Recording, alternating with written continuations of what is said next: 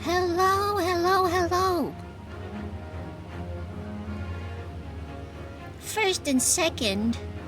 First goes to Alan X with the victory after chasing the rabbit halfway across the line. Wait, the track. And second to Caskia. How y'all doing?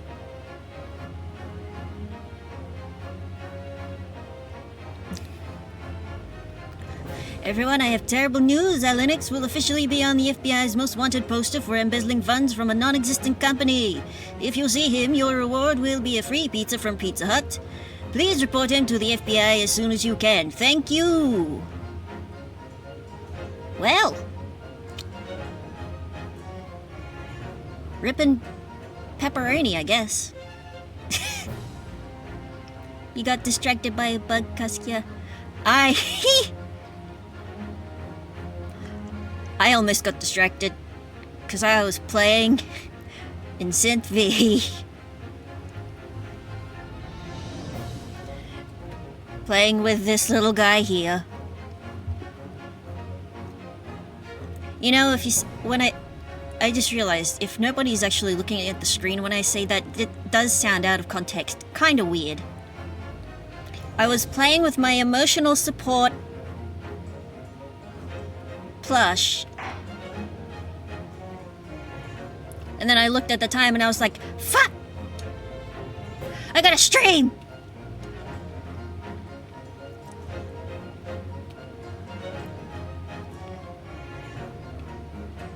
But yeah. It's still Halloween somewhere in the world. Although for me it's, All Saints Day. Which is the day when you remember, the classic Australian...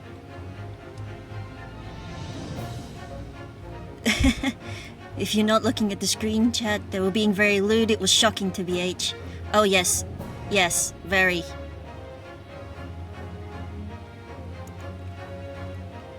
The plush was doing unspeakable things. It where was I? What was the joke I was trying to go into? It was, yeah, it's All Saints Day. For me, which is the day when you remember the classic Australian hospital drama, All Saints. Or, it's the day where you remember the girl group, All Saints. Yeah, that was it. I was just I thought about it when I was looking for something to eat. Before. Yeah, the girl group, that is going back. Yeah.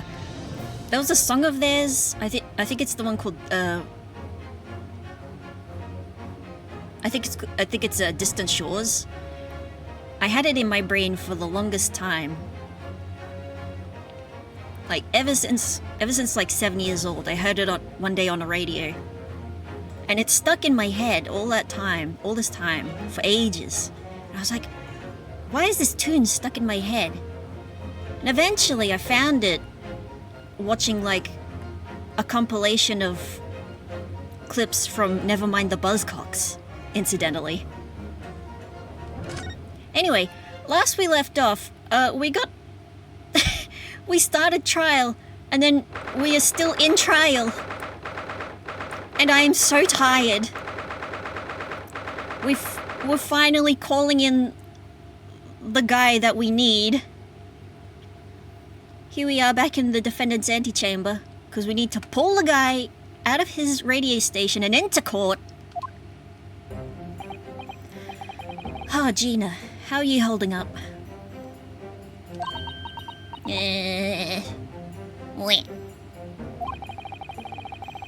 I'm starting to feel quite warmly towards her frequent cold shoulders now. Jenny! Are you alright? Why aren't you saying anything?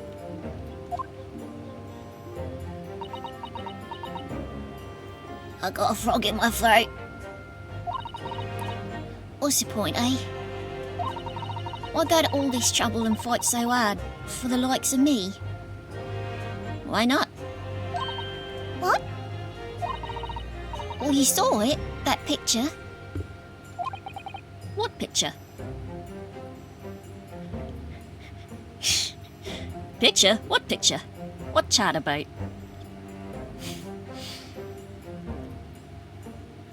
You're welcome, Aussie, fellow Aussies. Oh, you mean this? The photograph taken by Hurley's red-handed recorder. Yes. Well, I didn't think it would have captured a scene like this, that's for sure. It's hopeless. Anyone who sees that's gonna think I did it, ain't they? Well, I won't pretend it wasn't a bit of a shock when prosecution first presented it to court. Surely you gotta have your doubts about me now. You can't still think I'm innocent. Clearly it's AI generated, Gina. We can save you. Yeah, we just gotta count the fingers and check the dimensions of the environment.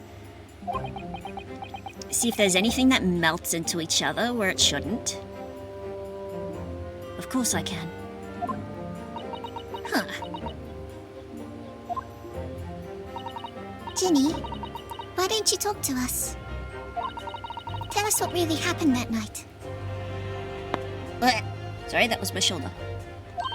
Aye? Reno's cleverly managed to piece together a lot of new information, but still.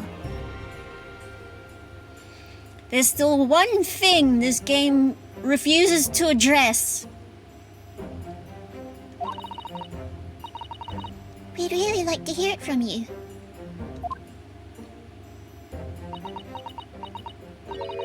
All right then. It was after we'd had that dinner together at your place, right, Iris? Then we all had a chat up in your office, didn't we? Yes, I remember. I was there too. After that, I just couldn't get to sleep. So I slipped out and went down to the street to the 2 to 1. To Winterbank's place. I had to know. If Iris' story was there or not, the hand of the Baskervilles. I don't know what it's about or nothing. But if you ask me, there's something in it that Sholmes don't like. Something what he don't want people reading. So that's why he lied to Iris about sticking it in lug with Winterbank for safekeeping. At least, that's what I thought at the time. So you broke into Winterbank's? I just had to know if it was there or not. I mean, I had no idea all of that was going to kick off, did I? I struck the lock and snuck inside. It was dark as you like in there. So I gave the oil lamp on the counter a bit of wick, and that's when... What do you think you're doing? Ah! I nearly died, I did. Next thing I knew...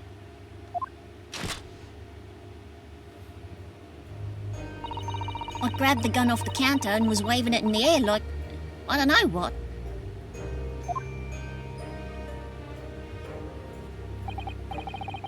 Oh, you're the girl who was in here this afternoon. I didn't think pickpockets went in for armed robbery. The mantle script. Have you got it here? Did Sholmes leave a load of papers with you? A story? I beg your pardon? The hand of the something or other. If it's here, I want to see it. I'm sorry, young lady. But I'd sooner die than relinquish an article belonging to one of my customers. I don't want it. What would I do with it anyway? I want to see it's there, that's all. Oh, you want to see it, do you? I want to know if Sholmes really pondered here or not. Please. Just let me see it and I'll go. Oh, very well then. But for pity's sake, stop waving my gun around, would you? And take your finger off the trigger. That's terrible trigger discipline.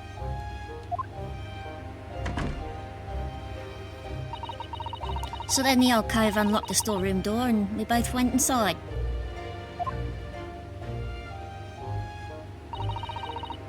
And it was there, all right, the manuscript.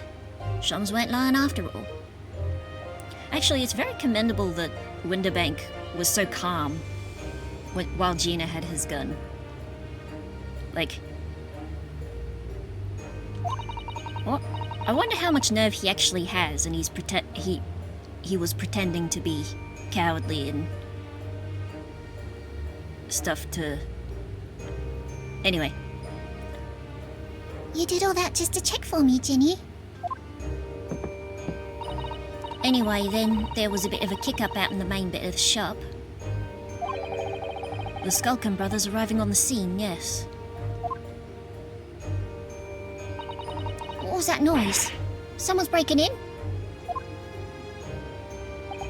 Oh dear me, there's some burglars' convention here tonight that I don't know about. Oh yes, BurgleCon.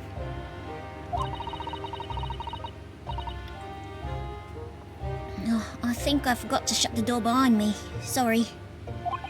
I'd better go and take care of it. Could I possibly have my gun back? Oh, well, I'll come with you and... Now don't be foolish, young girl. You must stay right here. Don't leave this room under any circumstances.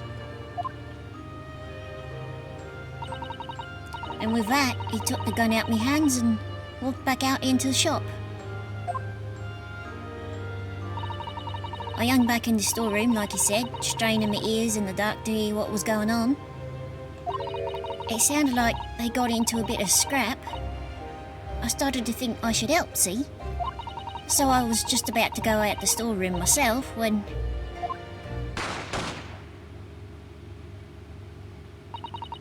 I heard a couple of shots go off. 2, I think. Almost at the same time. And then there he was, right at my feet, lying face down on the floor. I was right next to the storeroom door, so I slammed it shut and locked it quick as you like. So Rianoske's theory was right. Because you thought whoever had shot Mr. Winterbank might come for you. Yeah. So I went to grab the alcove's gun. I figured I'd put up a fight at least. But when I got a better look at him, I knew.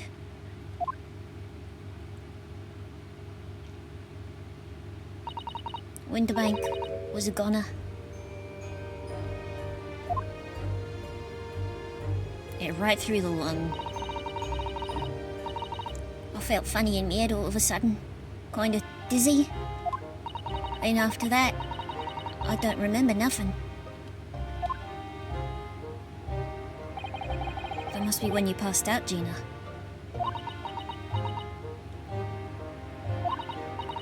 If I hadn't done what I'd done, the alcove might still be alive. Did you tell the police everything you just told us?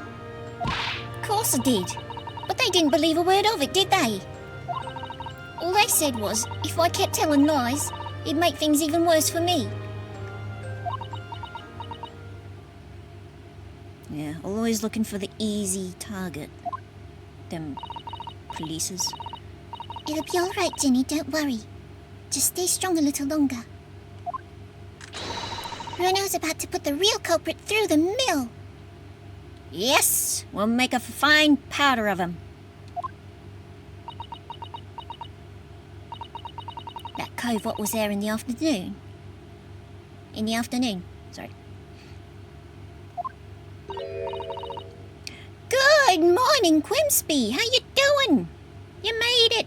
Within the first half hour still. We haven't hit the half hour mark yet. That Agate Benedict.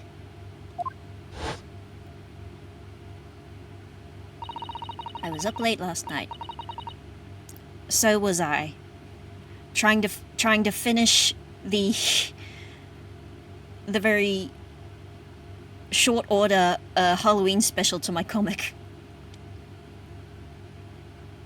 And racking my brain for like one of the... I was watching a friend play Slay the Princess in Discord and oh boy, yeah! Yeah, Slay the Princess is so good. Ah! It's so cool, yeah. It is so cool. And yeah, what's the... Because there's another game... Oh, there's another visual novel that the Slay the Princess devs are doing as well. And that one's really fascinating too. I was like on my hands and knees begging them to keep playing. Yeah, it's like that, hey. Yeah, Slay the Princess does that. Oh, Casca, you own it. Not got around to playing it yet, but it does look awesome. It is very awesome. Like, I haven't played it myself, but I did watch a few playthroughs of it. But it's just, chef's kiss. I still remember how he looked at me. Yes, set aside at least several hours to play, or you will regret it. You won't feel like you've gotten anywhere. I still remember how he looked at me, like I was nothing. He was there that night. His pupil isn't even focused on, like, where you would think the, like, where the point, you know, he's not looking anywhere. He's just looking into the distance. Yeah, I noticed these things ever since I realized how good the eye animation was in Xenoblade 3. I haven't been able to go back.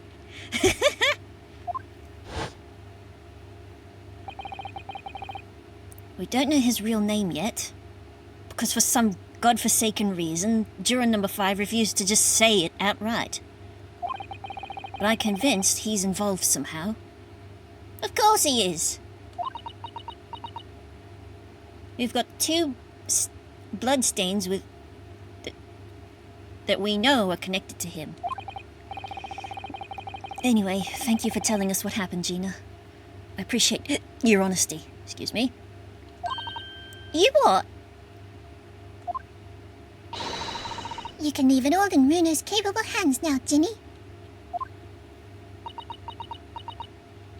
But...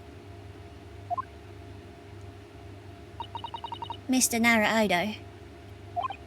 Yes? How come you trust me? I don't get it.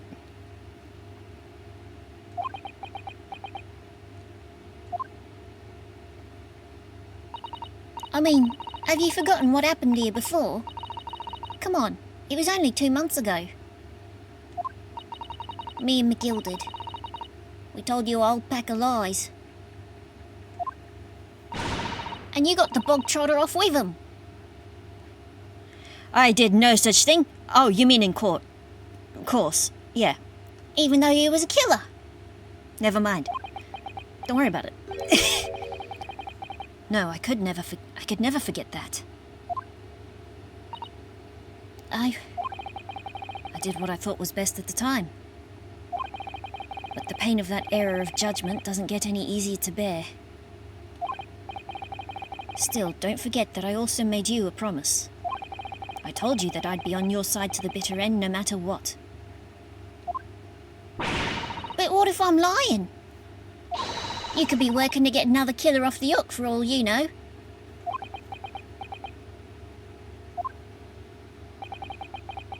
I was once in your position, Gina. I was the accused in a trial. And then I was the accused on a boat. You were? Before I left Japan, I was accused of murder. And strange as it might sound, the circumstances of the crime were pretty damning. I was sure that no one would believe it wasn't me who'd done it. Oh, Runo. But there was one person who stood up for me, who believed in me and was prepared to defend me. My best friend.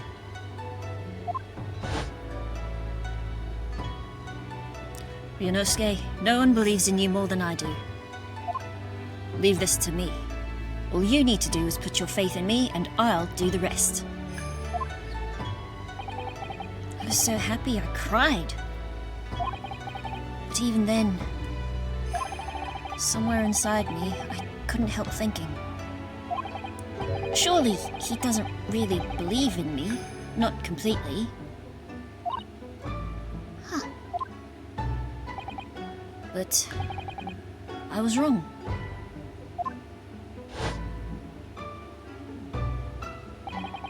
As soon as my trial began, it was obvious that he had an absolute, unwavering belief in me. Oh, that's a really cool, struggling sprite for, Kazuma.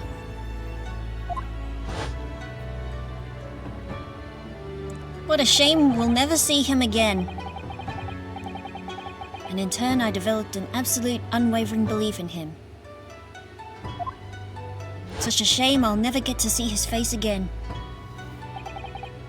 Since then, I came to realize, if you want someone to believe in you, you have to believe in the other person first. Just like the wise words of the great philosopher... The great philosopher... That's right, isn't it? I keep thinking I'm fucking it up somehow. The great philosopher, Kaimina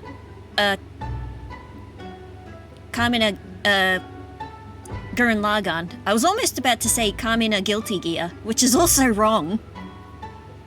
Yeah, if you don't, even if you can't believe in yourself, George Clooney. Believe in the me that believes in you. Yes, I believe George Clooney also said that. He also said drink coffee.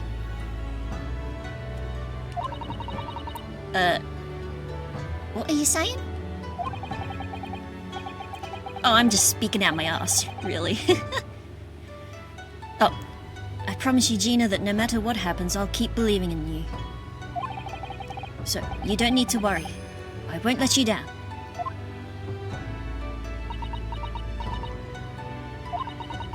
Even though I'm a diver and a no-good liar?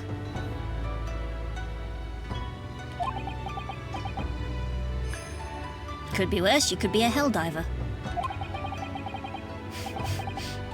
You're not like McGilded, I know that. Eh?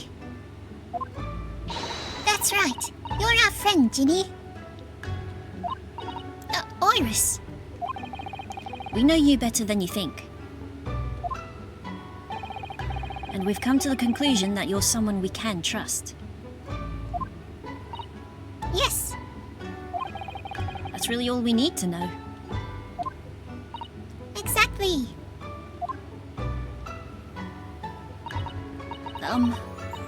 Mr. Naruto, I...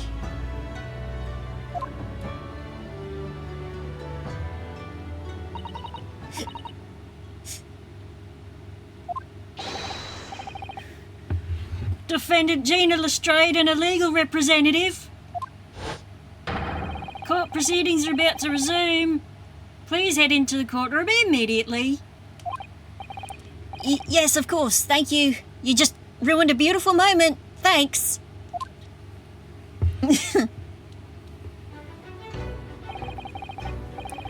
I'd been both a defendant and a defending lawyer in my time. Yes, 7 months. So I knew only too well just how hard it was to put all your faith in another. And I also knew just how hard it was to bear the burden of another putting all their faith in you.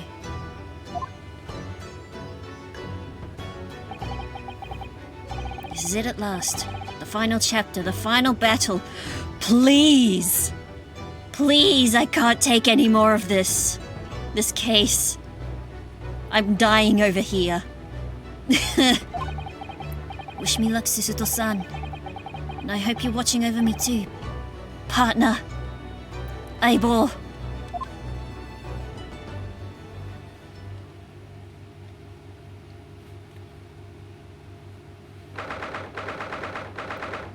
April, 1:41 p.m. The Old Bailey courtroom.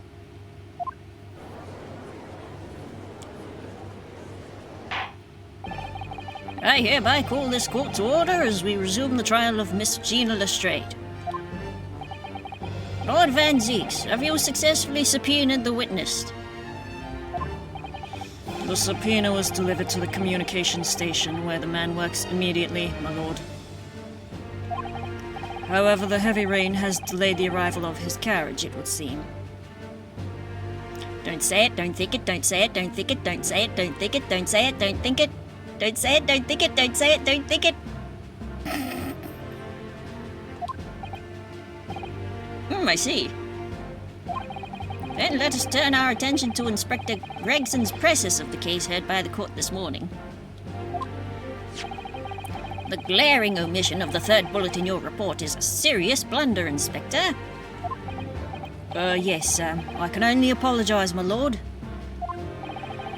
And although the defense's chemical analysis of the blood at the scene makes for a compelling argument, I cannot permit such untried methods to be used as evidence in my courtroom. Fuck! It's a big mistake to trust Hurley and me.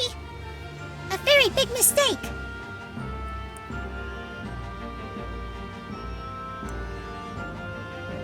Oh, my brain went somewhere. I was like, Hurley and Me. Isn't that a movie? I was thinking of Marley and Me. My lord! The subpoenaed witness has just arrived in the building. Oh, thank you, officer. Show him to the stand without delay. Mr. Eggert Benedict. I didn't expect to be crossing paths with him again so soon, and certainly not like this.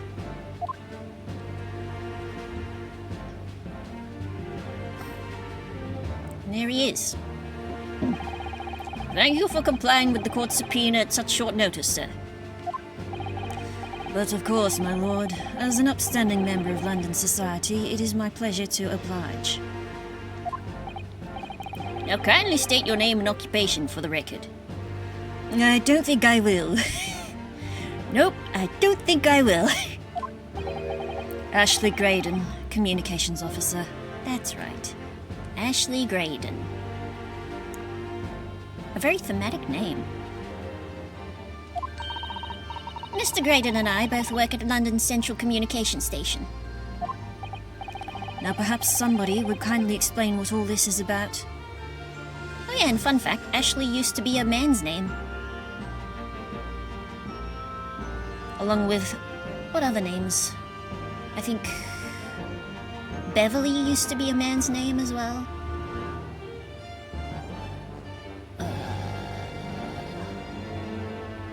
Prudence, I think? That one came to mind.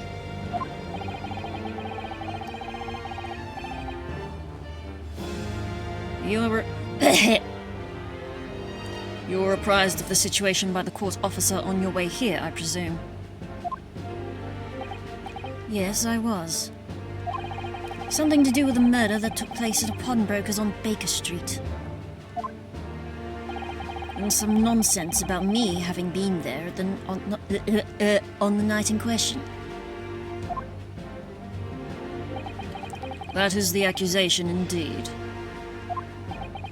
This really is beyond a joke, you know. Very well. Without further delay, the court will hear your testimony now, Mr. Graydon. You will respond to the accusation made against you under oath.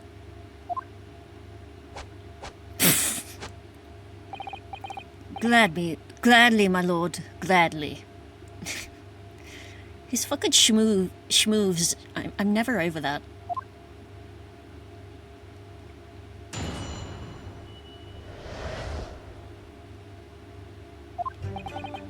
Naturally, I have occasion to make use of pawnbroking services from time to time.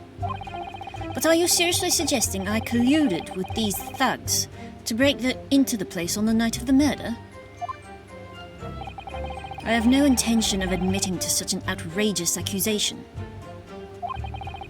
Even if certain parties here present claim that my blood was found at the scene. Some Scaramouche detective's homebrewed tincture can hardly be taken as serious evidence.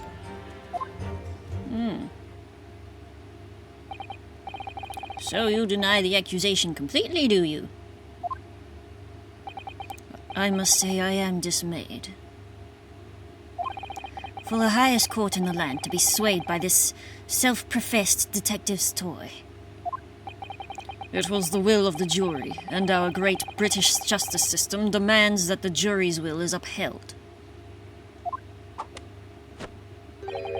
Then it would seem we have the misfortune of a most inept assembly of jurors today. Well, fuck you too, dude. By golly. Fuck you too indeed. How long am I expected to be detained here? If, following the defense's cross-examination, your involvement in this matter has not been established, you'll be free to leave immediately. Good. Then I shall be away in time for afternoon tea. Some small consolation, at least. Let's not hold up Mr. Graydon any longer than necessary, counsel. Proceed with the cross-examination. Okay. So we meet again, Mr. Eggert Benedict. Or is it Mr. Graydon? My apologies. You are? Ryunosuke Naruhodo, defense lawyer. We have met. If you say so, Ashley Graydon. Enchanté. So.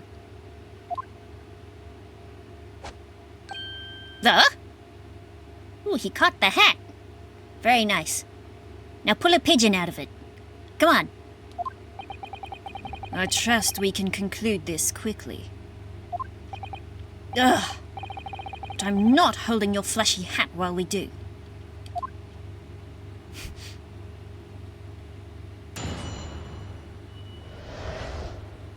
God, he's got the most dweebish hairstyle. Naturally, I have occasion to make use of pawnbroking services from time to time. Speak on that, will you? Yes, we even met in the very pawnbrokery where the crime took place on the afternoon on the day in question. On the afternoon of the day in question. God, run on sentence. Well, maybe not run on, but very long. Though, of course, you introduced yourself by a different name at the time. They keep looking at him. Actually, I've never checked what happens if you... Excuse me. Do this. Mr. Ringo Skulkin, do you have something to add? Hey, what? Something that was said just now appears to have got you thinking? Oh, well, yeah. I was just thinking about me bruv Sulky. Oh, the one you've lost touch with. Yeah. Blimey, he could be a saint sometimes, that one. Always used to give me a share of his grub when we had anything to eat. He sounds like a very kind man. Oh, get out of it. These ships are mine. I'm not sharing. Oh, man. Okay, I think we missed a little bit because of that, but... Have you seen these two men before? This pair? No, I don't associate with criminals. Said by a man who introduced himself as Eggert Benedict. I'd like to know who I have to thank for this. Who made this outlandish accusation against me? The young lawyer there in the black. All right, pot, meet kettle. This is a farce.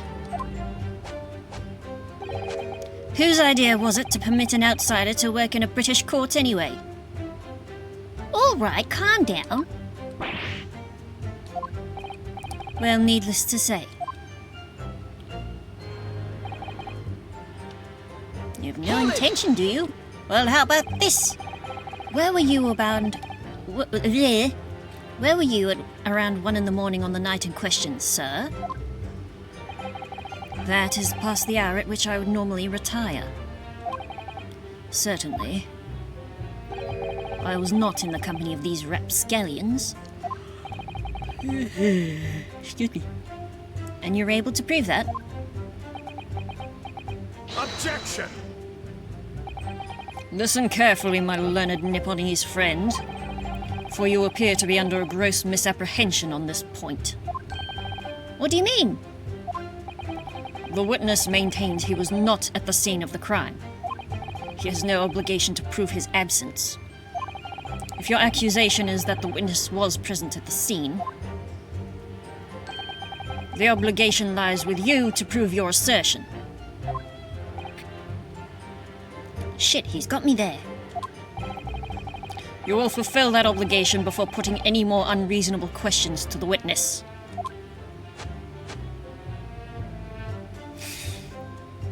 Fucking voguing ass. Voguing. I did not call him a bogan. He's unfortunately too high class to be a bogan. A silent victory wiggle, thanks. That's what we should call victory dances from now on, victory wiggles.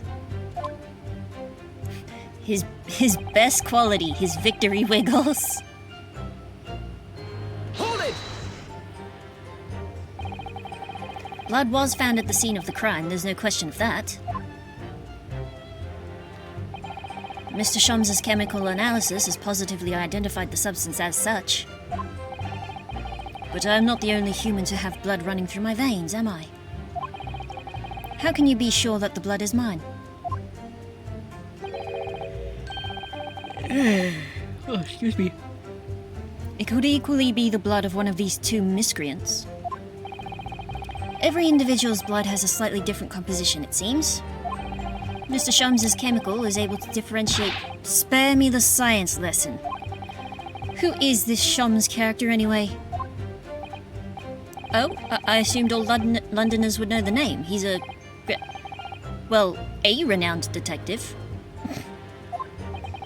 So even you are unable to bring yourself to say great detective? A great detective, you say? Now we're in the Now we're in the realm of fairy tales, are we?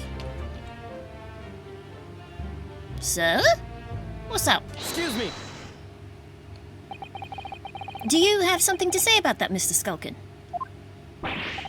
Hey, what? Me? No, the Mr. Skulkin next to you. Right, I've had it up to here with this. How many times have I gotta tell you? Yes, I know. You're not Big Bruv Sulky. Mr. Nash Skulkin. Hey, oh, cool, blimey, Governor, you what? Is it not the case that when Mr. Graydon just spoke, a thought went through your mind? Would you care to share that thought with the court? A court thought, perhaps? Hey, me thoughts? I don't have none of them. It must have been him. You what? Mr. Nash Skulkin, answer the question, please. What went through your mind when Mr. Graydon just spoke? Oh, nothing, honest, Gov, nothing. I was just thinking, if he waves his arm around like that much more, it'll open up the wound again. That's all. What wound? Where he took the bullet, of course. It was only 2 days ago. It ain't gonna be healed up yet. Oh? So I was, well, you know, I was worrying for him and, Oh, Wells bells! Oh, I fucked it up. Shit! God damn it. Mr. Graydon, did you hear that? What? Oh, he clearly... there's nothing... Clearly not a problem here. He had nothing. Your comrades worried about you, it seems. On account of your injured arm.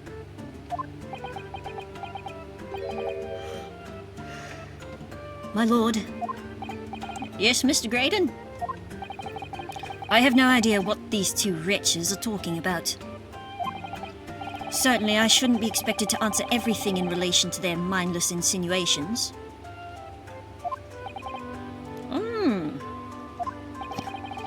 We know that someone other than the victim was hit by a bullet at the scene of the crime 2 nights ago. And from the height of the bullet hole in the wall, that person was likely hit in the upper arm, or thereabouts. Like the one you're grasping with your other hand, sir. Perhaps you'd allow a court official to examine your arm, sir?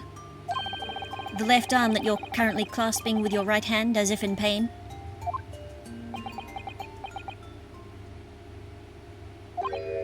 No, I refuse. Well, all right, Mr. Manfred von Karma.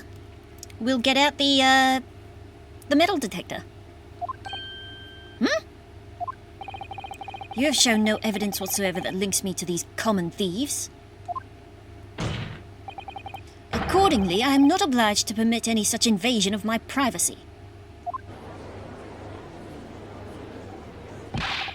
As I've already said, I'm completely uninvolved in all this.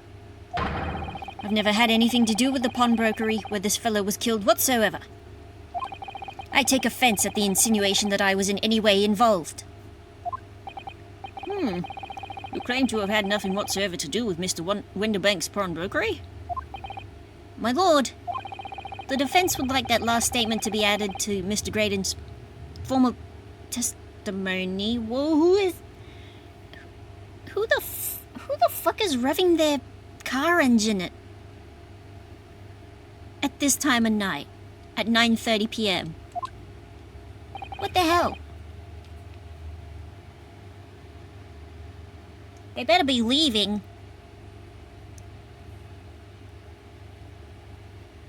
They better be going home. I know it's Saturday, but jeez, come on. Families live here. Very well, Counsel. Sorry, I'll stop. No, not you, Kaskia. You're fine. You can rev as much as you like. I was showing off to my gran. Is she impressed? I hope so. Continue with your testimony, Mr. Graydon.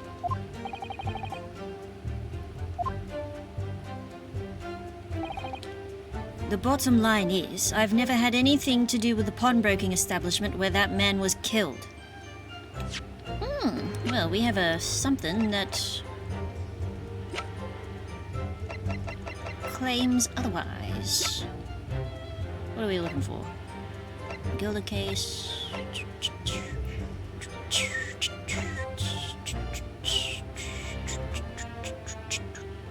This one? Oh no, it was not that one. No, it'll be the music box disc. Objection! Yes. Have you ever seen this disc before, Mr. Graydon? Why? Is it supposed to mean something? This disc was, until the day of his murder, in pawn in Mr. Winterbank's shop. It was redeemed by the defendant, Miss Gina Lestrade, that afternoon. However, somebody mysteriously appeared to try to take it from her. And that somebody was you, of course, wasn't it, Mr. Graydon? As I've reiterated numerous times now, you are mistaken. That was not me. That was my long-lost twin brother, Egget Benedict. Couldn't even keep a straight face. I've never seen that disc before in my life. It may have escaped your notice, but there is a small smear of blood on the disc. Ah yes, resulting from an abrasion of the thumb, perhaps. That's right. The surface of the disc is covered in hundreds of tiny metal bumps. They can be sharp. You could probably grate your wasabi on a music box disc, probably. In the skirmish to acquire the disc, the thumb of the person who tried to take it suffered minor lacerations.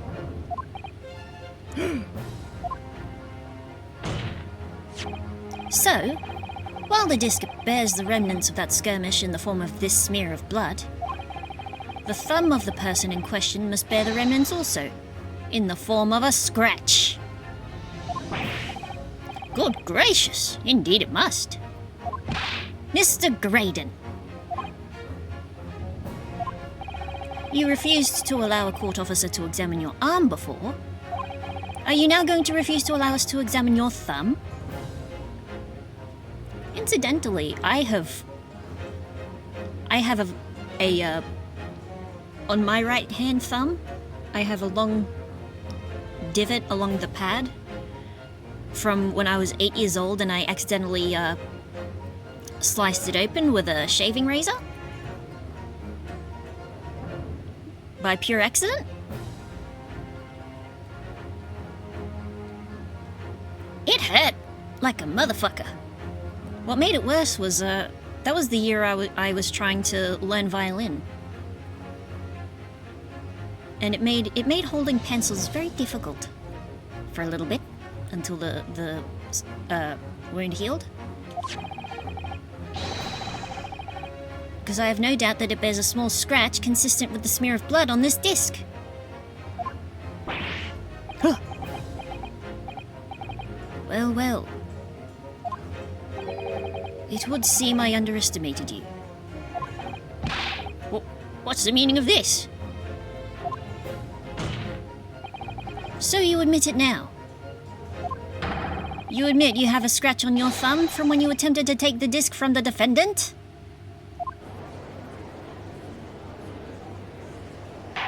Well? Order, order! Well, Mr. Graydon? It would appear there has been something of a misunderstanding here. I did not attempt to take the disc, as you put it. No, quite the reverse.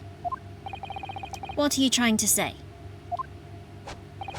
It's really quite simple, you see. The disc was mine from the outset. No, the fuck it wasn't. Is there some crime in taking an item that you own out of pawn? What?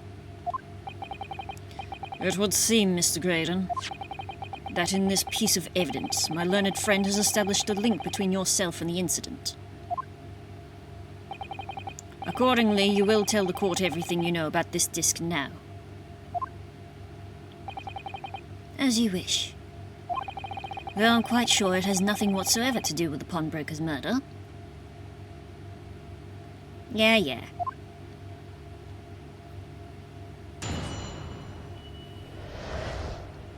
The disc.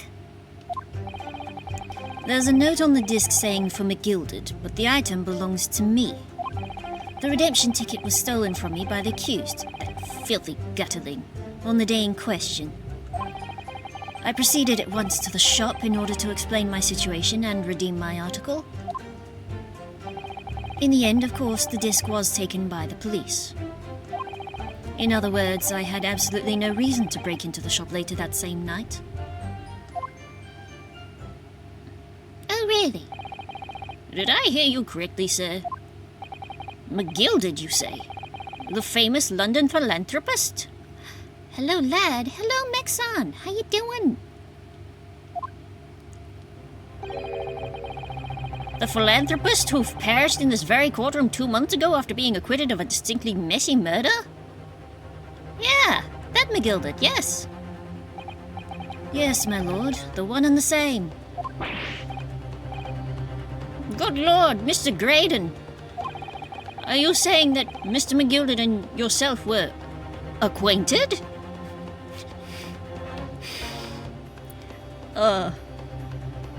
It's that bit from Garth Marenghi's Dark Place that I always remember. Just the Matt Berry going, "You and he were buddies, weren't you?" That's also stuck in my brain. I'm sure it will be there. Ooh, I'm finally decided to make a presentation on cosplays, but only using the yellow meme emojis. Oh, that sounds fun!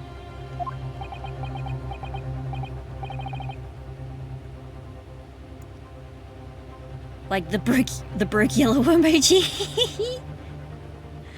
Oh, that sounds hilarious. Is this for like a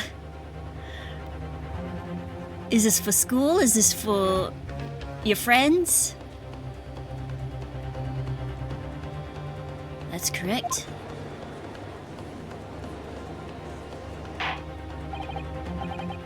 Order! Well. And the blue entertained sunglasses emoji. Or from Pinterest, righto? I certainly didn't expect to hear that name uttered here in my courtroom again. Neither did I, Mr. Judge.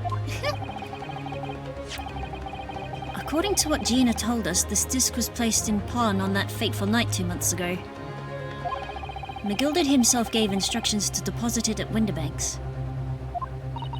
It's funny that Mr. Graydon here is claiming the disc belongs to him then, isn't it?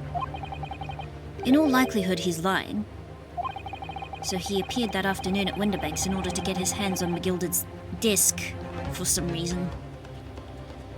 I'm gonna do my best to enunciate clearly. It's a private presentation, like showing to public people, but it's a private meeting. Gotcha.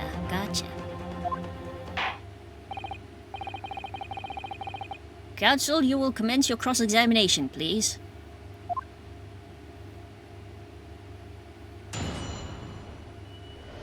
But it does sound like a really fun presentation. I hope everyone you show it to enjoys it. There's a note on the disc saying for McGilded, but the item belongs to me. Because it is. The meeting's more of shits and giggles. But we do make serious decisions because it's fun. That's good. I like that. Hold it! Genuinely. It's like when you all with your friends at one of your friends' house with everyone, and you all sit down at the table, and one of you goes, "All right, well, the reason I gathered you all here tonight." Would you care to explain how this belongs to you? As you will observe, a communications officer such as myself commands a fine salary. Where's the celery? We shall be drinking! Yes.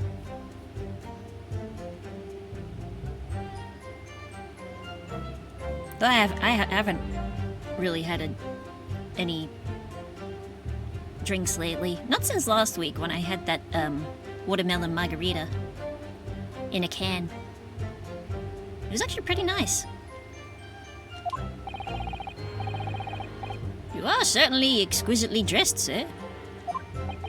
So you see, I have little need to make use of the services provided by the pawnbrokery trade. However, I did once find myself in difficulties, having misplaced my purse whilst on an errand. Which is why I pawned my fine black overcoat to the broker in question. Ah yes, the fine black overcoat that didn't fit you at all. You claim that was your overcoat. Obviously, and in my haste, I clean forgot that the music box disc was in its pocket. And yet there is a note on it that reads for McGilded. I'm a collector of rare and unusual music box music. I first met McGilded at a gentleman's club in the city, and was interested to discover that he shared my penchant in that area. You should have seen the strippers on the poles. They were something else. It was Bunny's night that day. So, anyway, the disc in question. It's a pre-production sample. I promised to let Mr. McGilded hear it. But then you forgot that it was in the pocket of the overcoat you were forced to pawn. Yes, exactly. Oh, I am lightheaded. Gina didn't mention any of that in her testimony 2 months ago, did she? No, because McGilded had threatened her to keep her mouth shut. Which means that if we dig too deeply here, it's going to expose Gina's perjury. Oh dear. This is complicated, isn't it? Let's leave it alone for the time being. time being.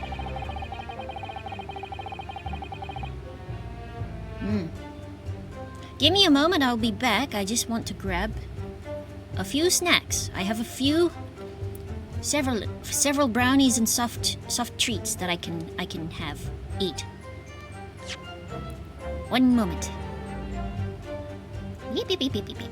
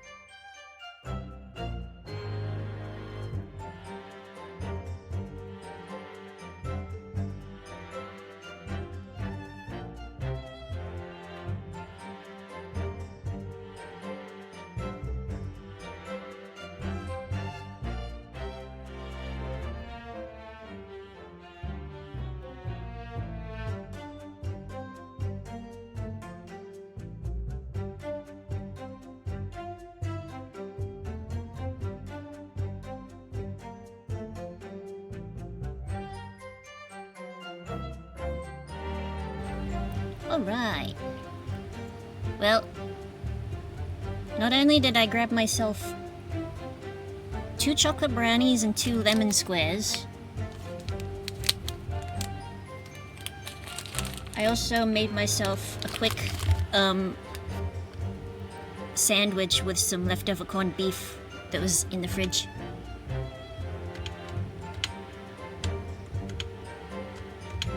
Come on, here we go. Yeah, exciting. Because I forgot dinner, and that's a whole arsenal of sweets. It is. We also have, like, we went, because we did a bit of quick shopping the other day. Because, my mom and my sister staying at, well, they left yesterday. They're currently staying at a caravan park, like a little bit up the way out of town. Anyway, where was I? Hold it! So you're saying that Miss Lestrade lifted the ticket from your pocket or bag? That's right, despite being mindful of danger when walking in the insalubrious areas her kind frequent. Objection! She may hear a little bit of odd shuffling. Miss Lestrade did no such thing. Well, of course you would take that stance. Well, the girl is a regular offender. You came to the pawnbrokery that day prepared with all the information you needed to identify the defendant. My artist glove over there. You were looking for her. That's what brought you to Winterbanks. To get your hands on Mr. McGilda's disc! Objection! My learned friend is a veritable font of nonsense. Nonsense? I concur with the prosecution. Counsel, you will refrain from conjecturing in this way.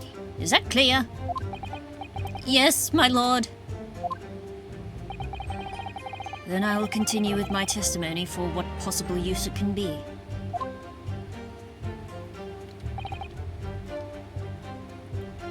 Yes. Hold it! Had you ever been to Winterbanks before? One sec.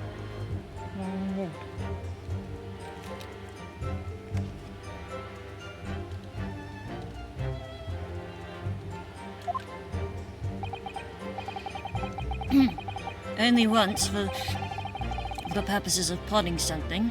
But like many, I enjoy browsing in such establishments.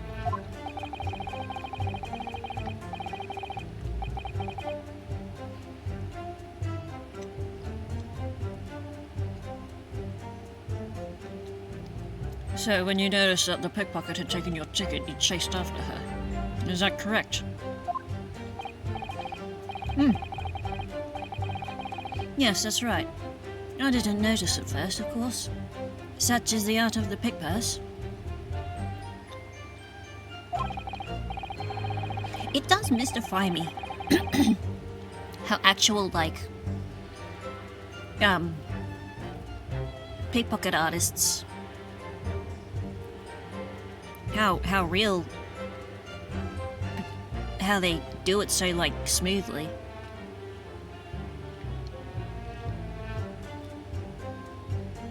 But when I did, I headed to the pawnbrokery at once, in order to reclaim my coat before the thief could. I was merely trying to recover what was rightfully mine in the first place. He can say what he likes, because he knows we have no evidence to contradict him on this. The disc was taken by the police. Why was that? Hold it! Why would the disc be taken by the police? Yes, it was taken by Inspector Gregerson here, wasn't it? One moment. About to bite my sandwich.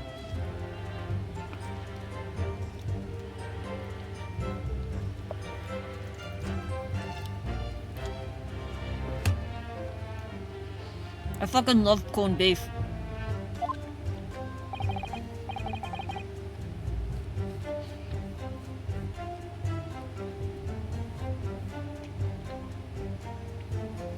Corned beef silverside. It's like one of my favorite forms of beef.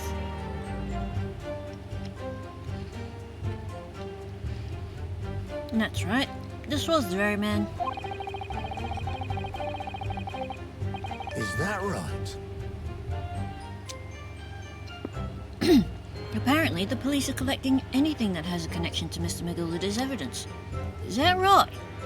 Are we? Excuse me. Is something wrong, Inspector?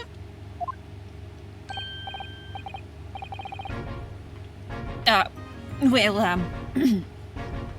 what do you mean?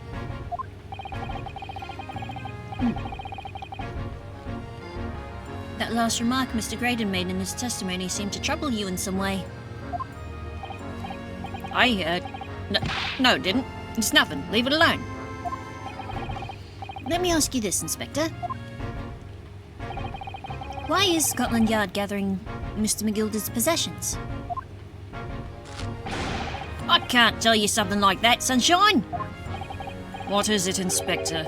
Investigative secrets? Yes, exactly. You should know all about that. Magnus McGillicuddy, who died so unexpectedly after his trial 2 months ago. A man renowned throughout the capital for his great contributions to public life, yet he had a dark side too. Where are you going with this, Van Zeeks? I suppose the police are dealing with the aftermath of his nefarious activities, are they? That's enough! Coppers like me have duties to carry out that we're not at liberty to talk about. That's all you need to know. Duties conferred by Longstrawed Heart, I presume. Lord Strongheart. Longstrawed Heart. How did I do that? The Lord Chief Justice appears to have great faith in you, Inspector.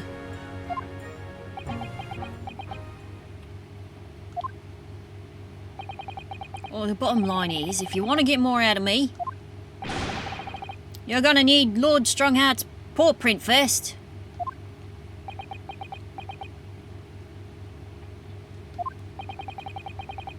What's all this about? It's like there's something going on between Gregson and Lord Van Zeeks here. I'm sure it's all platonic.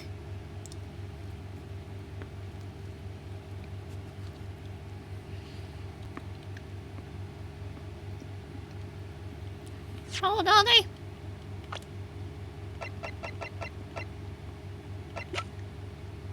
$44 and $32. I suppose, but I don't know. I don't think they look that great together.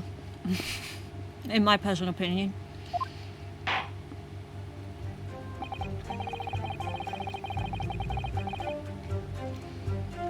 Well, it would appear that the inspector's revealed all he's at liberty to reveal. Mr. Graydon, let us return to your testimony. Gladly, my lord. Otherwise, I had absolutely no reason to break into the shop later that same night. Hold it! Perhaps you'd seen something of value among the forfeited items? No, not at all. Oh? A valuer was brought in by the police to assess everything in the shop. Without exception, every article on the shelves was common or garden bric-a-brac. What, even the stuffed alligator?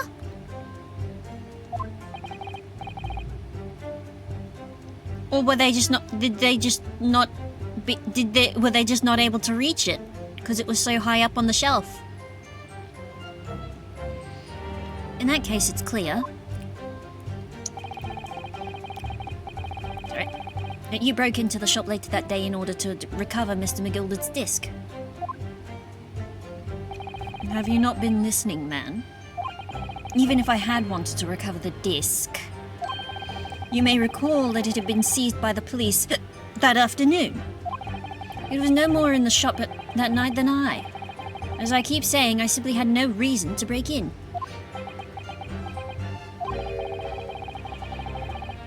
So there was nothing of McGilder's left in the shop that night, nothing this man might have been after. I wonder if that's really true. Bruno, if you have some evidence, then let him have it. I'm dying to see that irritatingly assured expression of his crumble.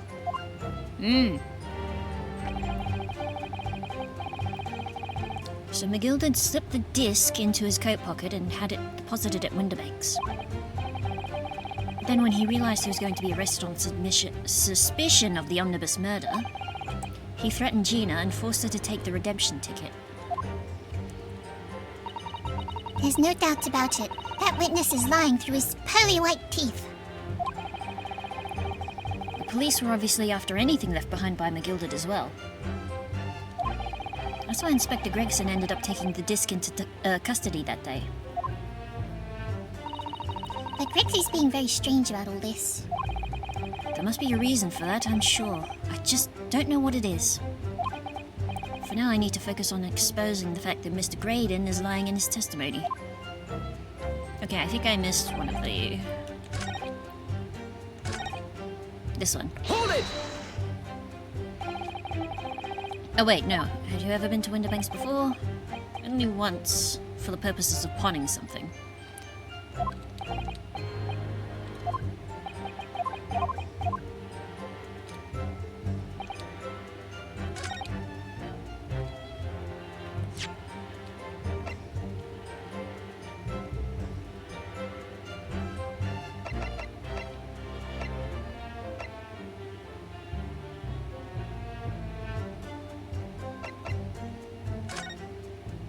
So what did this say again? Oh, the small box. Redemption ticket. It's hard to know what's the front and what's the reverse side now. Right, I think this is it. Objection! Aha! This disc was deposited at Winterbanks on Magnus McGillard's instructions. You knew that, and you went there with the intention of obtaining it for yourself. Objection! Conjecture again, and in any case, the disc was taken into custody by the police that afternoon. The witness had no reason to visit the pawnbrokery again that night. Objection! False! Wrong, dummy! Sorry, my learned friend, but that's not true. What? Mr. McGilded had another article in pawn at Winterbanks, as this second pawnbroker's ticket proves. Ah!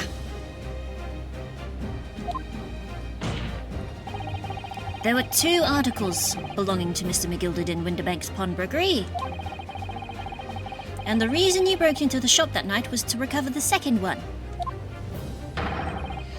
Together with your 2 accomplices, the Skulkin brothers. Ah! This is the second ticket, is it? What had the man deposited? The article description reads, one small box. Rather vague description, it seems to me. Are you suggesting that I broke into the pawnbrokery with these clowns in order to steal some trinket box? I believe there are adequate grounds to suspect that you did. This is absurd. Why on earth would I do such a thing? Once the article had been forfeited, I could simply walk into the shop and purchase it. There would be absolutely no need for me to resort to theft. Unless somebody got to it first. That's a good point. Indeed. The witness makes a solid argument. So that means that, for some reason, this Graydon fellow needed the small box that very night, does it? Objection! It's time to put an end to this nonsense, my lord. Could you be a little less cryptic, Lord Van Zieks? I do hate to ruin my learned friend's argument, but the truth is quite incontrovertible. On the night in question, no small box was taken from Winterbanks' pawnbrokery. And rest assured, the prosecution can prove it. What? Good gracious! Inspector, show the photographic prints to the court, if you please. Yes, sir. What prints? These prints were taken from one of the detective security cameras. Hurley's red-handed recorders again. The HR. Or HR, if you're being correct.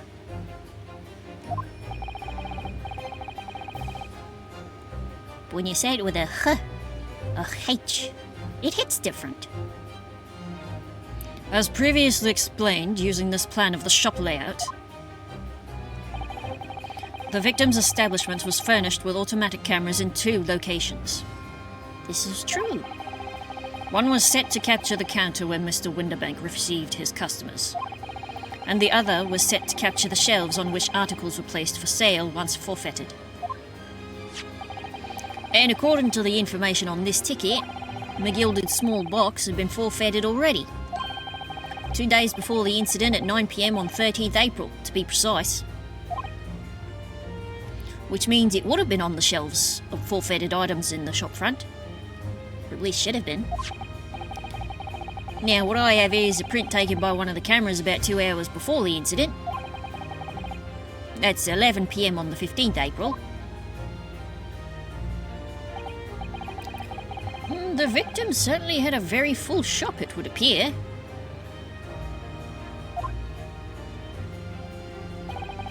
And then here we have another print.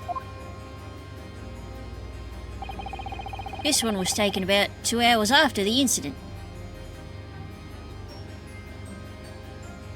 And the thinker returns. And that one with the bust of the dude wearing the medal also seems a bit familiar, but I can't quite place it. I wanna say it reminds me of the fucking guy from the start of Ace Attorney Investigations. The sports guy. I see, so we have 2 pictures to compare.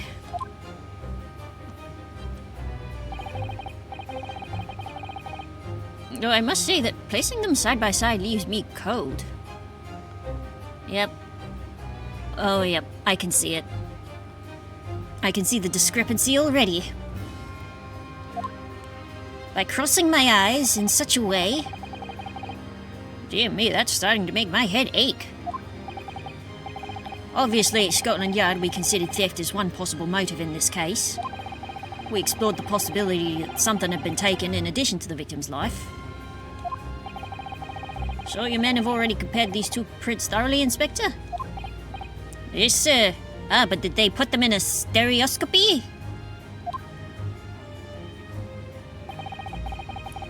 We counted every single item in each of these 2 photographic prints. And the Yard's conclusion is that exactly the same number is present in both. In other words, nothing was taken from the pawnbrokery on the night in question. And my learned friend's assertion is nothing more than a hopeful fantasy.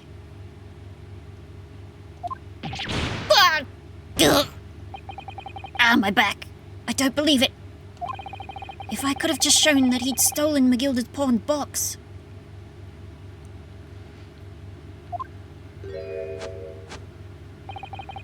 I might have been able to break him down at last. You know what, Runa? I've been thinking. I wonder if these 2 photographs really are exactly the same. What? What do you mean? So, counsel, in the light of the evidence put forward by the prosecution, what's your position? Well, I'm standing. The Lord? Lordship? It seems that, in fact, on the night in question, nothing was stolen from the victim's establishment. Do you accept the prosecution's assertion? I don't know. Could there be some hidden discrepancy in these 2 photographic prints somewhere? Yes! Wait! Shit! wasn't sure at first, but there is a clear discrepancy between the two prints. What? Shit! I need to present something.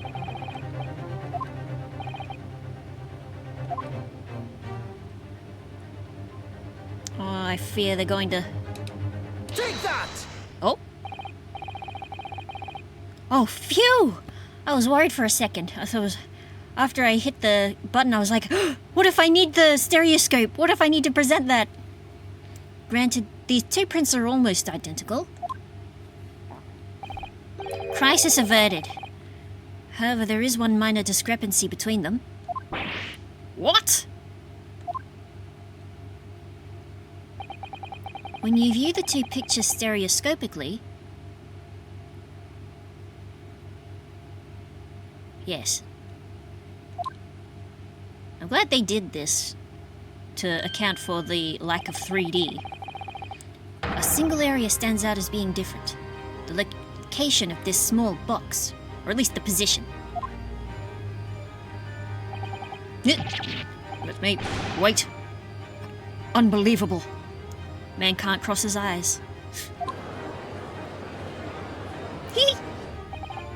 By Jove, you're right! How extraordinary! What this tells us is very simple. Mr. McGilder's small box was indeed not stolen from Winterbanks on the night in question. However, there can be no doubt that somebody picked up this particular box and then returned it to its place on the shelves. Are you suggesting that the small box originally deposited by Mr. McGilder is in fact... Yes, the very same small box I just identified in those photographic prints. Objection! Mindless guesswork. What if it was? So a box was moved on the shelf. Nothing was stolen. Which means quite simply that nothing has changed. Nothing else was moved. That may be true, but... Alright, McGilder's box wasn't stolen then. But doesn't the fact that it was moved like that change things? I wouldn't say it changes everything, but it does change something. I believe this changes everything about the case. I'm getting hungry again. How can that possibly be? One moment. I need to buy my sandwich.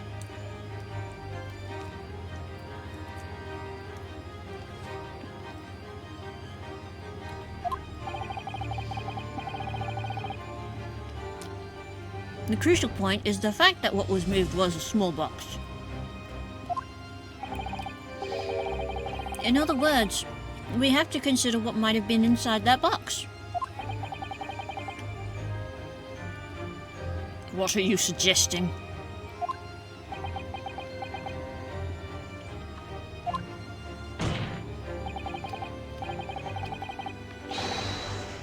I'm suggesting that we need to examine that box as soon as possible. A vital piece of evidence is sitting on the shelves at Winterbanks as we speak. Objection! That won't be necessary. Some little box belonging to a man who died 2 months ago can't possibly be relevant to this trial. The court does not uphold your objection, Lord Van Zieks. Bailiff, arrange for an officer to go to Baker Street at once. Obtain that small box in question and bring it back here for further examination.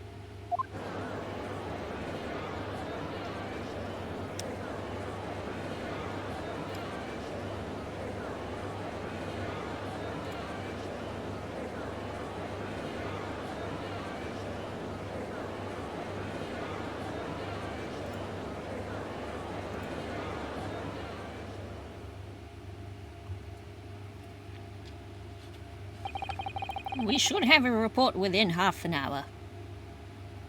Oh, yay!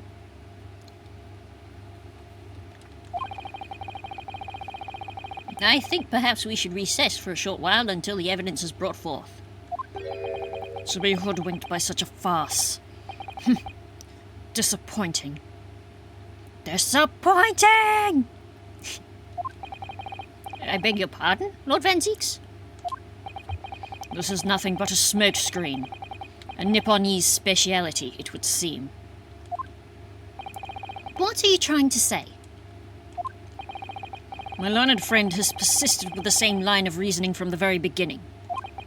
That this witness's intent was to steal an article belonging to Mr. McGilded from the pawnbrokery. Yet, common sense tells us that none of the articles have value enough to be worth stealing in the first place. Exactly. It would be beyond absurd to break into a place for the purpose of stealing such commonplace property.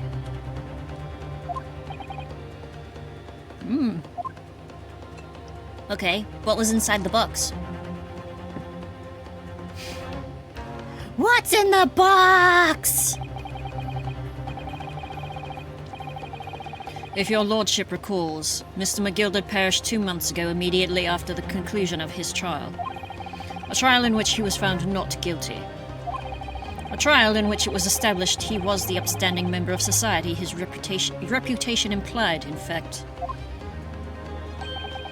So I propose a toast to my learned friend in his most insightful defense. Ugh. The articles this upstanding member of society pawned were entirely ordinary. A black overcoat that just happened to have a music box disc in one of its pockets, and a small box. I assure you I wouldn't accept even if the man tried to make a gift of such things to me.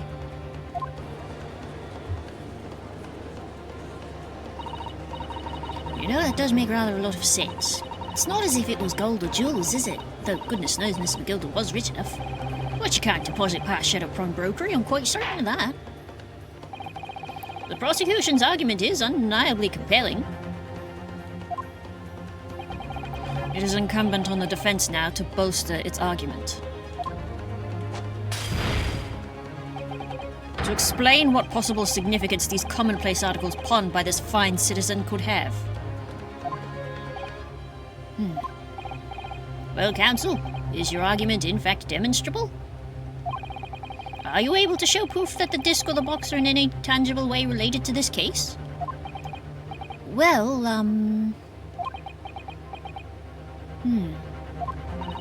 What's the matter, Runo? We know that they are related, don't we? They're both vital pieces of evidence. yes, of course. You and I both know that. We know McGilded's true character, and we know the disc is significant, even if we don't know why. But if we explain all that to the court at this point, we'll have to acknowledge that McGilded's acquittal 2 months ago was a mistake.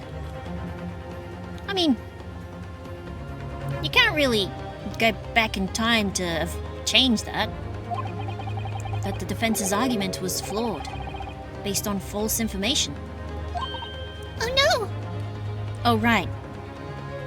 Gina's still here. And that would mean admitting that Gina committed perjury. Under duress. I'm sure even back then they had allowances for such a thing. But Jenny... Could it be that Van Zieks knows? Is that why he's doing this now? Because he anticipated everything? But maybe... this could be a great opportunity for us. Sorry? What do you mean, Iris? Well, what is it that you always say, Runo? Sooner or later the truth comes out. Every time. Huh. Alright. The exact significance of the things Miss McGilded deposited with Mr. Winterbank is something that only Gina can explain to the court. But if I put her on the stand to testify about that, it could critically damage our chances of winning this case.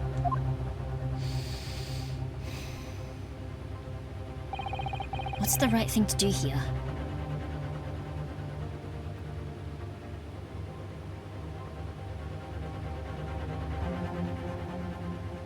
Oh, shit.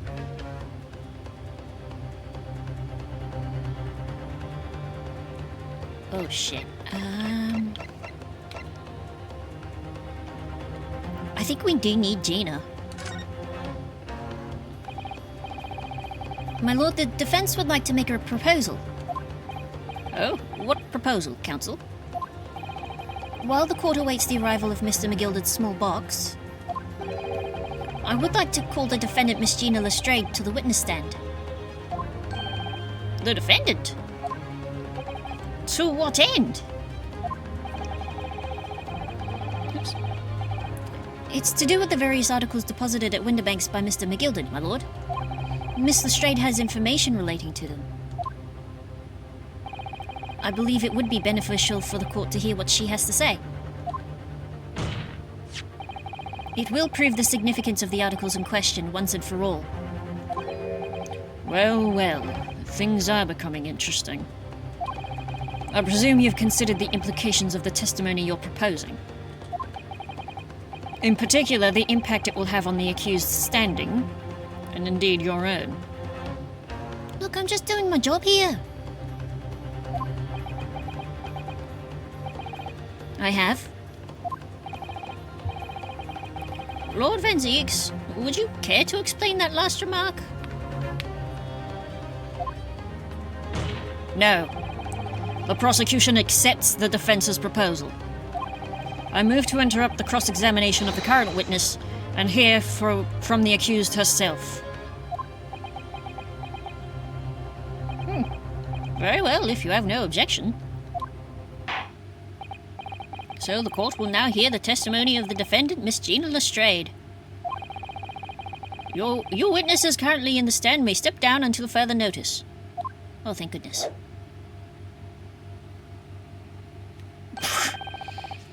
Then I shall bid you good day. Wait. You, sir, shall remain in the stand while Miss Lestrade testifies. That's right. As you wish. All right then, Gina, it's time. I know this will be hard, but please, put your faith in me. Put your faith in me here. Good luck, Reno.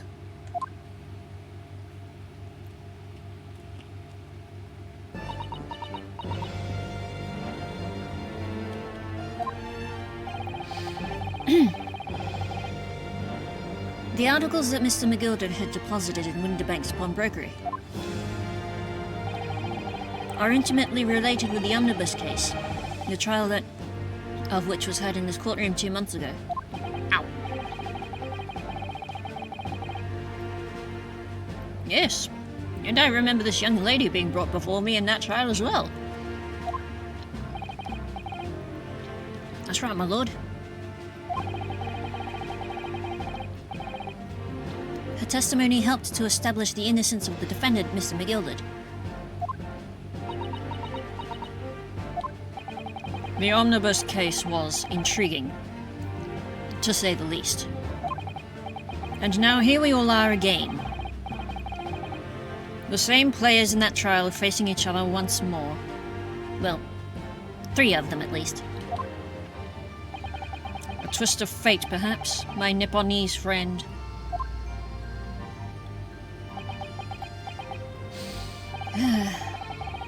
Allow me to recap the events of 2 months ago.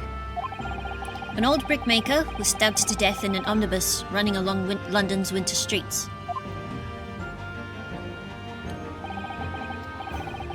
Apart from the victim, there was only one other person in the carriage, Mr. McGilded. Naturally, he was the prime suspect for the murder. But as the trial progressed, another possibility emerged. That the murder, in fact, took place above the defendant's head on the roof deck, with the body then being dropped through the skylight into the carriage below. It was Miss Lestrade whose testimony brought that possibility to light. At the time of the incident, Miss Lestrade was concealed under a seat in the carriage, hoping to pick the pockets of unsuspecting passengers. Then, immediately after the trial, having been acquitted of the murder, Mr. McGilded died in this very courtroom in the most extraordinary of circumstances.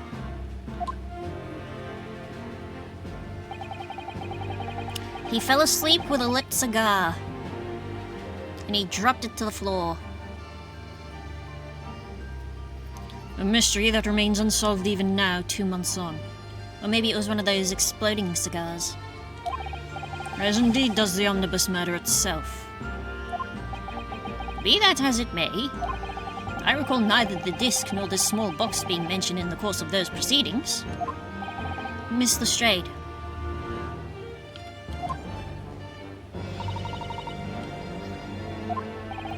Would you tell the court now, please?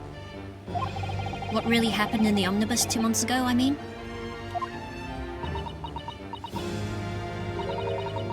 I don't know what you mean.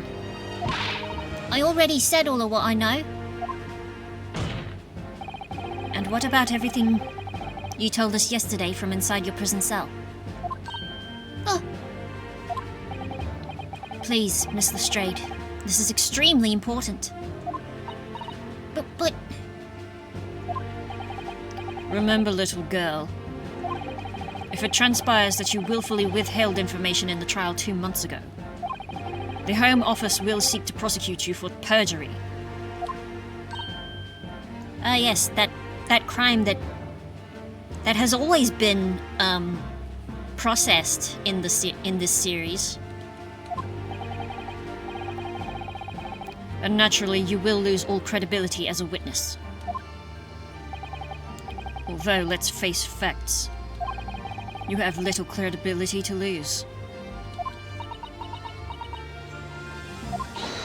Jenny, don't listen to him. Please, you have to trust Runo now. Iris, we're on your side.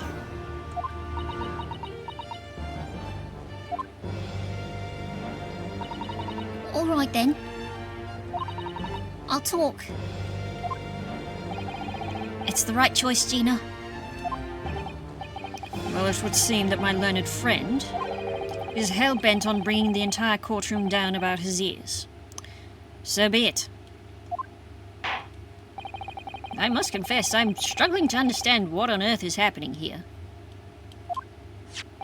However, it would appear that Mr. McGilden's pawned articles and that extraordinary case of the omnibus harbour secrets of which we've been hitherto unaware. So, Miss Lestrade, you'll now give your testimony before the court about the events of 2 months back.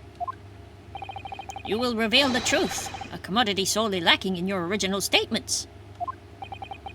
This is it then. Everything's going to come out. The truth come out. Like Van Ziek said, this could bring the whole courtroom down about my ears. But as a lawyer, I'm prepared to take that risk.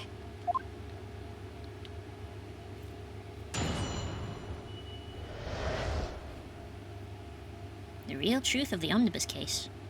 Just going to take a quick bite.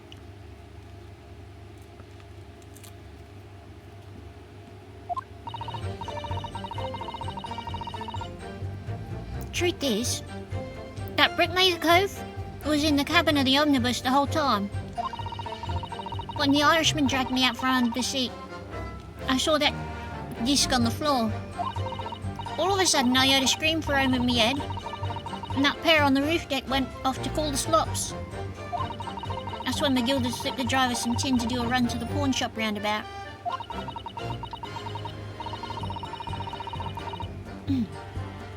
He threatened me not to snitch, not to say nothing to no one about what I'd seen or heard.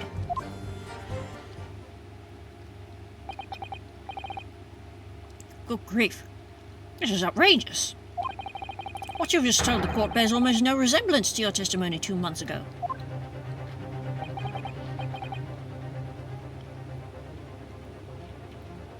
As you say, my lord. Then there's every chance I may have adjudicated an error in McGilden's trial. It sounds very much to me as if the man deliberately deceived this court in an effort to cover up the most wicked of schemes. Without doubt, your lordship is correct. A great injustice was done in this courtroom 2 months ago. The actions of the accused in that trial, of this witness, and of my learned friend, Entirely inexcusable. I don't believe it. The whole trial was a farce. It was all lies. That McGilded fellow was rotten to the core, just like the pickpocket. Don't forget that lawyer from the East. They were all in on it together. Mom, I'm hungry. You're wrong, the lot of ya. Mr. Naruto, the lawyer there, he didn't know nothing about it. Handbag. I don't think so. Are we really expected to believe that? It was his first day! He really stitched everyone up, didn't he? What an operation to get the man off scot-free. Unforgivable. Stop. The lies have to stop. Stop. Everybody shut the fuck up! Yes, the defense made a terrible error of judgment. I intend to take full responsibility and suffer whatever consequences are deemed appropriate. However, it's imperative that the court allows the witness to elaborate on her testimony. Because the true significance of McGilded's Pond articles must be brought to light. Very well, my learned student friend. Given the depths of calamity you've just plunged yourself into, this may well be worth hearing. Words fail me. This situation is utterly deplorable. Mr. Naruhodo? Yes, my lord. I will decide upon your fate following the conclusion of this trial. Of course, my lord. Blimey, Mr. Naruto. Now, counsel, proceed with the cross-examination. Yes, sir, Mr. Lord. Mr. Judge, the real truth of the omnibus case. Truth is that Brickmaker Cove was in the cabin of the omnibus the whole time.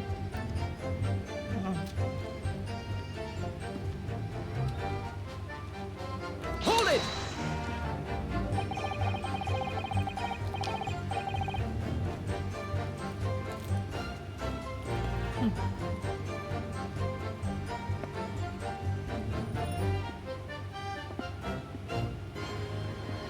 Alright.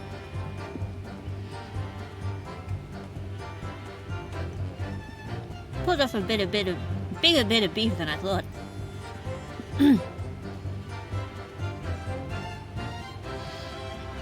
And you were hiding in the cabin at the time as well, weren't you, Miss Lestrade? If I remember rightly, in the storage compartment underneath one of the seats. That's right. Yeah. It's pitch black under there, so you can't see nothing at all.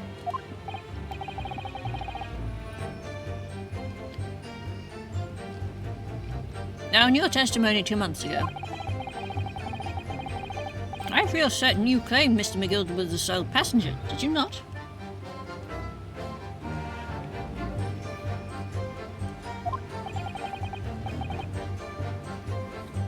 False testimony, my lord.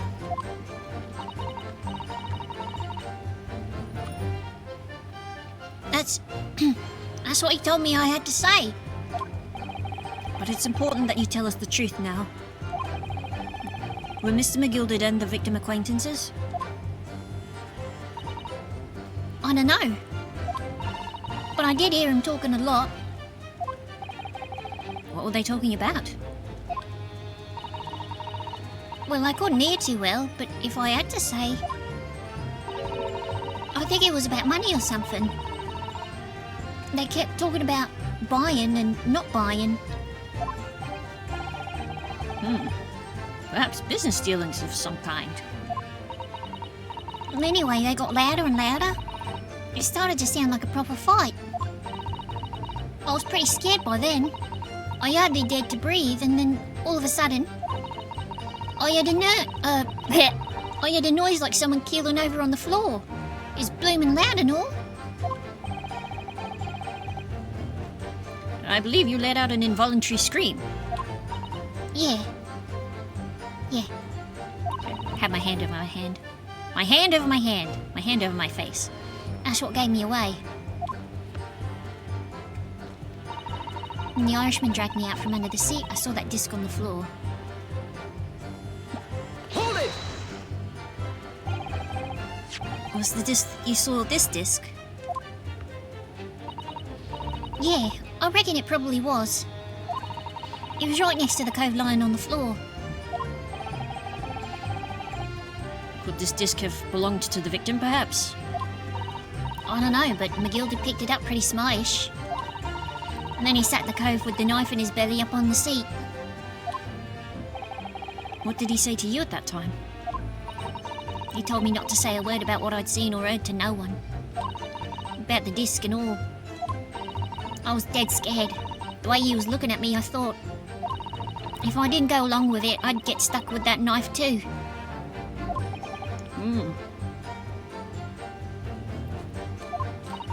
Then he started asking me a load of questions. Like what my name was, where I lived and that. He asked me about being a diver too. But after a while, what had happened in the carriage was noticed. Yeah, that's right. First there was a kind of rapping noise.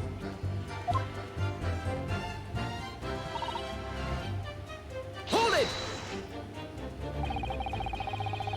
There were two gentlemen occupying the seats on the roof deck, I believe. Mr. Fairplay and Mr. First. Excuse me. That's right. Yeah! They must have looked down through the skylight and noticed the cove with the knife in his guts. When they screamed, the driver pulled up the horses and McGilda got me out of sight. Out to sight. Out of sight? Where? Back under the seat where I started off. Once the carriage came to an halt, the two coves from the roof ran off to fetch the slops. If they immediately left to fetch the police, it would appear they were entirely unrelated to the incident.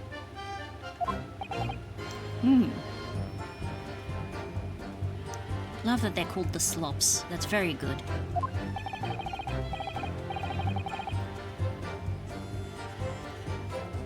Wonder why that ever died out. So that left McGilda, the driver, and you still at the scene.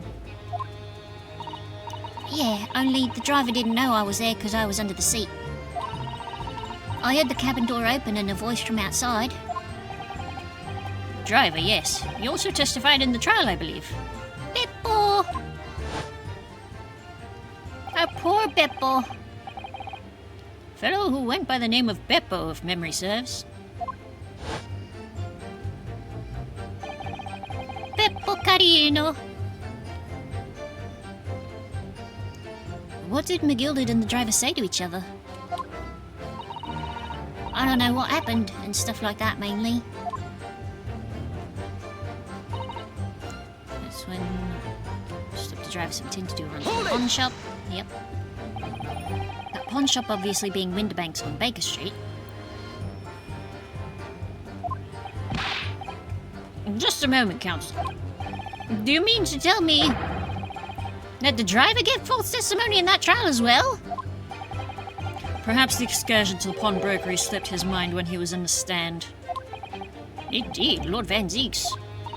McGilda took off his coat and gave it to the driver. He folded it up all careful like before he handed it over. When I saw him do that, I remember thinking, that coat and what's in it has got to be worth a few bob. At least 10. 10 bob. Yes, Gina was sure the disc must be worth more than Mr. Winterbank was suggesting, wasn't she? I remember her quibbling with him over the price that afternoon at the pawnbrokery. The driver looked pretty happy when McGilda flashed some brass in his face. He went running off at a lick. Then the bog trotter called to me and told me to come out from the drag's cabin. He threatened me not to snitch. Hold it! Threatened you how exactly? Told me I'd only be able to scarp her if I did exactly what he said. Which included giving false testimony in court 2 months ago? Yeah, that's it. And there was one other thing he said. Which was? told me I'd have to hang on to the ticket from the pawn shop and make sure not to lose it.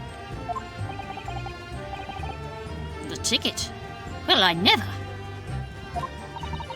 Said that if he didn't show up to get the ticket off me before 2 months passed, I had to go to the pawn shop and pay the money to keep it in lug, to stop it being forfeited. He left me with some brass to pay for it.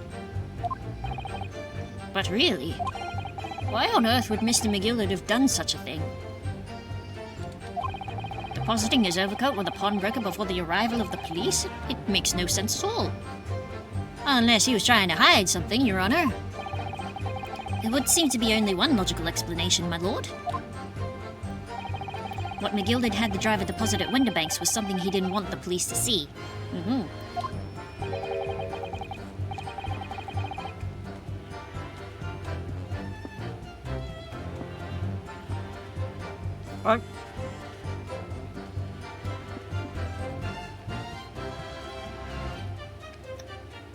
Something very important that he needed to hide at all costs. Anyway, after that, he let me go. So I legged it before the coppers showed up.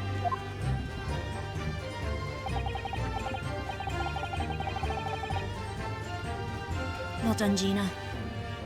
It can't have been easy to tell the truth like that. Ginny's really put her faith in you, Reno. Yes, and to thank her, she'll have to face a charge of perjury once this trial's over. So I need to use the time we have now to get as much information out of her as possible. It's time to really go for it. Press her on every statement. I did! And another thing. What's that?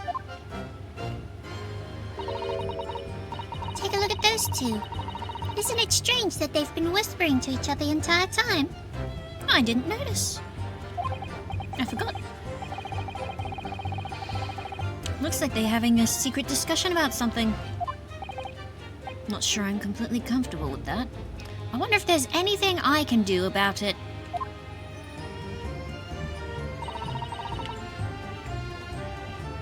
Hold it!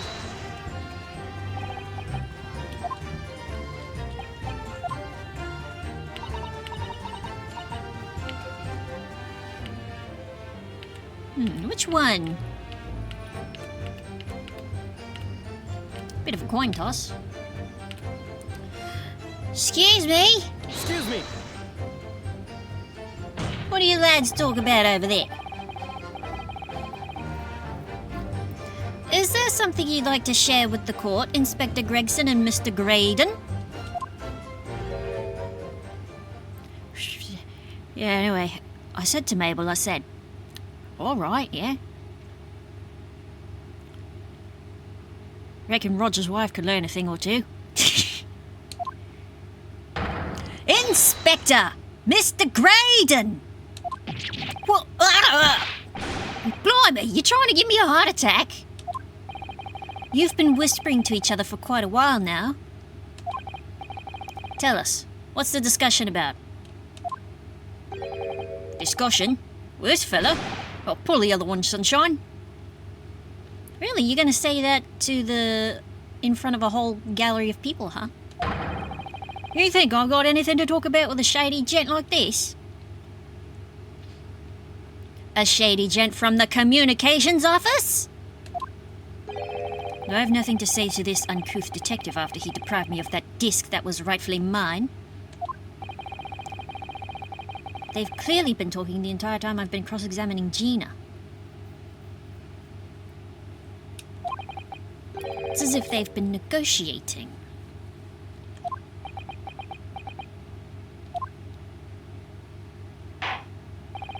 Thank you, Mr. Strayed. Thank you, Counsel. I've heard enough. I believe we now have a reasonable understanding of what actually transpired on the omnibus. It would appear on that night 2 months ago, a negotiation was taking place on the omnibus. A negotiation concerning this disc. However, matters did not run smoothly. When the parties involved began to quarrel over price, McGillard took what he wanted by force, at the expense of the other man's life. Which proves my point. The disc is clearly extremely valuable in some way. Although I don't understand why as yet. And 2 days ago, precisely 2 months after the omnibus incident, McGillard's coat and its contents were due to be forfeited. I didn't know what I should do with the ticket. I mean, the cove died right after his trial. I knew that. My face is itchy again. So you decided you would try to claim the articles as your own? Well, why not, eh? They were only going to be forfeited. Why shouldn't I have got them? Anyway, you can't blame me for thinking about it. Thinking ain't no crime. This is true.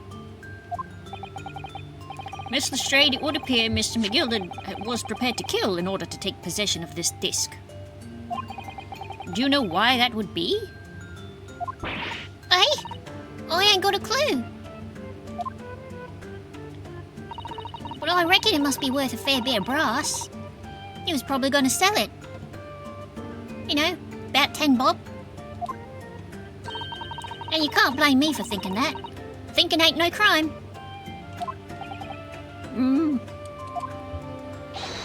My lord! The evidence your lordship requested has been located and is ready for the court's inspection, sir. What was it? Oh yeah, the box.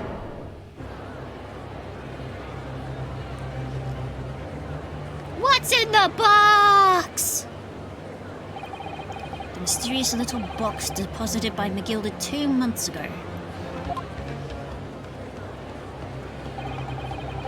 There's no doubt in my mind that it's a key piece in this far-reaching puzzle.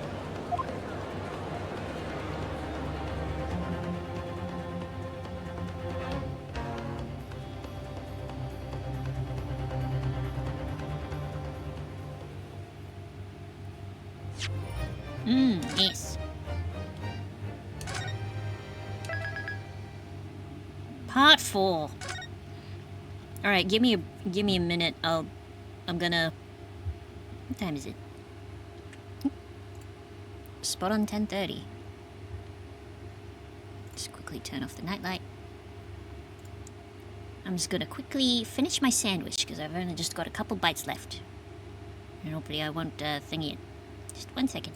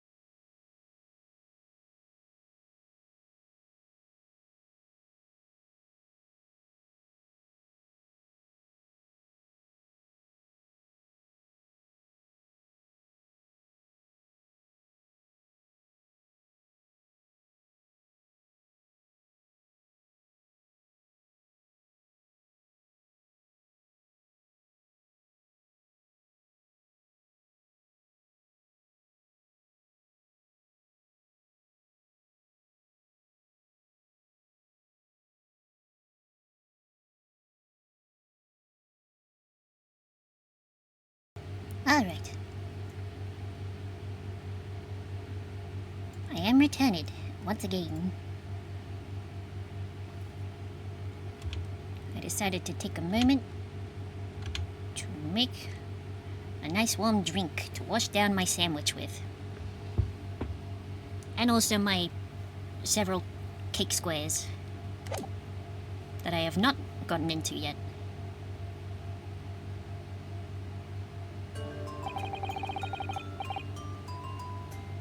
So this is the article in question, is it? The small box deposited with the pawnbroker by Mr. McGilded 2 months ago? And on the night of Mr. Winterbank's murder. The only item on the shelves that was touched by whoever broke into the shop. Quick, quick! Let's open it and see what's inside!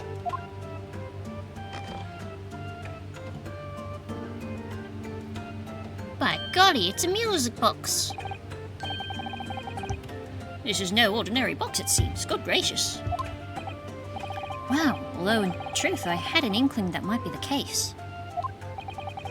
It would appear that the box houses a miniature music box movement.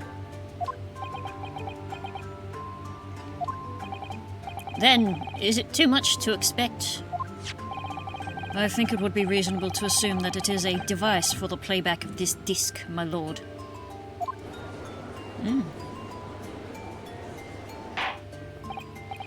So, here we have the means to play back Mr. McGilded's disc, deposited at Winterbank's at much the same time. Not strictly correct, my lord. It was not McGilded's disc. It was the disc of his victim in the omnibus. But why, for heaven's sake? Are we to understand that the brickmaker was trying to sell this music box disc to Mr. McGilded?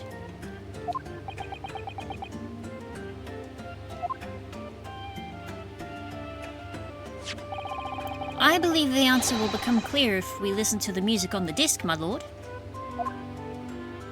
All right, very well. What are the sounds of the summer? Let the court now listen to this curious disc at last. Hold it! Wait, my lord. Good grief. What's the meaning of this, Inspector? The music box and the disc are, well, they're unrelated to the case. How? No need to spoil the somber atmosphere in the courtroom with some silly bit of music. Objection! The disc may very well have motivated the culprit in this case to commit murder. Clearly, there's every chance that it's fundamentally important to understanding what happened. The prosecution has no objection. But no! That piece of evidence is police prop... Clearly, Scotland Yard has some vested interest here. But it is policy of this prosecutor to leave no avenues unexplored. And you, Inspector, have no jurisdiction here to prevent that from happening.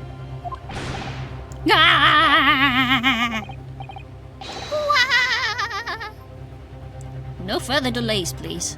Play the disc.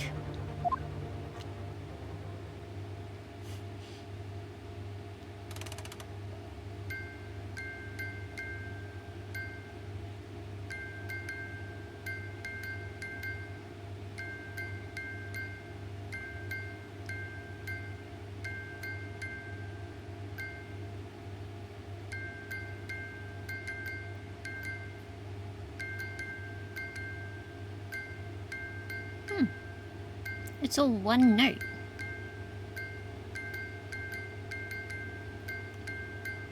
This would make a bangin', beat for like a Toho track, probably. What on earth? That's certainly not what I would call music. Now that's what I call a music box. No. It's just the same note playing over and over again in an irregular sequence.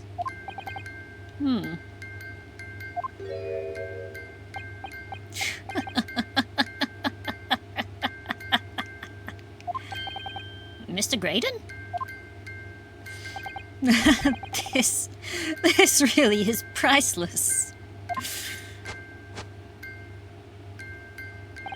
After all that, the music box is broken.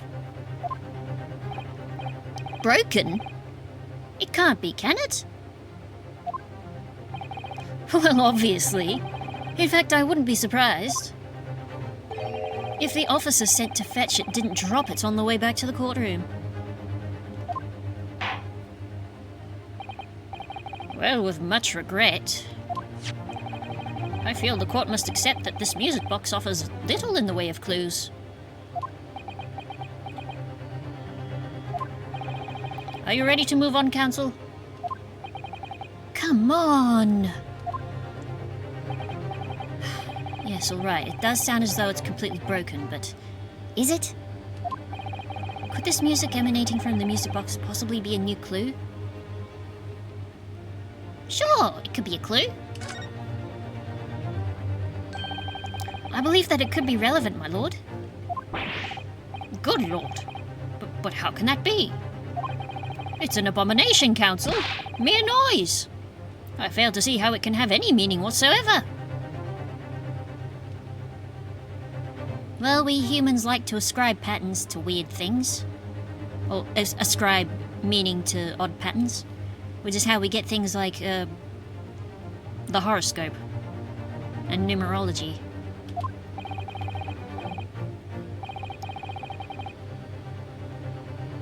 It does sound strange, I agree, but there's just one thing bothering me. While Graydon stands there chortling victoriously, the inspector beside him has a rather telling expression on his face. It's as if Gregson recognizes the sound, as if he's familiar with it somehow. And that's making him appear extremely on edge. If that's the stance of the defense, my Nipponese friend, answer me this. No?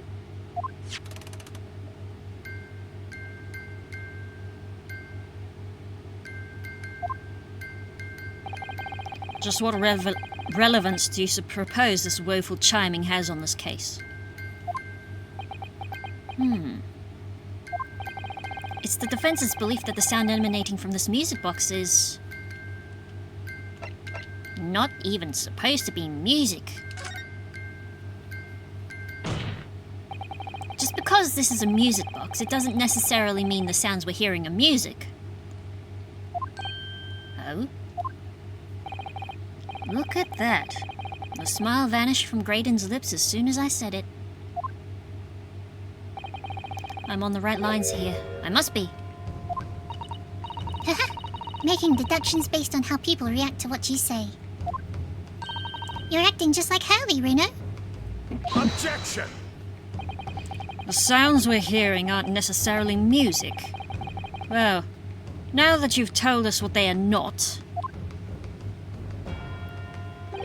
I'm sure the court would like to hear what they are. Do enlighten us, my Nipponese friend.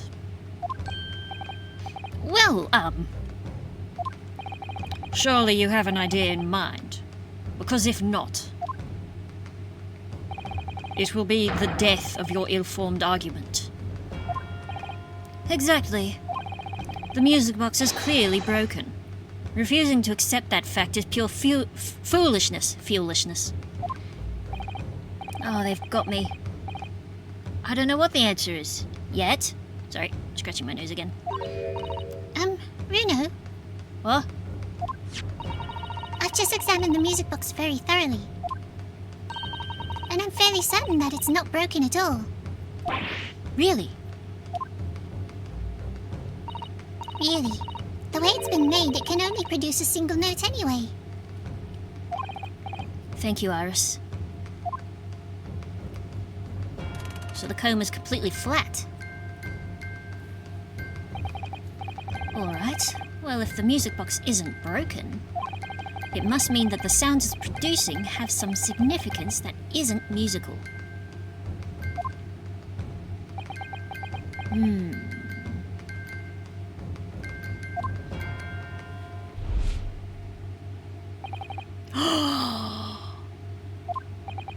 Could it be?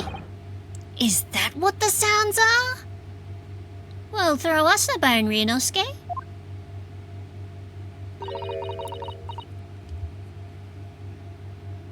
Just move my lamp over. There we go. Looks a bit better. Something's just struck me, Reno. I feel like recently, in the past few hours even, I've heard another sound very much like this, like the one this music box makes.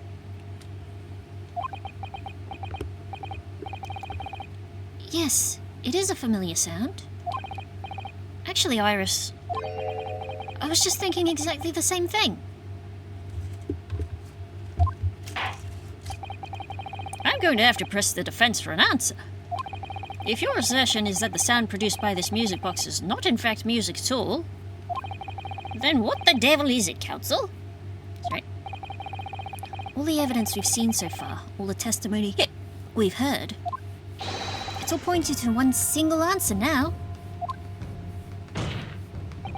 The prosecution demands that my learned Nipponese friend presents proof now. Tangible proof of this latest wild speculation. Well, it's the wildest, latest technology, my dude. All right then. This could be the best chance I'm going to get to fight back in this trial. And if I'm right, it's going to join all the dots together. I hope so. The evidence that explains the true nature of the sounds on this music box is...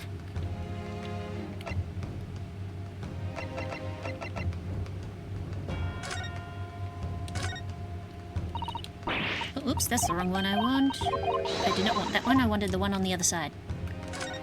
Let's see.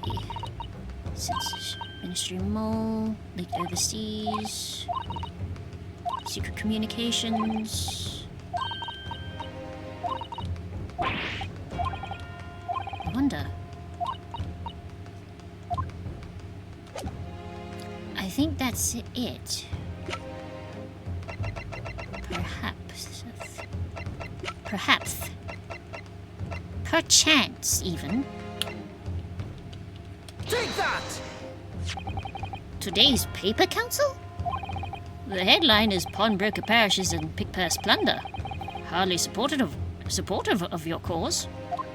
No, my lord. I was hoping you'd look a little further down the page. Further down? Ministry Mole. Classified secrets may have been leaked overseas from Ministry of Justice. Yes, this is a very serious matter being investigated at the highest level, I understand. I have heard that international transmissions along supposedly secure lines are somehow being intercepted and leaked to various other countries. And presumably those transmissions are in the form of wired telegrams? Of course. Juror number 5, your input, please. Stop. Oh! Me, sir? Whatever's the matter? You told the court before that you worked at the same communication station as Mr. Graydon, did you not? Yes, that's correct. And the particular station where you work deals with government communications and newspaper reports? Oh, yes. We're not your run-of-the-mill communication station at all. Our work is extremely important. So you shouldn't even be here. Really. Then tell me, is this not a very familiar sound?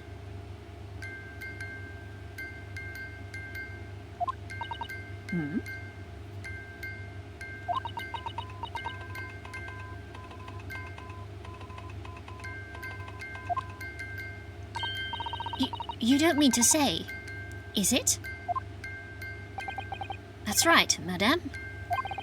It bears more than a passing resemblance to the sound made by your telegraph machine as you tap it. I believe it's called Morse code? But I don't believe it. Now, correct me if I'm wrong, but when it comes to leaking telegrams from government departments, there could be nobody more perfectly placed than a highly skilled communications officer. Are you suggesting that the music box disc contains stolen government secrets and Morse code?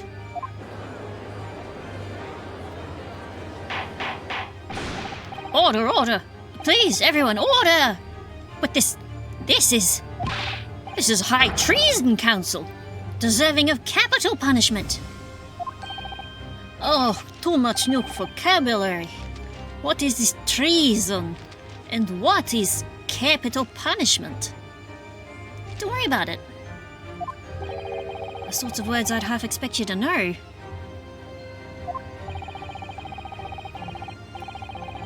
For our sovereign government's confidential information, hostile nations would surely pay almost any price. Yes, and on that night 2 months ago, that was the very negotiation that was taking place inside the omnibus. But in the end, McGill perished, and the all-important disc lay unclaimed in the pawnbrokery. My word! In which case, whoever stole that information in the first place must surely have been beside himself with worry. Because, if the disc were to be discovered before it found its way out of the country, it would reveal an act of high treason punishable by death. So the culprit had no choice but to retrieve it. And in order to do that, he would have to gain entry to the pawnbrokery illegally in the middle of the night. Because the article left behind by Mr. McGilded would incriminate him too much if it got into the wrong hands. Isn't that right, Mr. Graydon?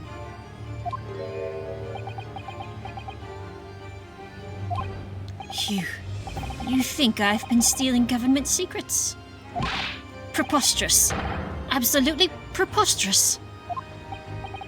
So, in response to the defense's accusation, you claim complete innocence, do you? Well, of course I do. I've had to stand here in silence while that pretentious foreign lawyer has been prattling away. Objection! Oh? Then by all means, counter the charges, sir. Ooh. The prosecution demands the witness testifies in response to the accusations brought by the defense.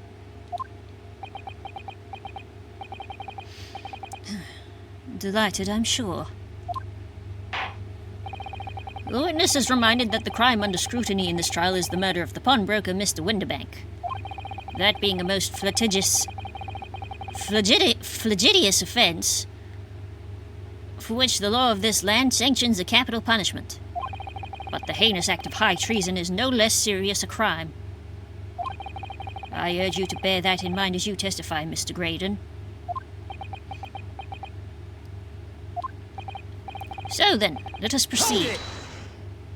What now? Oh, it's the boys. You gotta let us have a rabbit in porky, Governor.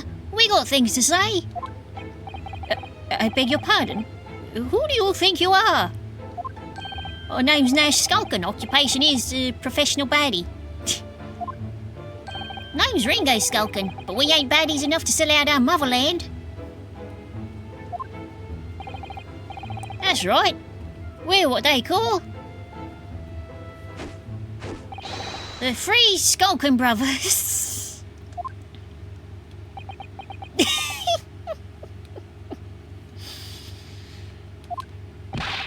Bad timing, fellas. Very bad timing. Oh, that's so funny.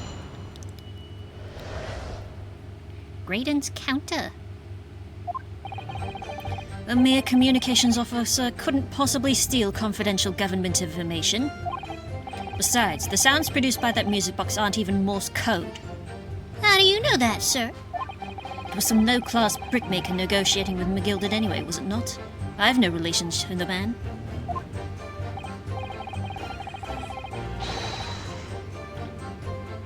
Look, all we done is break into the gaff the other night like what he told us to do.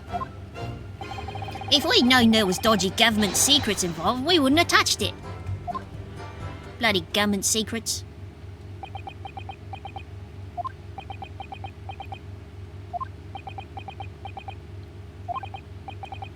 Mr. and Mr. Skulkin.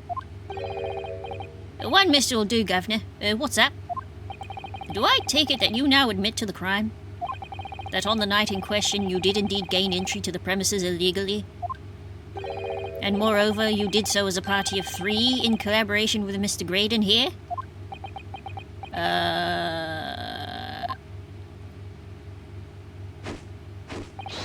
We did, Gav, we did. Well, shit. Quieten down, please. What say you to that, Mr. Graydon? I have no idea what these 2 ruffians are referring to. Oh, you little rotter. Getting us mixed up in all this monkey business. You never said nothing about no government secrets. You're supposed to be a straight-up job. Hey, what about the geezer whose shop it was, eh? Poor old bloke didn't have to die, did he? Ah! Nice to know who your friends are. Whatever these men say, I deny the accusations. Indeed.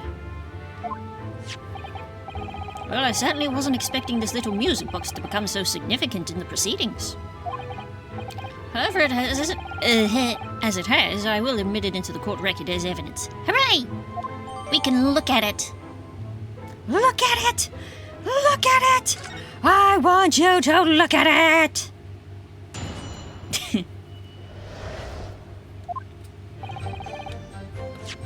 Let's have a look.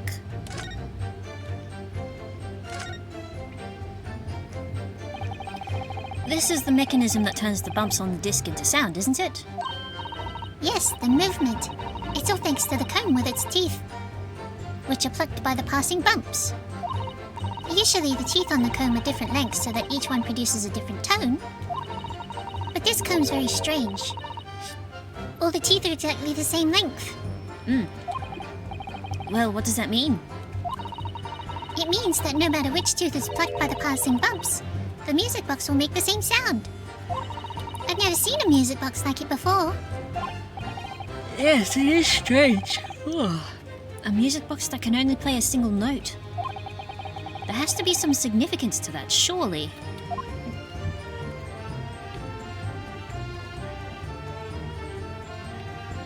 Ooh, hello. It's a little bump on the bottom. Oh, What is it, Bruno? I've just noticed something about this music box. It looks like the bottom of it opens up as well. You're right. Well, come on then. What are you waiting for? Let's open it. All right then, here goes. Look at that. There's another movement on the other side. So does that mean you can set another disc to play back on this side? Ooh. Yes, I think so. And it looks like the 2 movements are linked together. They're linked? So if you had 2 discs, they'll both play back at the same time. Oh. Who'd have thought there'd be a second movement on the underside of the box? And this movement is like the other one. The comb's teeth are all the same length. So this movement also only produces a single tone like the other one. Yes, it must do. Except that the length of the teeth on the 2 combs isn't the same. So the single tone produced by this movement will be different to the one we've already heard. What? Basically, each movement can only produce a single note. But the notes they produce are different. A music box that can only play 2 tones. Fascinating.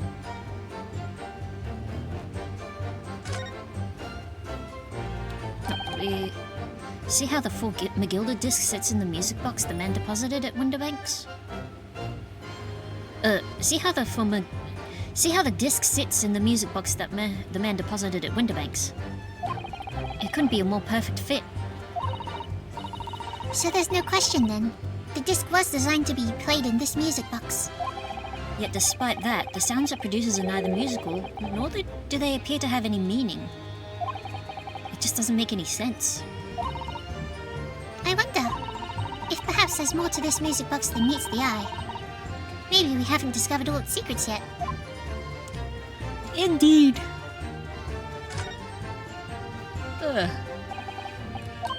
This is the mechanism that turns the thing.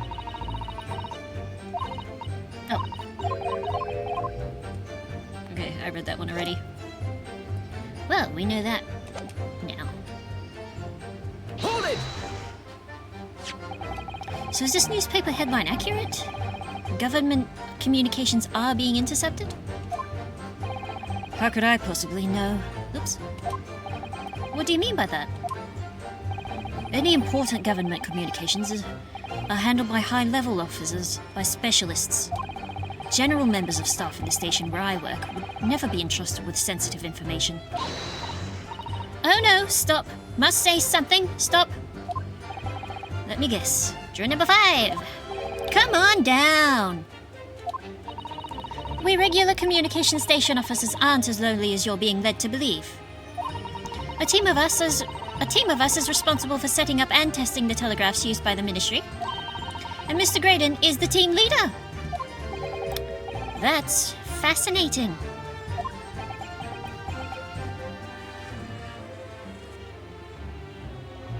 She's under no obligation to protect you, man.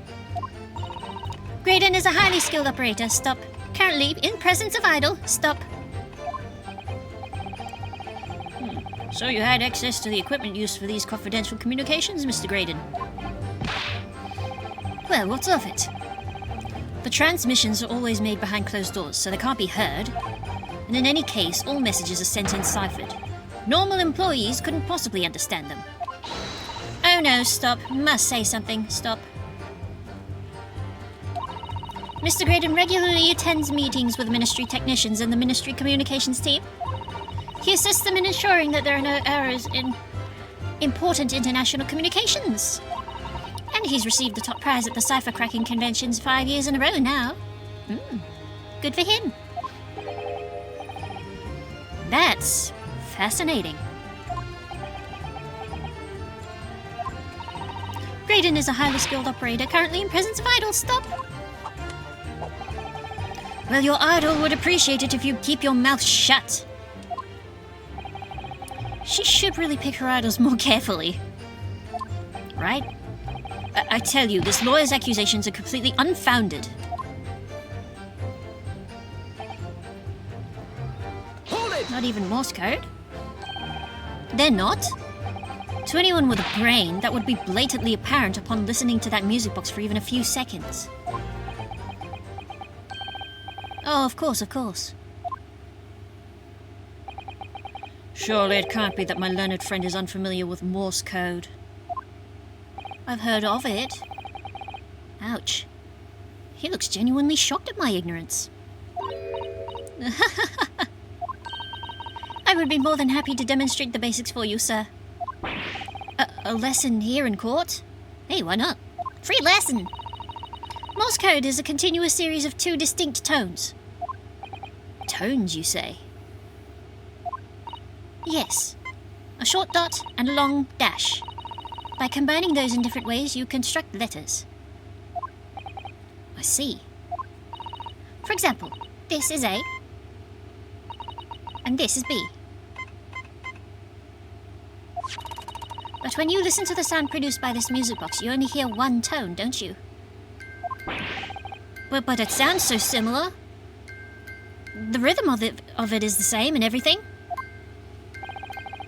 But there's no discernible meaning to this apparently random sequence of sounds. So your assertion is fundamentally flawed. This is not Morse code. No! Really, you shouldn't be so surprised. What did I tell you? That music box is nothing but a worthless piece of scrap. Oh yeah, a worthless piece of scrap that Mr. Inspector Gregson didn't want us bringing into court. Perhaps you might consider studying your subject matter before casting aspersions in future? Stop. Nothing to say, but stop. Oh, it's so frustrating, isn't it? Iris? I mean, if the government secrets were somehow being leaked using the music box. So many other things would slot into place so nicely. Could there still be something I haven't considered? Would it really be impossible to use this music box to play back Morse code? Give it a try. There's still every possibility this music box was instrumental in the leaking of government secrets. That's the belief of the defense, at least. Objection! Does it please you in some way, my Nipponese friend, to repeat the same line of argument ad infinitum? It's already been established that to be Morse code, 2 tones are required. Dots and dashes. I'm well aware of that. Sorry, I needed to sip. Then what? Well, it would appear the defense is a hypothesis to put forward. You'd better present your idea at once, Counsel. How do you propose that this music box, which appears to produce only a single tone, could have been used to cipher secret messages into Morse code?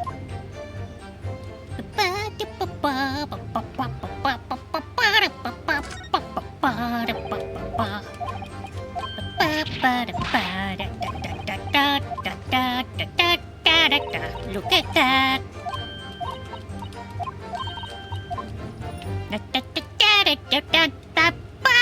Got it! Got it! Good gracious! What am I looking at here?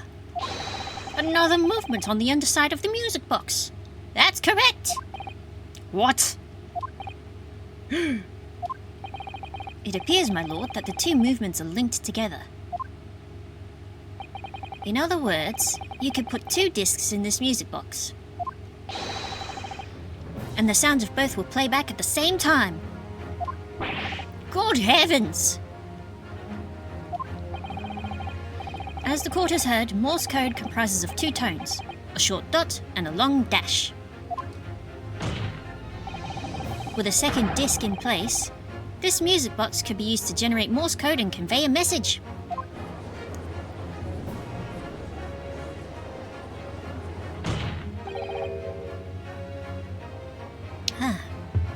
This is beyond a joke. I'm sorry. This poor excuse for a lawyer has absolutely no evidence to support his claims. Though, of course, if my learned friend were able to present the court with the second disc, that would be another matter. Well, I can't at the moment.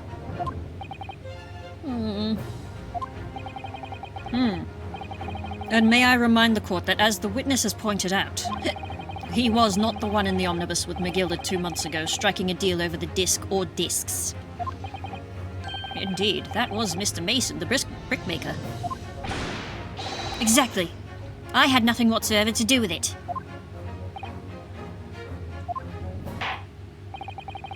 Though it has holes, I must admit the argument presented by the defense has much promise.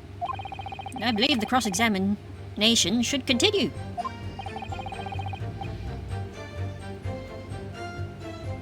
Excuse me.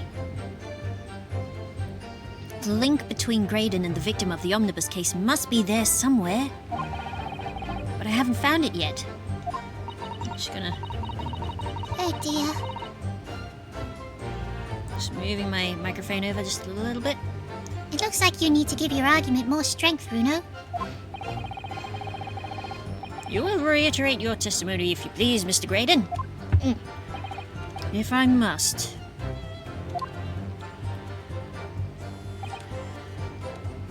Hold it! So 2 months ago in that omnibus, McGilded killed the brickmaker and stole the disc. Mr. Mason was a single man with almost nothing to his name. It seems he lived in an artisan quarter some years ago, but people there remember little about him. That doesn't make much sense, though, does it? How would a humble brickmaker come to acquire secret governmental information? How indeed? There must have been somebody else involved behind the scenes in all of this. Somebody who acquired the disc and gave it to Mr. Mason in order to take it to the meeting with McGilded and negotiate a deal. Dear me. You may have it in for me, sir, but I assure you, I have far more class than that. an old brickmaker from an artisan quarter, and this well-to-do communications officer. If only I could find some evidence to link the two of them together. A smug-ass grin. Not a grin. Smirk. If you have nothing more to add on that note, let us return to the witness testimony. I always keep trying to remind myself what the difference is between a grin and a smile. Grins are open. Grins are baring teeth. All we done is break into the gaff the other night, like what he told us. Like Mr. Graydon told you to do, you mean? That's it, yeah. Who else, eh? Silly me thought he was just popping over for a natter after all them years, but the rotter had a dodgy job for us. Hey, Ash.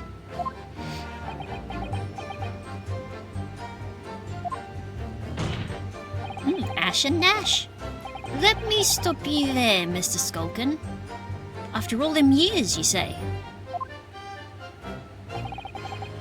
Do you mean to tell me that Mr. Graydon is an acquaintance of yours? We're the sociable kind of baddies, you know. Sure, let's say Graydon's an old China. Ooh, Ringo's got a thought. Excuse me. Excuse me? Is something wrong, Mr. Skulkin? Hey! No, the other Mr. Skulkin. What? Oh, me? Look how cute he is with those smiling eyes. When your brother was testifying just now, he said something that seemed to cause you to react. Oh, I was just remembering the old days, that's all. We used to have a right old laugh together way back when. Together? With Mr. Graydon, you mean? Yeah, with Ash. I mean, you look at him now in his fancy whistle and flute and you wouldn't Adam and Eve it. That means believe. But when he was younger, he was from the poor part of town just like us. Is that so? But he was always a leery one. He had the brains, he had the savvy, he had the style, he had the flair. That's how he became the nanny. Wait, that's not right. Always coming up with smart ideas like what would never have gone through our heads. God blimey, ain't that the truth? Remember Milverton and Skulkin's milk run? Milverton? That's a new name. That was a corker, eh? Save it until after the trial. Your reminiscing has no place in this courtroom. And neither does your fruit. Oi, the geezer asked us a question, didn't he? And we was answering. Yeah, we ain't done nothing wrong. Besides, fellas get hungry after a while in court. Nevertheless, the court is not prepared to accompany you on your trip down memory lane. Counsel, can we turn our attention back to the testimony, please? I don't know, could that sentimental story be relevant somehow? I say add it to the testimony. My lord? Yes, counsel? The brother's last sentimental statement could hold vital information relating to this case. Very well, counsel. I will permit the brothers to supplement their testimony with that detail. And briefly, I hasten to add. Say no more! Skulkins never skulkin. Except when they are. Milverton and Skulkin's milk run. God, them were the days. Hold it! Who's Milverton? I'm sure I'm going to regret asking, but what exactly was that? Some kind of business? Oh, just a little scheme we had going back when we was youngsters. Bit of fun, really. Delivering fresh milk to the locals, that's what it was all about.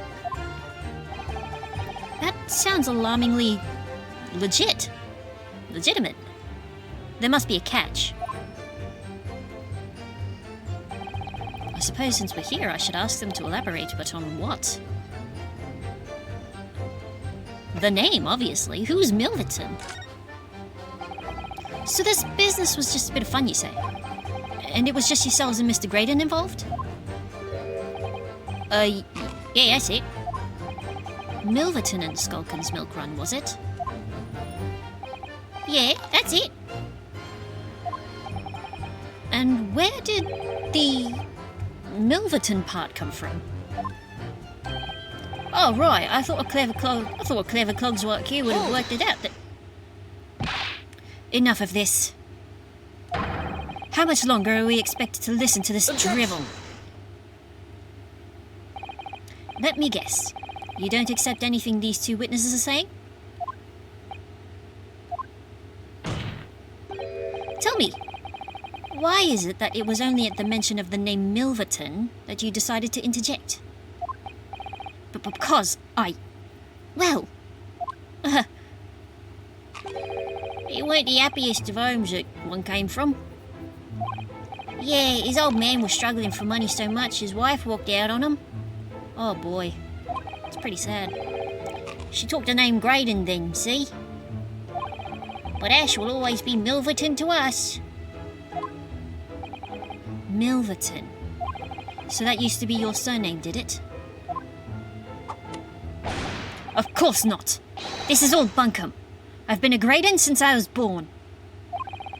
Do you really think you can rely on the testimony of these two thieves, You're a communications officer attached to the civil service. As such, your personal details will have been thoroughly checked at the time of your appointment.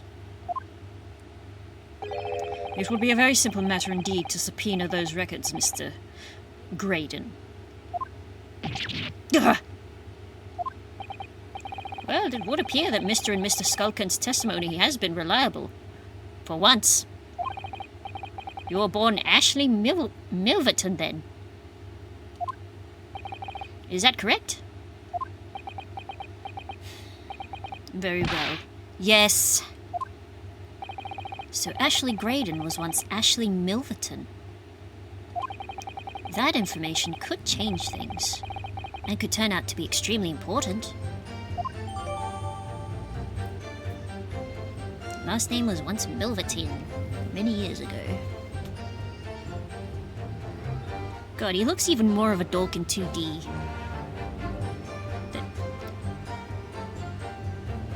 Like, he's got a whole 5 head.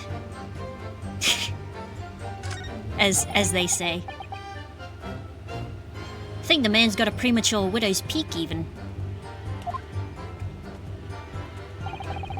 All of a sudden, we seem to be up to our necks in a serious matter of national security.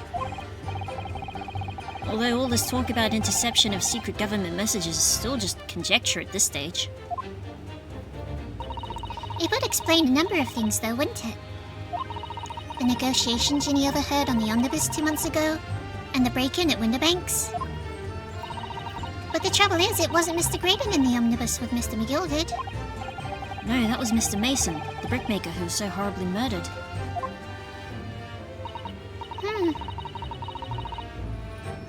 Yep. If only there was some link between the two men somehow. I know, but Mr. Graydon's testimony seems to be as watertight as ever. I wonder if the key to us making headway with the cross-examination here could be those two brothers. Let's see. 49. Ah, okay. So we missed this one. Hold it! Dodgy government secrets. So did you know nothing about this music box? We didn't know nothing.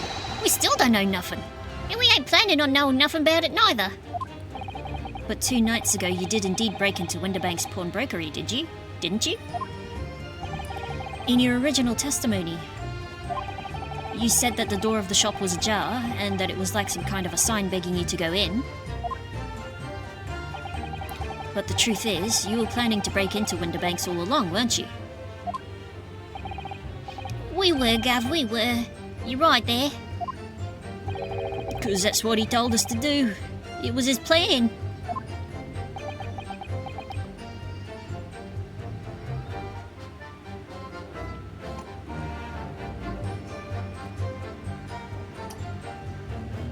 just gonna quickly finish this hot chocolate before it becomes cold chocolate.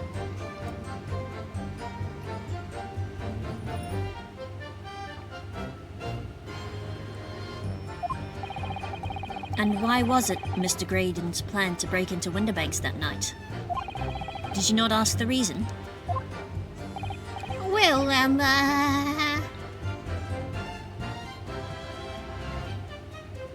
hold on. He said the place was full of stuff worth nicking.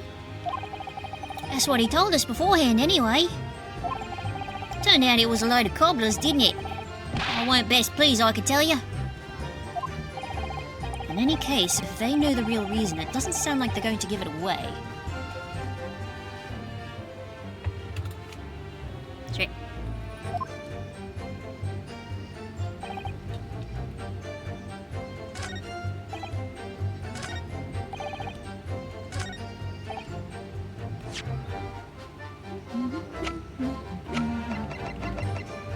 Actually, let's have a look.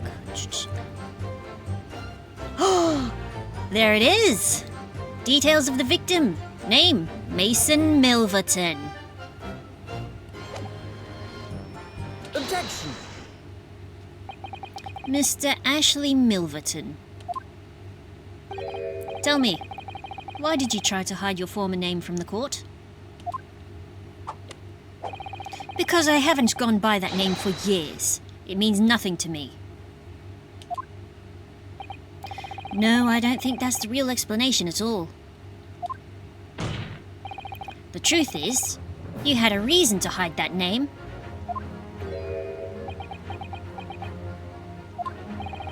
Explain yourself, please, counsel. I have here the notes from the omnibus case, my lord.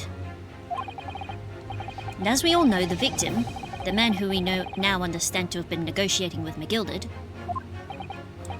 Yes, Mr. Mason, the brickmaker. That's right. Only Mason wasn't his surname at all. It was his given name. His full name was Mason Milverton.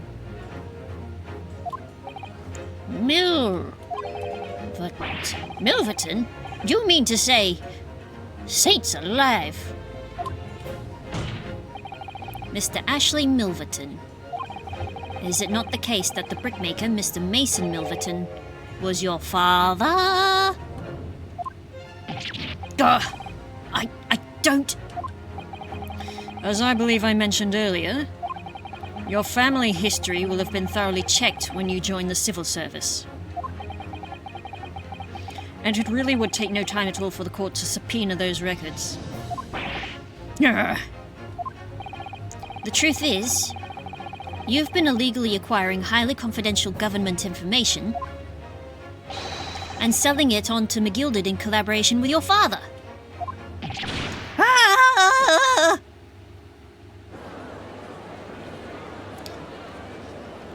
Careful, Graydon, you don't want to open up that arm wound.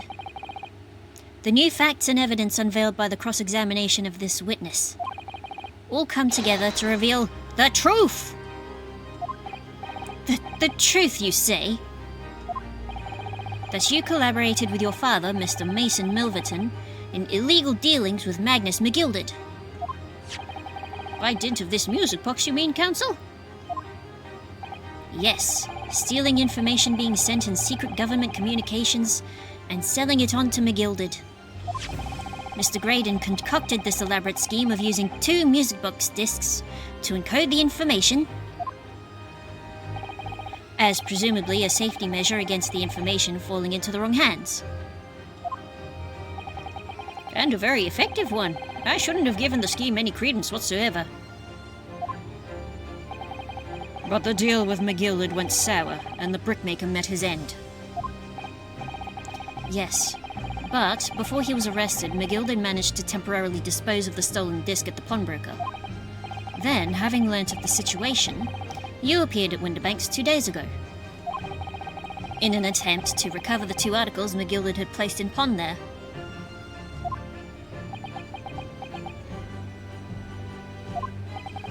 But that attempt failed. One of the discs was seized by the police, and the other you never found. So that same night, You enlisted the help of the Skulkin brothers and broke into the pawnbrokery. This time determined to recover the second disc.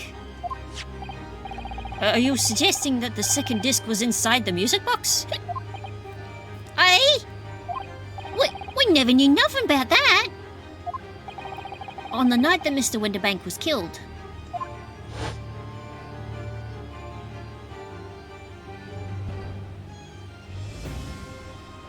Ding. The intruder to the pawnbrokery touched one item and one item alone. The music box. At least that music box. Because if you look, there is also that blue music box on the shelf above. As rather ingeniously demonstrated using the 2 prints from the security camera, indeed. So, the question that naturally begs answering is this. Why was only that one article disturbed?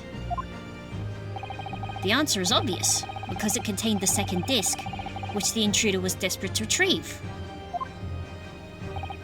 Since, if it were to fall into the hands of the police, it would be proof of high treason.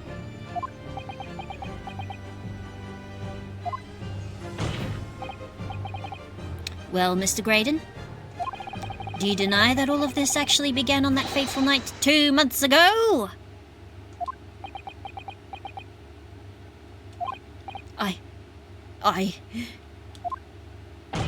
I refuse to accept any of this nonsense.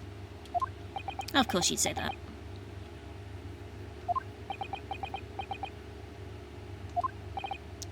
Sir,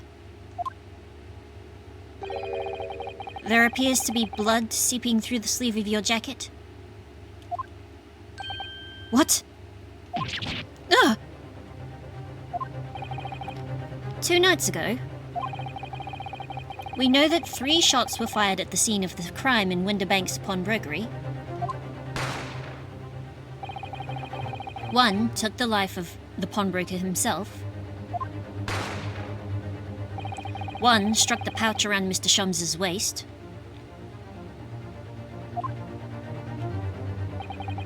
And the final bullet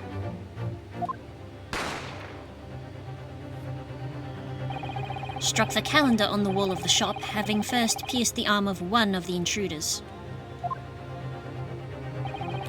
Mr. Graydon, that wound on your arm, which you seem to be trying to hide, it's a bullet wound, isn't it?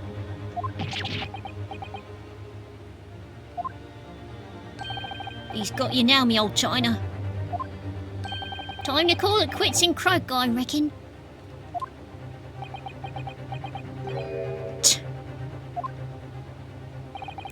Don't acknowledge my presence there under any circumstances whatsoever. Those were my terms, remember? And I paid you handsomely to comply. Clearly I was a fool to think I could trust some common backslum thieves. Sure. Fine, I admit it. I was there in Winterbanks that night. I paid this pair 10 guineas to accompany me. And as you've noticed, I sustained an injury in the course of my adventures.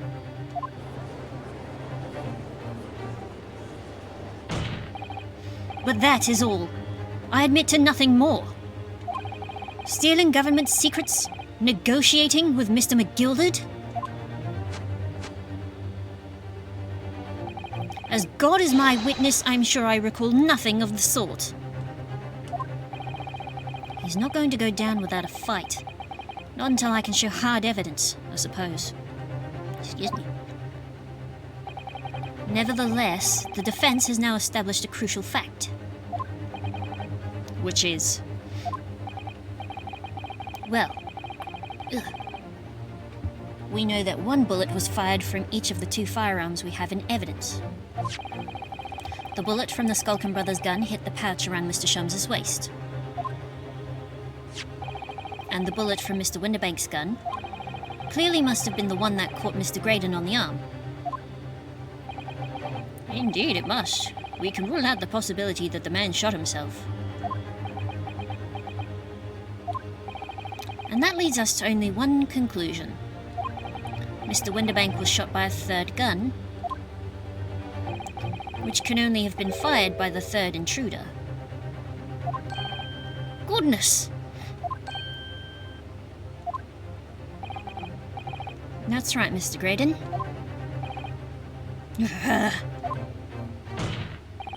The only person who could possibly have shot Mr. Winterbank that night is you! Hold it!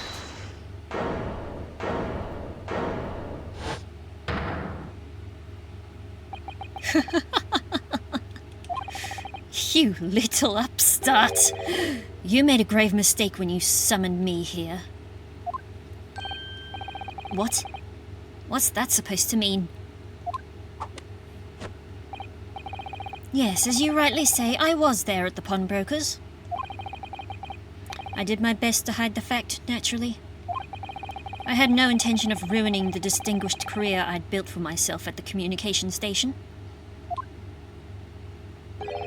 But did the thought never cross your mind? Did you never consider the possibility?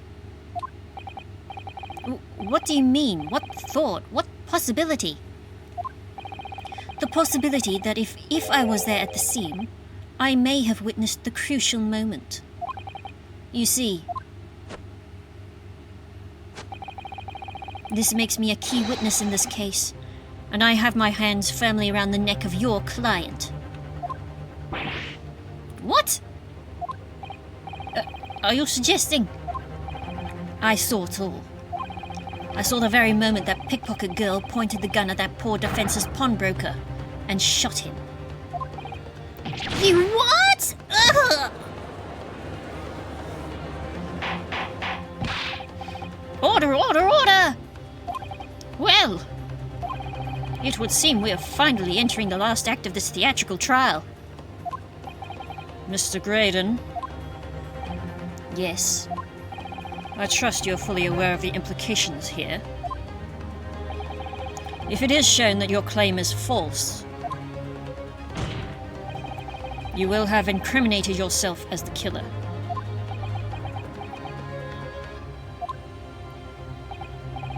Oh, I understand fully.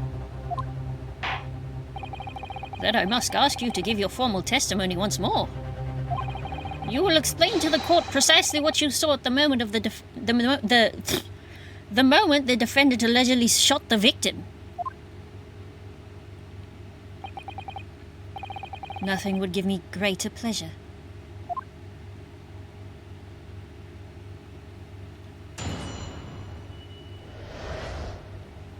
The moment of the shooting. While these ruffians were jostling with the broker, I was still near the entrance to the shop. When Winterbank threw Nash over the counter, I felt a sharp pain in my arm. I pursued the man, but he shut himself in the storeroom. I could see him through the peephole in the door, though. The accused, in a black coat, shot the man in the back as he was trying to flee to safety. I saw the blood spatter all over that wretched girl. Then she tossed the gun out of the peephole, so I picked it up and made my escape.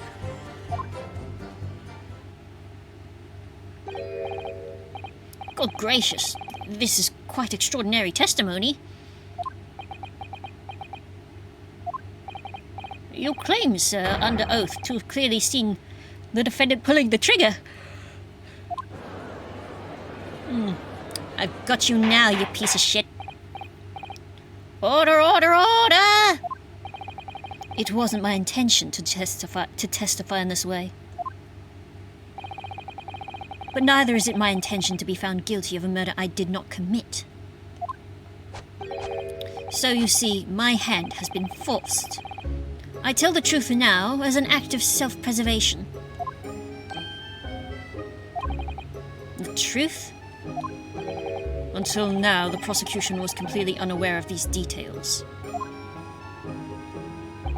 Yes, well, sorry about that. Having shot me in the arm, the pawnbroker was then shot in the back by the accused. And as I said, she was showered in his blood. You say the blood spattered over the accused's coat. Are you sure on that point? Oh yes, quite sure. All over the black overcoat that pickpocket girl was wearing at the time. Really? If her coat could somehow be shown to harbour vestiges of blood, that would be conclusive evidence here. Oh, it is covered in blood. It's not Winterbank's, though.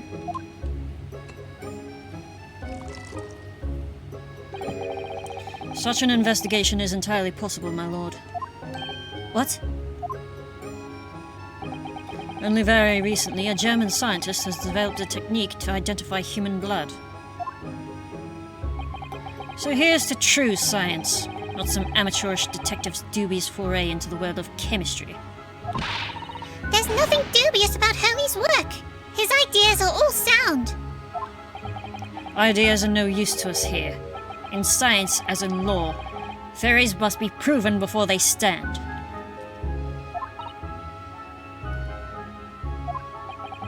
In Germany, the technique has already been employed in the courtroom as the basis of evidence. Scotland Yard has a small quantity of the chemical reagent used. With your lordship's permission.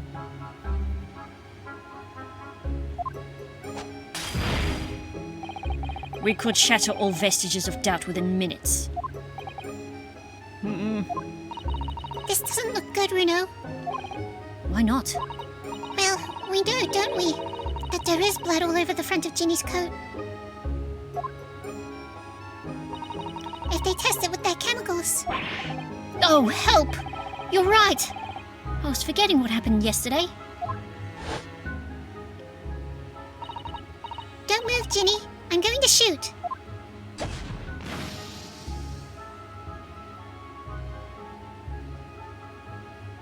There is blood.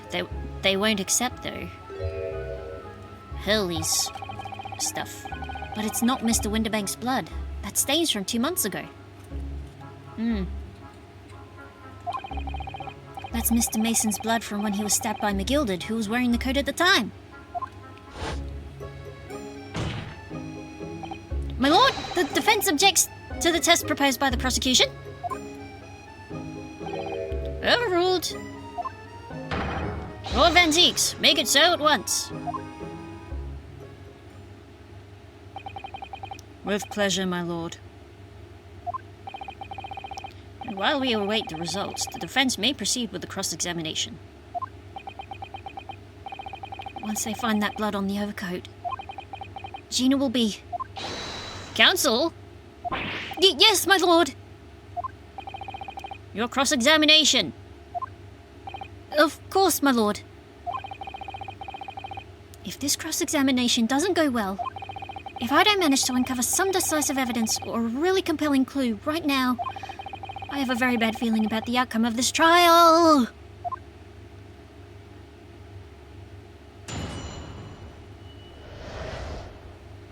The moment of the shooting.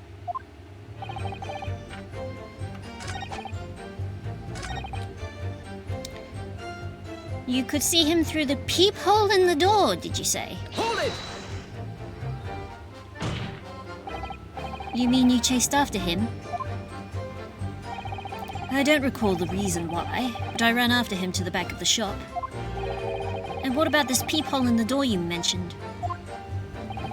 Well, unsurprisingly, the storeroom door's a solid job, made of stout wood. But there's a small opening in it about head high that lets you see what's in there from the outside. Actually, I should know that, shouldn't I? I looked through it myself that night.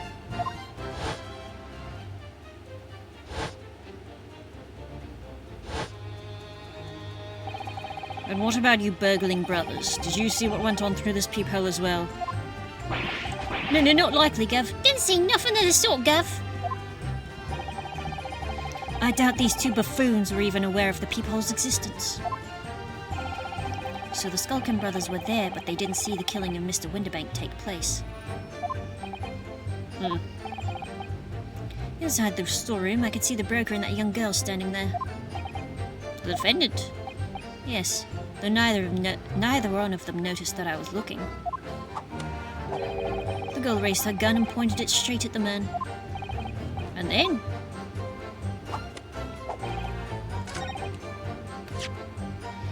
peephole in the door, you say?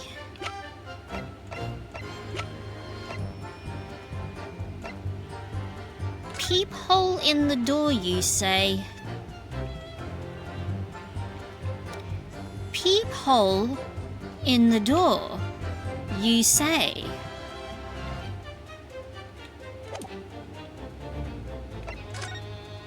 A peephole that was not there at 1 a.m. Objection! Shit!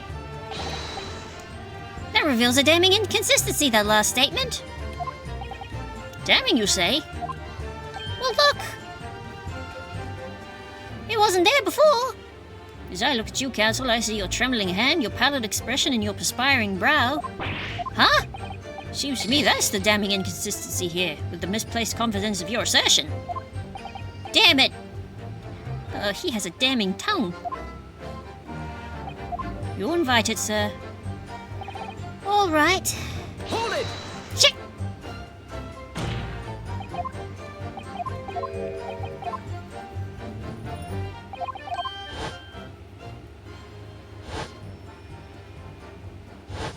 But I know that's the bit.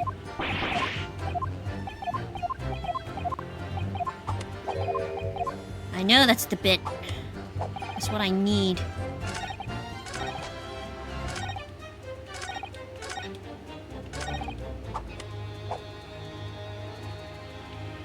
Hold it! Alright, we'll try this one. Yes, when the crime was discovered, the defendant was found with a gun in her hand. But that was Mr. Winterbank's gun, from which only a single bullet had been fired. And as we've already established, Mr. Graydon, that bullet was fired at you. But no, it wasn't the broker's gun that the pickpocket girl had when I saw her. Yes, the bullet from Winterbank's gun grazed my arm, and yes, the Skulkin's gun grounded the detective. But this was another gun entirely. A third gun. Oh, shut up. The broker's gun was not the murder weapon, so clearly there had to be a third firearm involved. In other words, the accused must have had her own gun with her at the time. Objection! But no other gun was found at the scene!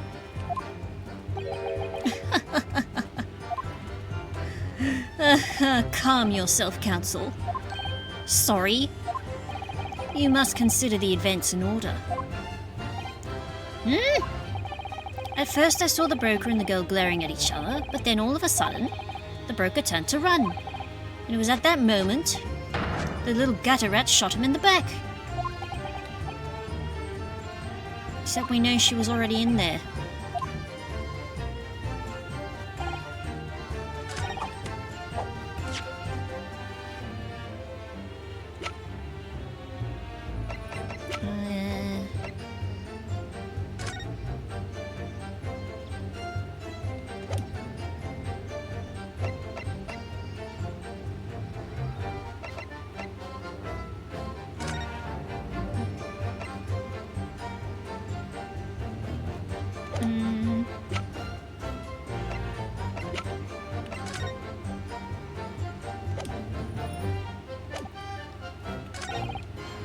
Hold it! All over her? Yes, through the peephole. I saw it clearly. Of course, the stains are invisible now, what with the coat being such a dark colour. But I assure you, that garment is sullied with the victim's blood. Well, it is sullied with blood, that's for sure. But it's not Mr. Winterbank's blood, is it? No, that's right. It's Mr. Mason. It's Mr. Mason Milverton's blood from when McGill had stabbed him 2 months back. It's so annoying. If they'd only accept Halley's chemical analysis, we could prove that. But they won't, so unfortunately we can't use it as evidence to support our case.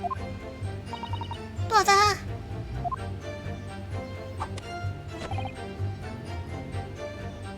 Hold it! Did I hear you correctly? She threw the gun out of the room. That's right.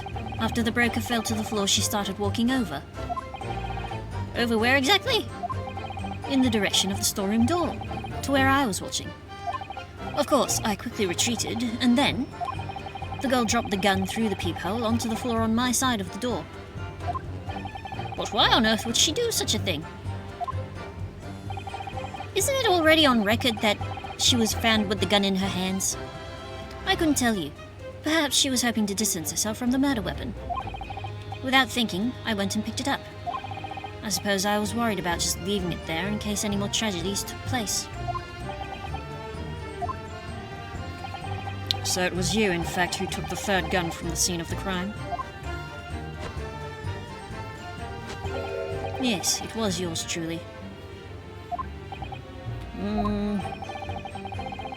I left the clear up to my lackeys and left. Clear up? Well, we made a bit of a mess around the counter, so Mr. Whistle and Flutie here told us to tidy up. He thinks he's our bloomin' mum sometimes. Well, I was paying you enough, by God. Ugh.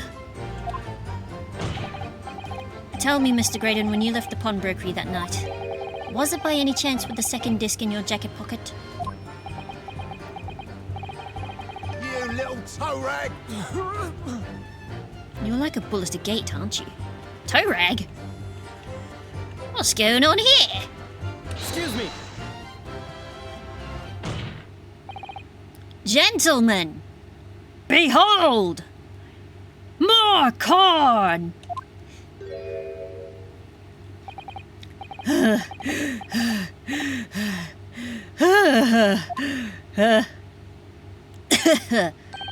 Oh, something wrong, sunshine. That should be my line.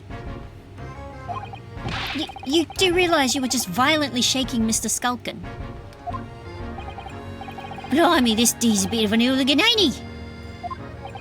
What was going on just now? You saw him. He grabbed me whistle. By the blazes, he said, didn't you mention the third gun when we got down the station? When we got you down the station. And why didn't you? 'Cause we didn't know nothing about it. Or about that flaming peephole in the door. Ah, okay. We needed this connection. Sorry about that. I can be prone to losing my rag sometimes. Not hurt, are you? I'm just opening one of my lemon squares. Lemon cake. Cool, blimey. Oh, gore blimey. See the way he's looking at me? I'm telling you, this D gives me the willies. It is a deathly stare. Yeah. Give me that lemon cake. Give me that lemon cake.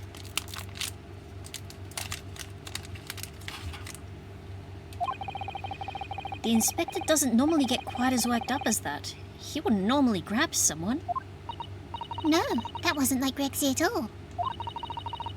He's normally all sweetness and light, no matter what I say to him. Well, that's because you're Iris and you are in charge of his residuals. Yes, well, I think you might be a special case, Iris. Well, anyway, that was definitely out of character.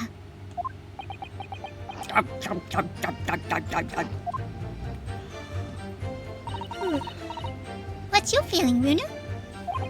As much as I hate to admit it, I don't see any obvious holes in his testimony at the moment. But you have to find a way to break this man. And quickly, too. Once they discover the blood on the overcoat Gina was wearing. It's a bit strange that he's so sure of himself about seeing the blood spatter over Ginny's coat. It doesn't strike me as the sort of thing you'd claim if you hadn't genuinely seen it happen.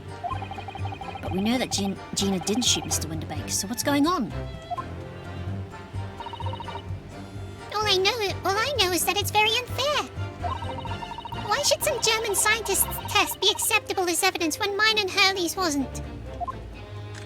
Detectives can use test tubes too. Never mind that. I have to find a really stark inconsistency in his testimony somewhere.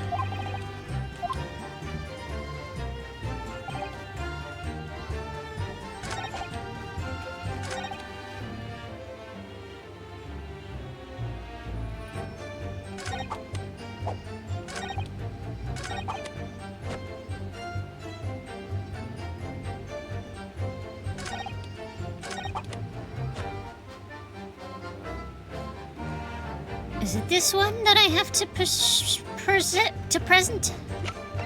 The picture? Objection! No!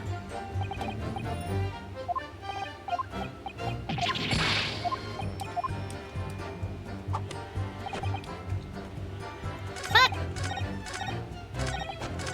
Well, if I Hold it! test these ones, press these ones, Mr. Winterbank emerged from the storeroom, I believe. Ringo and Nash were scouring the corner when he suddenly appeared and flew at them. Ants are coming back into my room. Need to get a new ant trap. He already had the revolver in his hand. Fortunately, I wasn't too close. I've never been so scared in all my life. Yeah, we're just your regular barbarian backless, that's all. We don't like violence. Says the pair who carried a gun and shot at Mr. Shums. What do you mean when you say you were near the entrance to the shop? I was in the doorway running my eyes over the shelves of forfeited items. Looking for the music box, of course.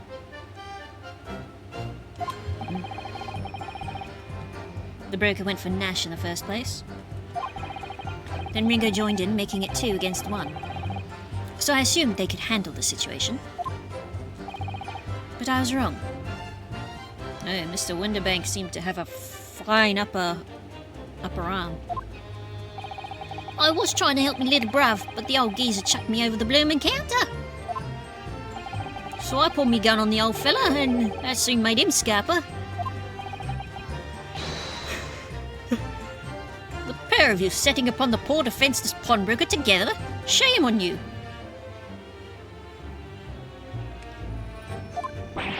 Sorry, Gav.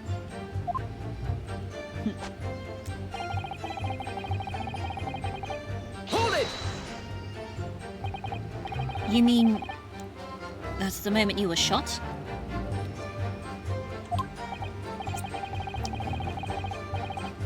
Yes, though I didn't immediately realize what had happened, of course. Things crashed to the floor from the counter as the 3 men were brawling. It was at exactly that moment that it happened, so I didn't hear the gunshot. And the bullet went on to strike the calendar in the wall behind you. So it would appear. When I looked at my arm, I saw it was bleeding badly, so I wrapped my handkerchief around it. Seeing as I couldn't explain what had happened to a doctor, I had no choice but to wait for it to heal. I didn't imagine it would still be bleeding 2 days later. Did Mr. Winterbank intend to shoot you, do you think? Well, now, I don't imagine he even noticed I was there, to be honest. Perhaps the gun went off accidentally. Anyway, it didn't quite strike home. When I pulled my gun on him, he tried to shove me out the way. And then he scampered through that door out back. At which point, what did you do? My lord! Shit. Fuck. Requesting your lordship's permission to interrupt the cross-examination. Fuck. Oh, we're in dire straits now. Explain yourself, officer. Explain yourself. I have the results of the test that was ordered earlier, my lord. Fuck. No. The blood on the accused's overcoat. Shit. Thank you, officer. Very well, the cross-examination is hereby temporarily suspended. I presume you have no objection, counsel? No, my lord.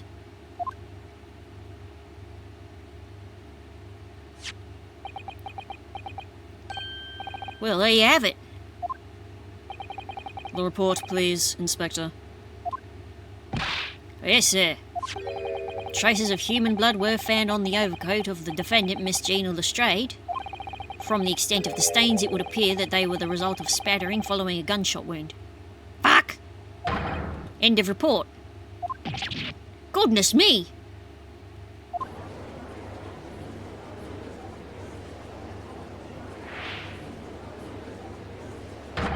See?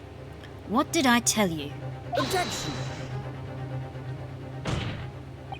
No! The blood on that coat is not Mr. Winterbank's.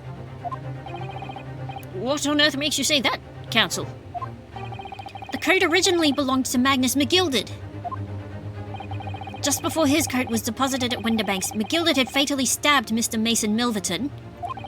So the blood on that overcoat is the blood of the brickmaker from the omnibus case. Objection! Well, the dead cannot speak. Isn't that right, my Nipponese friend? Sorry? 2 months ago, in this very courtroom, did you not argue fervently for McGilda's innocence? It was my first day and I wasn't told shit. And yet now that the man is dead, you brand him as a murderer? Your conduct shatters any shred of respect you may have earned for yourself in this country. But that was... I call it a bally disgrace. Treachery is what it is. How to determine whether the blood on that coat is 2 months old or not? Even a stereoscope couldn't help the answer to that problem pop out. It can't be done. But... We used Mr. Shums especially for my... Mr. Sholmes is a detective, not a chemist. Would you put such faith in a chemical formula devised by me, for example, when I'm a communications officer? I don't know, maybe you dabble. I held out pierogi to starving boy and he ran away crying. Sherlock Sholmes is barely more than a figment of the public's imagination. His name carries no weight in this courtroom. No weight at all. How could you say that?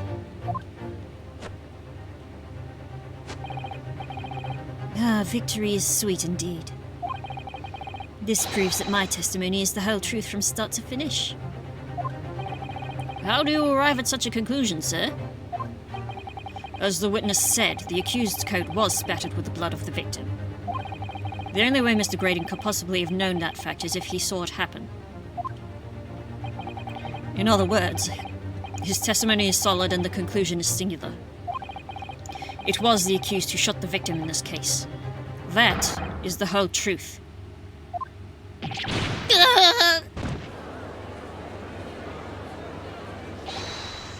My lord! Been a long battle, this one, but this old warhorse has something to say now, if you please. Right, let me have my lemon cake. Mr. Foreman?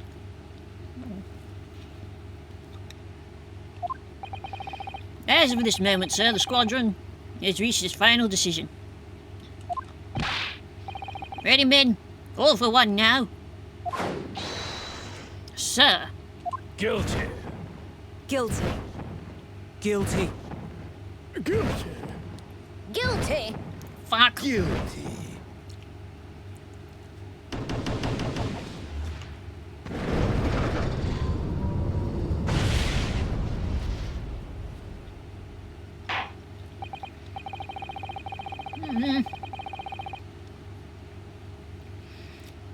Well, it would appear the ladies and gentlemen of the jury have reached a unanimous verdict.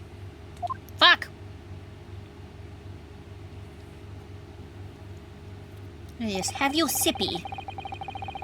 The defense has consistently failed to unpick this witness's testimony. Here's to any attempt you may make at unpicking the jurors' decisions being equally successful. Ow!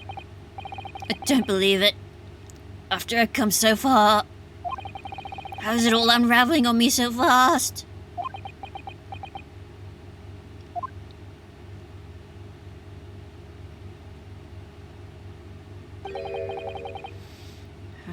Oh, I think I know who this is, actually. How very distressing. To be held in such low esteem.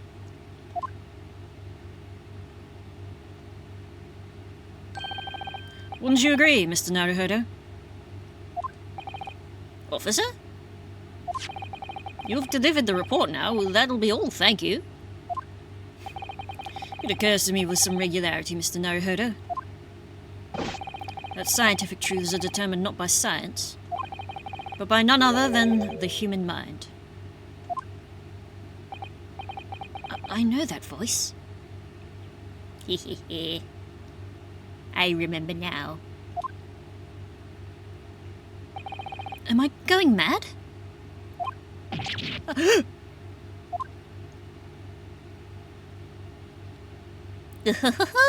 Surprise! Mr. Shums! Oh, he doesn't look bad in that. He doesn't look bad with a mustache, I'll say. What's the meaning of this? Order, order, order! What business do you have here, detective? Last I heard, you were recuperating in hospital. As well I would be, had I not been set upon an errand. What errand? Hurley, it's really you. You're awake at last. Yes, good day, Iris. I appear to be rather late to rise. My apologies. Now, my lord, if you'll humour me. In what manner, sir? I have something of great importance I wish to give to the young lawyer over there. Oh god, I love it when a character has a hat or a helmet and it covers their eyes like that. Oh no. Oh boy. Oh boy. Oh no. It's happening again. I'm feeling things. I need no more than 5 minutes. Would you be so kind as to spare us the time?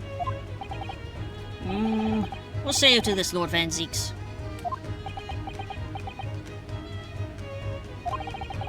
This trial has taken many hours of the court's time. Having spent so long already... Exactly! Having spent so long already, we don't want to go wasting any more precious time. As I was saying, having spent so long already, it would seem churlish to deny the defense a mere 5 minutes. Oh, very gracious of you, Van Zieks. Aye! Very well then, counsel, you have 5 minutes. Yay! Oh, why'd you take off the uniform, sir? My dear fellow, I apologize for my tardy arrival. Mr. Shons, are you all right now?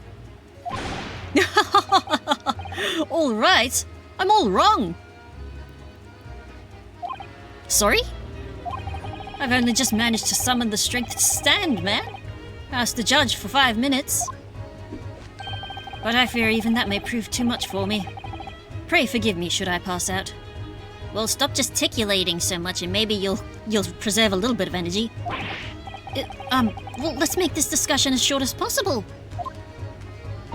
Hurley, this place is full of idiots. None of them can see how wonderful your chemical blood analysis is. Ah, well, that concoction of mine really was just a bit of sport to assist me in my investigations. I never took the trouble to refine it for appraisal by the scientific community. An oversight on my part. Right. Modesty? Surely not. But enough of that. I'm here to give you this, my dear fellow. Oh, a lunchbox. What's that? A lavender furoshiki wrapping. A leaving present from Miss Susato. From Miss Susato? If possible, matters were to be settled without me giving you this. Those were her instructions when she asked me to do her this favor. I don't understand.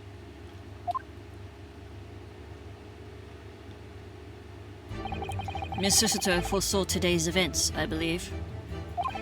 She knew that the culprit would attempt to escape justice by means both devious and underhand.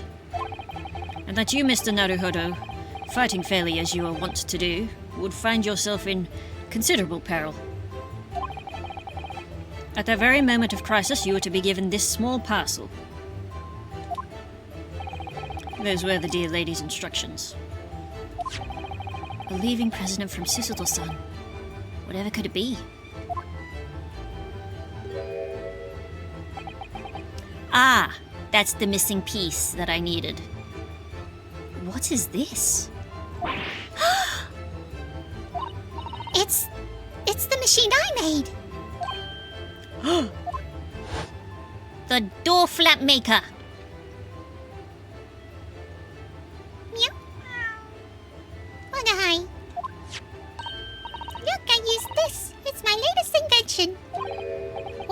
What is that? I call it the cat flapper-mat. It can make a cat flip for a little furry friend like Waggy in seconds.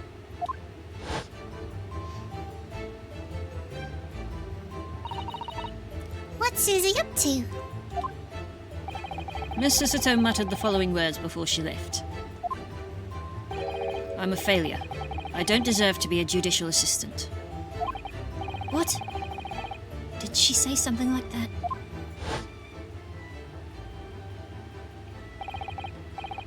You really are the best judicial assistant in the world.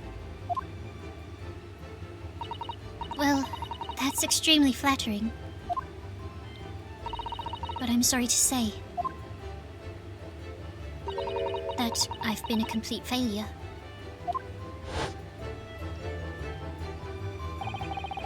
Whatever did she mean by that, Mr. Shums? That night when you left Winterbanks in pursuit of the thieves,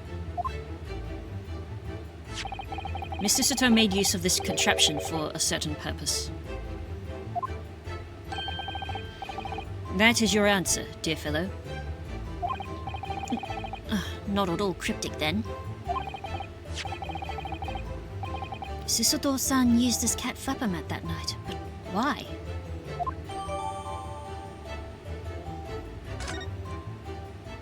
I wonder why.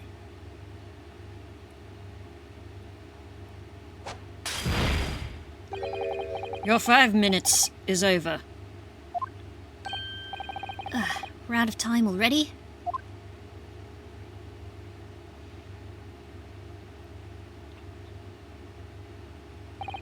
I'm grateful to you for affording us that brief recess, Mr. Reaper. I need no thanks, Detective. After all, the die is cast. Is it really? The jurors are unanimous in their leanings. No doubt my learned friend will consider a summation examination. But any attempt to alter the verdict now would be utterly futile. I wonder... Mr. Naruhodo. Yes. The rest is down to you, dear fellow. What is your plan? The rest is down to me. I need to be careful here. If I make a wrong move, the trial will end badly. My lord, the defense requests... Time to think. Let's have a... Let's have a look at the cat flap. Oh, Matt.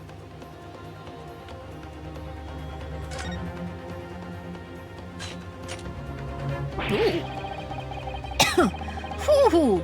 Those vicious teeth look like they could rip through almost anything. They're good, aren't they? They're made of a special alloy I developed just for this job. The cutter rotates 10 times per second, so it can get through any kind of door in no time at all. And what are the two parts at the top there? Huh? Those are for attaching hinges to the section of door that gets cut out. Right, of course. Nothing can match this machine for power. It can make mincemeat of even the toughest of doors. It sounds so charming and friendly when you say what it's for, but it feels like the reality of the cat flapper mat is that it's a grim weapon of door destruction. Wagahai's so adorable, there's nothing I wouldn't do for him. Even developing deadly weapons!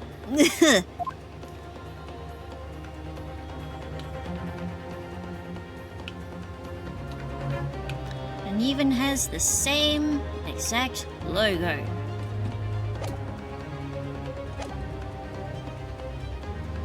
I think what we need to do is cross-examine.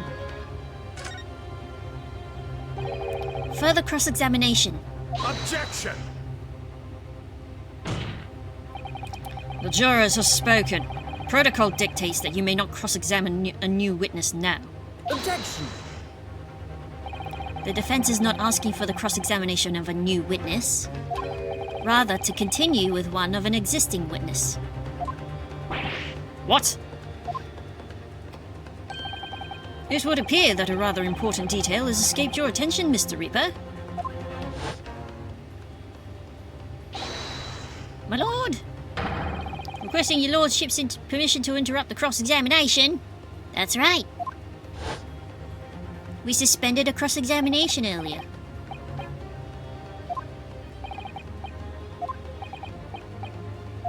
Yes. That's right. So nobody can say anything then. If Reno asks to resume his cross-examination of Mr. Graydon... The court is obliged to allow it. This is absurd!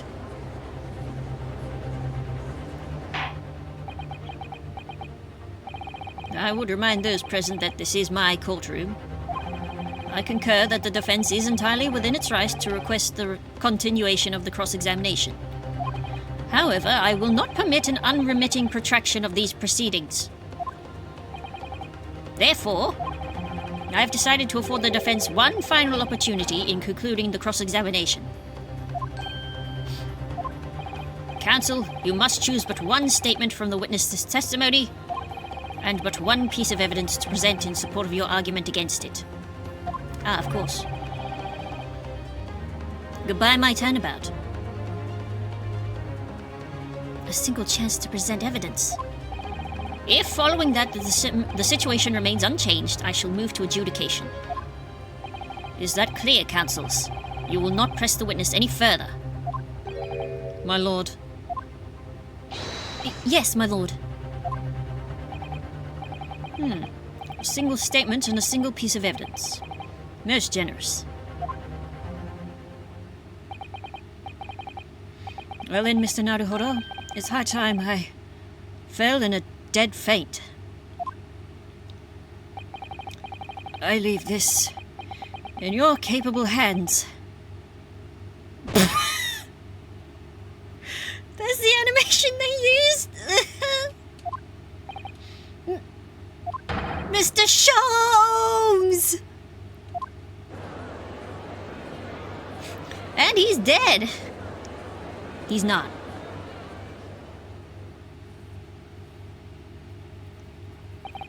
To stand so insouciantly before the court in a state of such high fever, either the man has extraordinary strength of mind or an extraordinary lack of feeling. Or an extraordinary solution of 7%.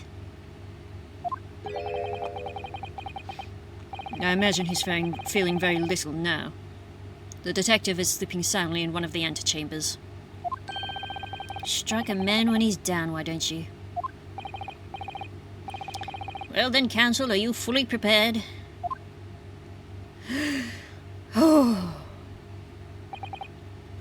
Yes. One statement, one piece of evidence. I won't let Mr. Shums down. Or Iris. I won't waste this final chance that Susato-san has given me. It is going to decide the entire outcome of the trial. Very well then. Under the terms I've outlined, you may resume the cross-examination. Now, can everyone remember what he was in the middle of speaking?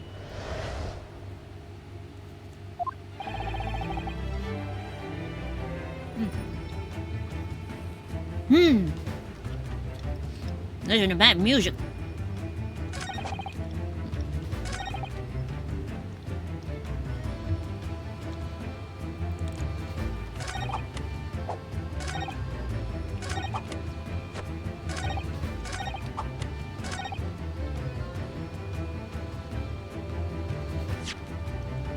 All right.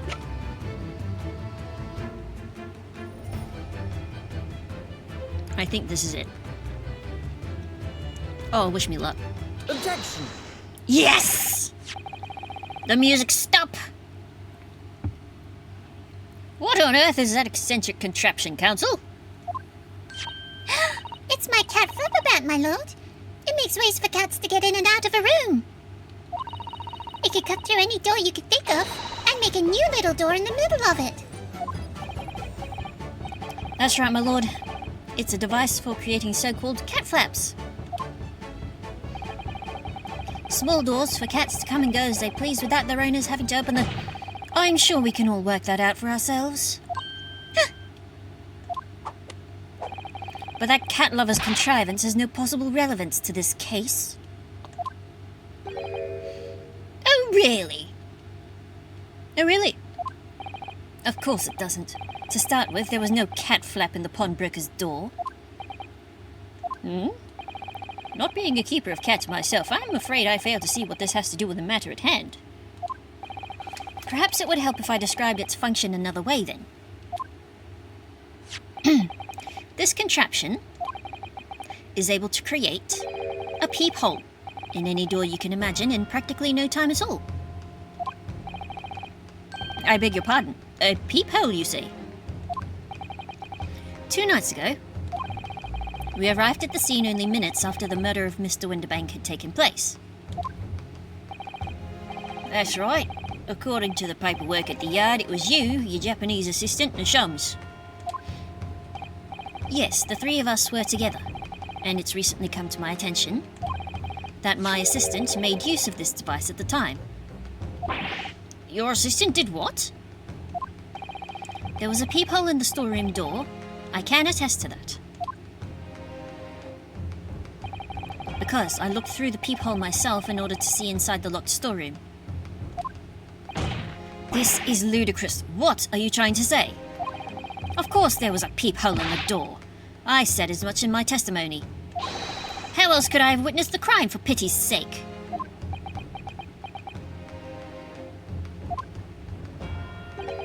Yes. How could you? What? Counsel, kindly say what you mean. Would you kindly? All right, it's time to strike the final blow. What I mean is this, my lord. My assistant made the peephole in the storeroom door, and until such a time as she did, the door had no hole in it to look through. What? No! Objection! This is a farce. Are you really suggesting that the peephole in the door was... Yes, it was created only after the incident had taken place, by my judicial assistant using this device. Your assistant tampered with the crime scene whilst being fully aware of the gravity of her actions? That is a most serious act of vandalism. For which I humbly apologize, my lord. Since she's not here to do it. It was in the few minutes that I left the scene in order to pursue the Skulkin brothers and alert the police. Nevertheless, in light of this new information, it becomes apparent that Mr. Graydon's testimony is riddled with holes. Riddled with... Explain yourself, counsel. The majority of Mr. Graydon's testimony, that appears to incriminate the defendant, is based upon what he witnessed through the peephole in the storeroom door. Yes, that filthy girl shooting the man in the back. However, if at the time of the incident, that peephole did not yet exist in the door, there's no possible way that you could have seen what you claim to have seen.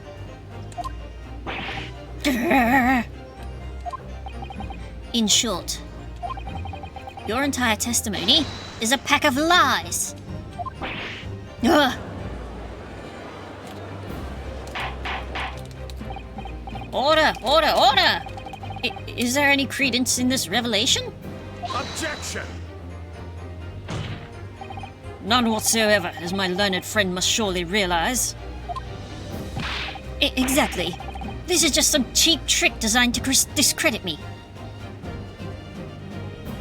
No, Cheap Trick is a band.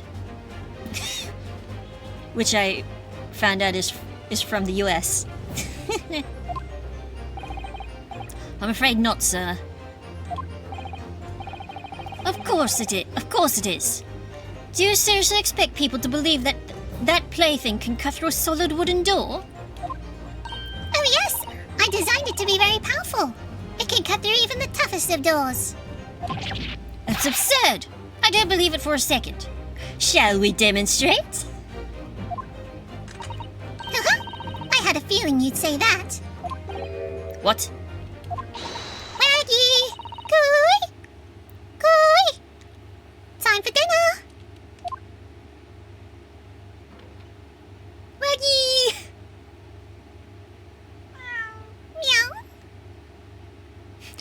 Everybody, look!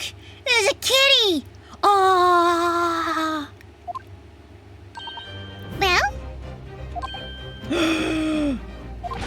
Young lady, this is the Old Bailey.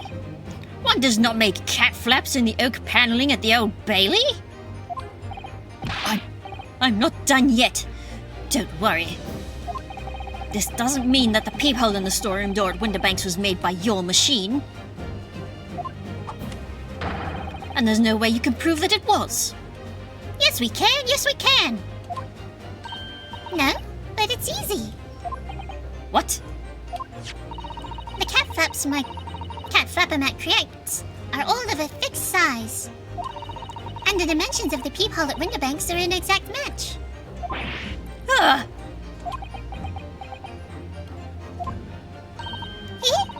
Old Silky's lost for words. Excellent work, Iris. Thank you. And now it's my learned student friend's turn to be lost for words, I feel. What now? I believe your judicial assistant has already left the country for your Eastern Island home. Well, yes, that's true. Then you may have some difficulty in establishing all of the facts.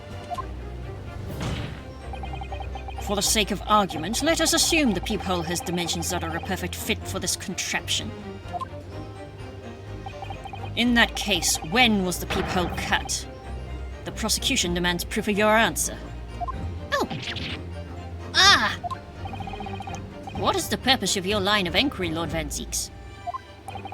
It's very simple, my lord. The defense argues that the peephole was created after the incident using this device. But now that the perpetrator has returned to her native land, she cannot testify to that fact. There is no proof. And for as long as the defense remains unable to prove when the peephole was made, my learned friend's claim amounts to nothing more than a baseless accusation. What? Indeed, that's so, Lord Van Zieks. Well, counsel? Oh, we have proof. Don't give up now, Runo. This is the time to create your own opening and force your way through. I'll make my own cat flap. I don't know if I can do this, but I do know one thing. Susato-san is the greatest Susato-san is the greatest judicial assistant in the world.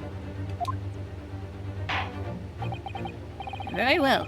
The counsel for the defense will present evidence to support the claim made. Proof that the peephole was created after the event and not before. Take that! What are you? A print from that detective's infernal cameras again? My judicial assistant, Miss Susato Mikotaba, is an extremely intelligent and capable woman. Which is why I never had any cause to doubt that she would have considered this scenario and made sure I had the necessary proof. And the necessary proof is this photographic print, counsel? This print shows a scene in the shop moments after the defendant entered the premises. Agreed. And it also shows the accused mercilessly wielded a gun in the direction of the defenseless broker. But more to the point, it pictures the storeroom door in the background. Let me see that print again. That's a solid door right there. I don't believe it. This really is quite remarkable. The door to the storeroom is completely devoid of a peephole of any description. Ah! Mr. Graydon. You couldn't possibly have witnessed the crime as you claim to have done. Because, at the time it happened, there was no peephole in the door.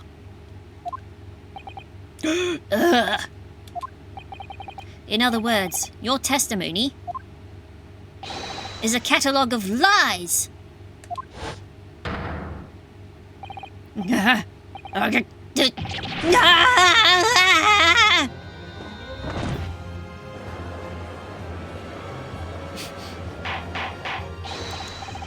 Order, order, order! I am satisfied that the defense has substantiated its claim beyond all reasonable doubt. I love how his model from behind was still standing. Upright, I should say. This witness's testimony was entirely fallacious. Sorry?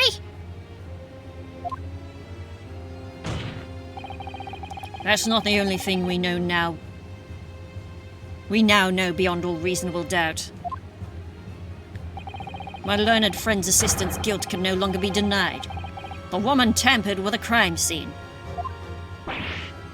But more importantly...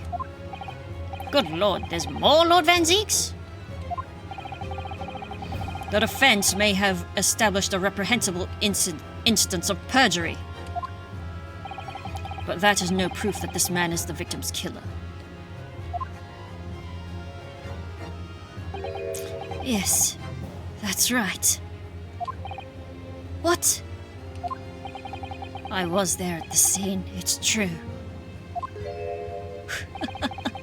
And I was shot in the arm, it's true. But that's all. Oh, fuck you, mate. Yes. In fact, if you look at the circumstances, I am the victim here. Oh, please, no! I don't believe this. But they're right. As it stands now, I don't have any definitive proof that he is the culprit. Still, he can't worm his way out of it now. Iris? You know what they say. There's no point under the cat's door after the cat is bolted.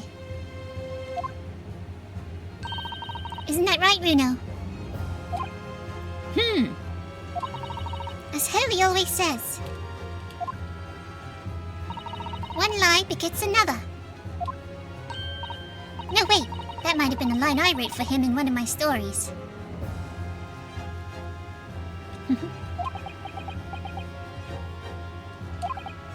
Well, no matter who said it first, you're right.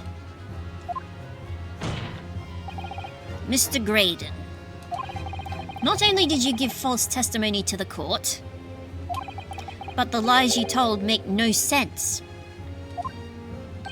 Make no sense? What do you mean by such a remark? What you said in your testimony reveals that you know something you shouldn't have known. In other words, there is a fundamental inconsistency in your statements. What? Objection! This is provocative talk, counsel. Won't you enlighten the court? Explain this alleged inconsistency? Iris was right. One lie begets another. Oh shit, I don't remember this part. The inconsistency is revealed by the lies in the witnesses' statements. They show that Mr. Graydon had knowledge of something he shouldn't have known anything about, namely...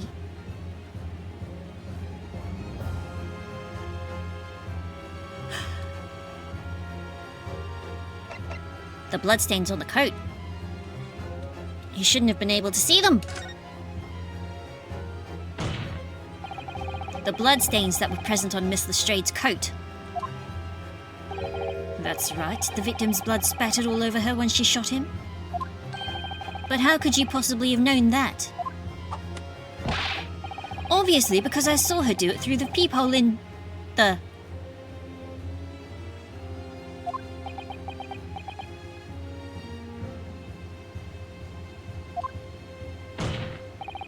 The point is not that you lied in your testimony, Mr. Graydon.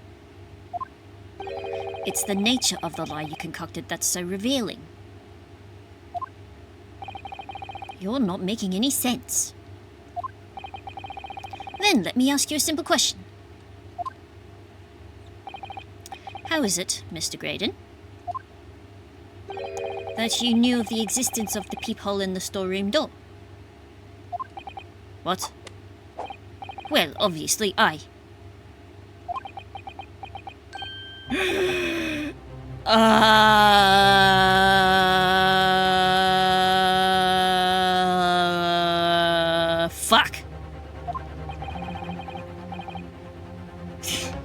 Has the cat got your tongue, witness? The peephole in the door was made after the incident occurred, and once I returned to the shop having failed to catch the two burglars, Scotland Yard's investigators arrived immediately. Since that time, the police have been at Winterbanks constantly carrying out their investigation. Isn't that right, Inspector Gregson? Well, yes, of course. The place is chock full of pond articles and my lads have to thoroughly examine them all. So I gave the order to have officers working round the clock in shifts so we get through it all. And consequently, there's no way that you, Mr. Graydon, could have gained access to the shop.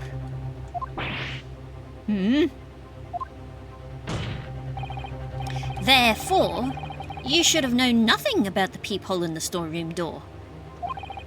So the fact that its existence forms the basis of your testimony is completely inexplicable. Objection! And yet, the fact remains that Mr. Graydon did maintain that he witnessed the crime take place through the peephole in the door. The one that didn't exist yet, yeah, we know. How on earth is that possible? Could I have a word, please, Lord Van Zeeks? Speak, Inspector. It's just that I really ought to be getting back to the station now to put in my report. There's really nothing more I can add to this testimony, so if it's all the same to you... Permission denied. No. It's not all the same. It's not all the same to me, Inspector, not at all. You will remain exactly where you are until this trial concludes.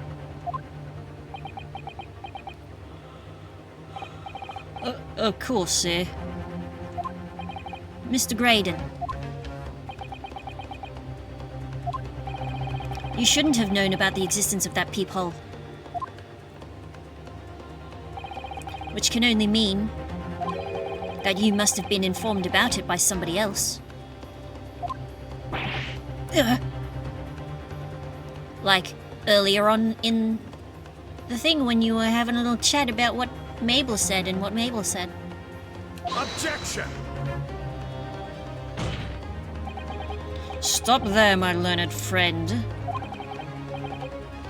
You realize I trust that the words you just uttered have extremely serious implications. Yes. But the defense believes that the details about the case that Mr. Graydon claims to have seen must have been revealed to him by a certain person before his testimony. And in fact, considering a particular clue we have, there's really only one person that could be. Who is the person in question, counsel? Who gave this witness details of the crime scene to facilitate this false testimony? Why? Take that! The truth is, it can only have been you, Inspector Gregson. Me? Objection! Yeah, you! You had better have some proof to substantiate such a rash claim, my learned friend. Consider the fact that we have only been aware of Mr. Ashley Graydon's identity for the last few hours. We learnt of it only during the course of the trial today. I nearly need to sip.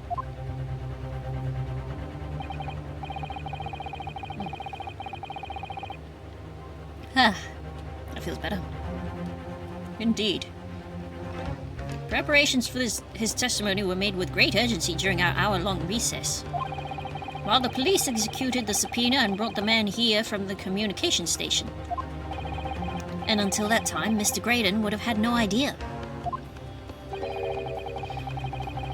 No inkling that he would suddenly be required to appear in court. Are you suggesting that until such a time as he was summoned? Yes, my lord. Until then, it's reasonable to assume he knew nothing of the peephole. It was only once Mr. Graydon was in the stand that he realized his position. That he would have to defend himself against the accusation that he was the third intruder. You're suggesting to the court that it was while this trial was in progress that he received the information? Yes. So that he could commit perjury in order to save his skin? Yes. Exactly. And the only person with knowledge of the investigation that he had any contact with is you, Inspector Gregson. This is a bloomin' outrage. Why would I be giving away the details of our investigation successfully, eh?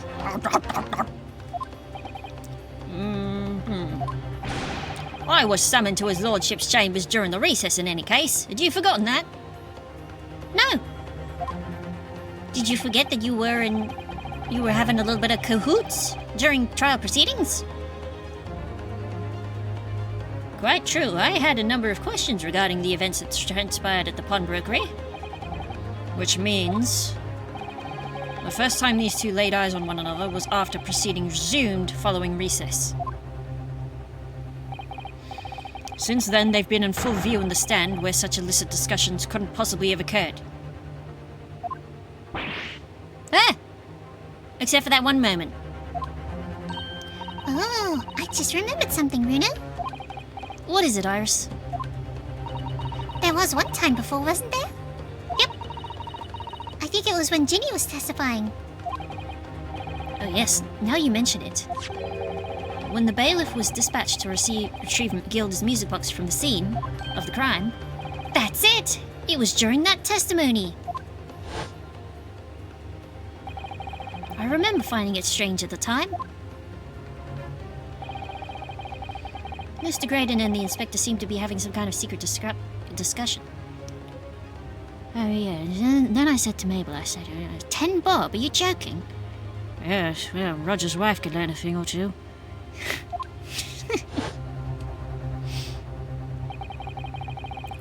It would have been possible for you to give Mr. Graydon the information he needed then.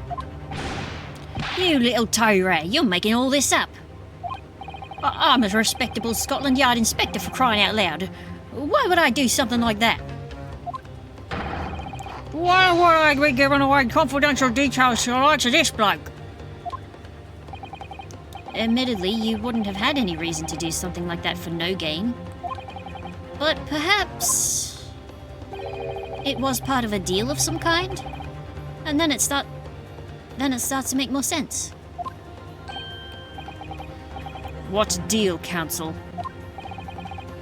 I wonder if perhaps, in exchange for details about the peephole at the crime scene, Mr. Graydon agreed to give a certain something to the inspector. Oh, maybe we shouldn't ask.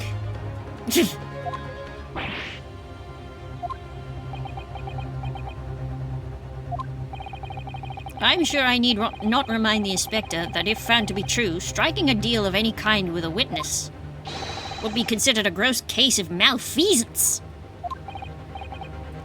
Well, Objection! It's becoming clear that jumping in with accusations is this Nipponese student's speciality. Now calm down. I don't do that. But with the stakes so high, the prosecution is not prepared to listen to baseless charges. It is incumbent on the defense now to present evidence in support of this diabolical claim. Evidence? Just what are you proposing that the inspector demanded of the witness in return? Oh, that's easy. The court must see proof of this alleged deal. If Inspector Gregson really did strike a deal with Mr. Graydon, then logically there's only one thing he could have asked for. That must be it. Reno? Do you think it could be... Yes. It's the missing link that would join all the dots together in this puzzle. I must press you for an answer now, Counsel. What evidence explains the nature of the alleged deal that Inspector Gregson made with the witness?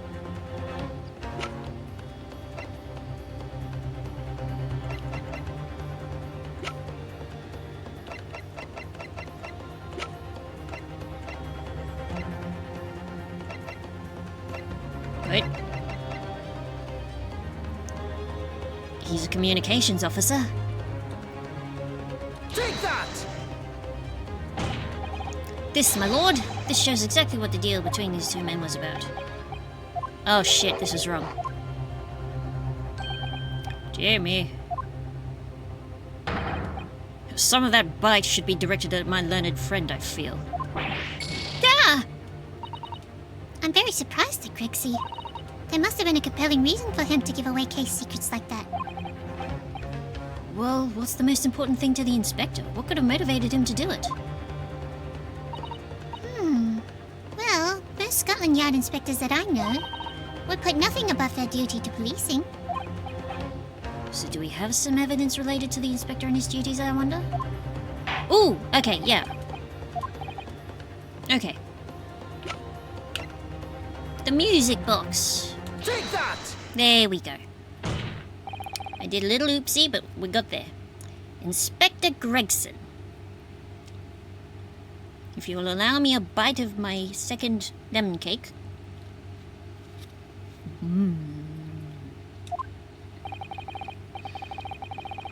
Besides this murder, is it not true that you've been working on another very important case?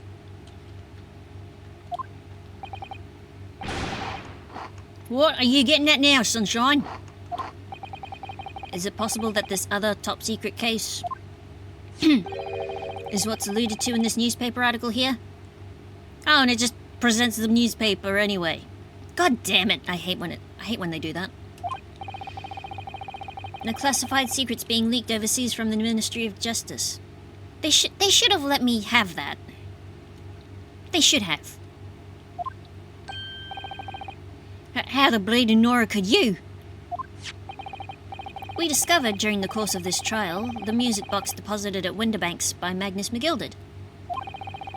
A special music box designed to play 2 discs at once. It would seem very likely now that encoded on the pair of discs that were in McGilded's possession are leaked classified secrets.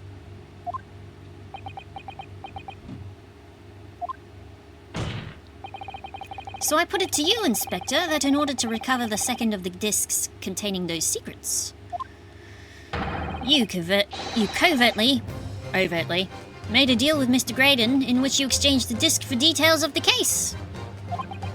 You little...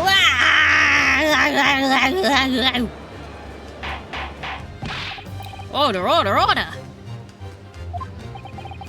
On the day of the incident, when we met you at Winterbanks, you said this. I'll be taking that whatever it is of McGilda's down to the yard, thank you very much.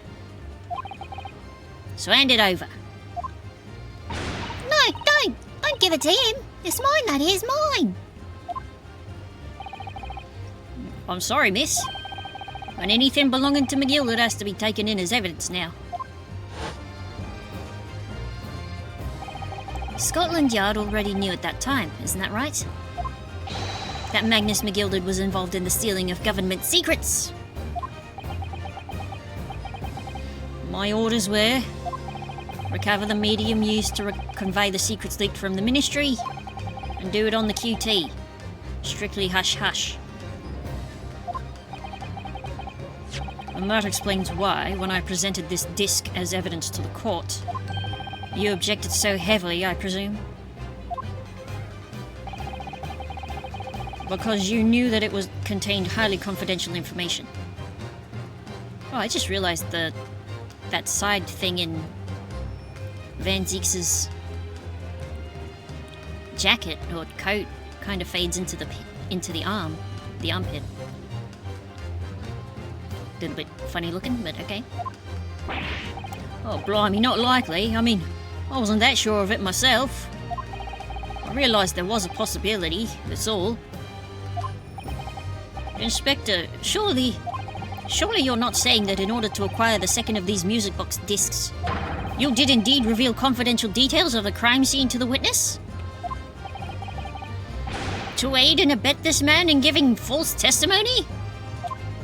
You idiot! There's no other way that Mr. Graydon could have known of the existence of the peephole. It's the only explanation. A deal was struck between these two men. No! Gah! You fools! Objection! If, and I stress if, this sobering assertion turns out to be founded in truth, it would mean that the second disc is, as we speak, here in this very courtroom. Wait, what? In this room? How could you possibly make a claim like that? Who's got life this time, I wonder? I'll figure it out later. Because Inspector Gregson is a Scotland Yard detective. What? What's that supposed to mean, eh? He's a what? As a seasoned policeman, the inspector will have approached this alleged deal with caution. Certainly he would not have accepted a gentleman's agreement in this matter. No, he would have insisted on having the article agreed upon in the palm of his hand. Good gracious, then you mean to say Inspector Gregson already has the item in question in his possession? He has the second disc actually on his person? Yes! Hey! The defense demands that the inspector is searched at once. Definitely! They could only have struck a deal with each other when Jenny was testifying before. And Gregsy hasn't moved from the witness stand since. My lord, please, order an examination of his personal effects immediately. Well, Inspector?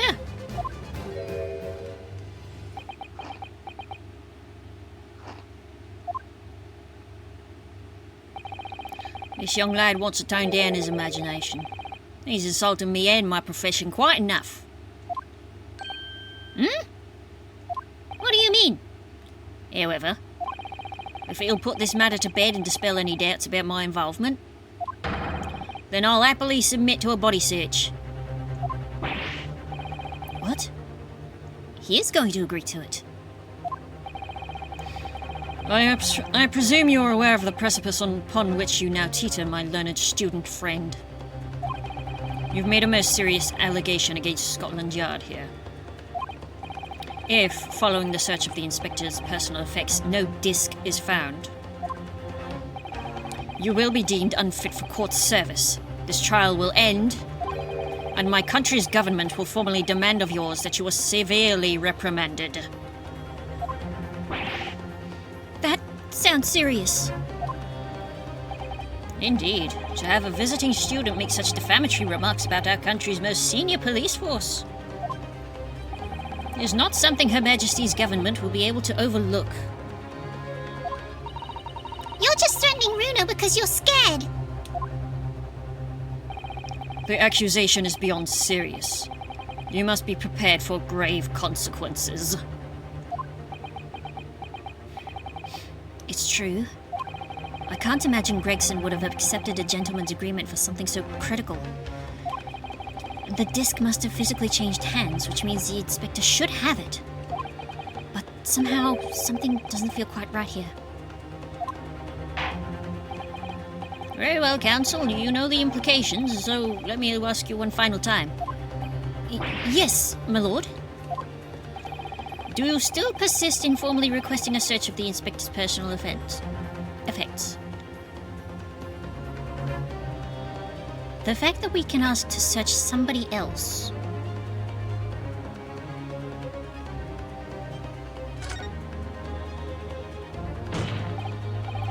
Yes, the defense formally demands a search be conducted.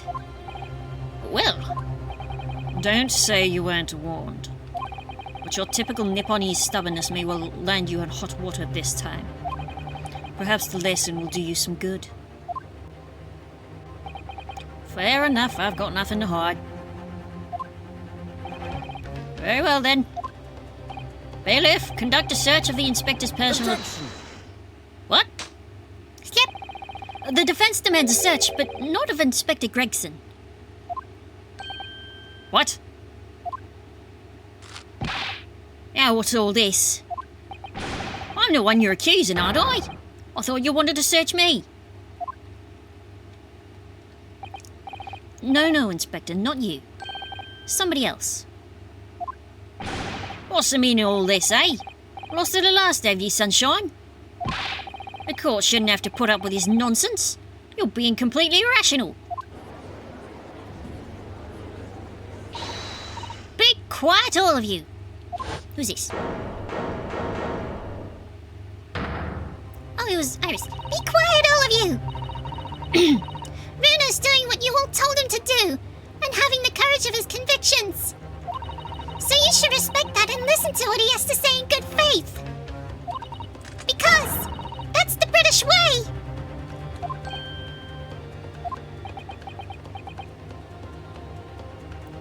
You should all feel bad that you've been yelled at by a 10-year-old. Well said, young lady.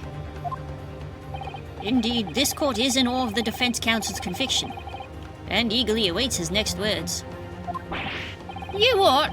Oh, now don't be hasty, my lord. If I'm not mistaken about the things I've seen in court today, I'm fairly sure that I know who has that disc at the moment. There's only one person it can be. Of whom do you request this search now?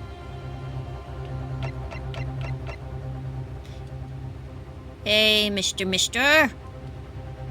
Take that! Mr. Communications Officer?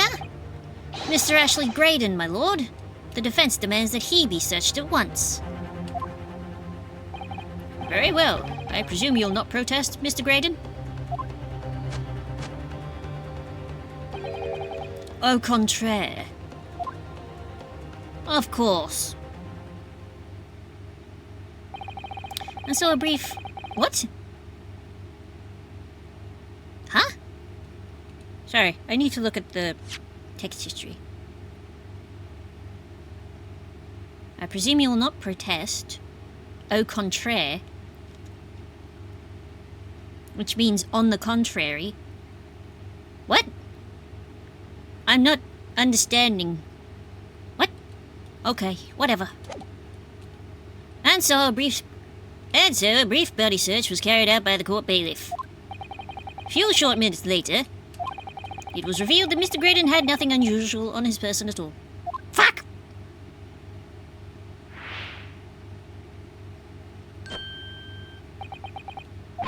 Ah! Well, counsel.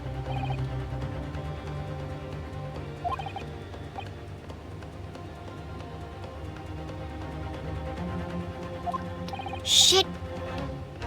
Who has the disc?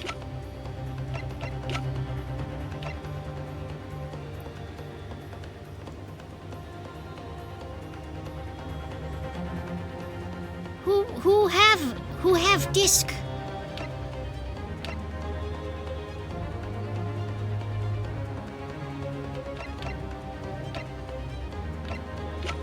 Wait.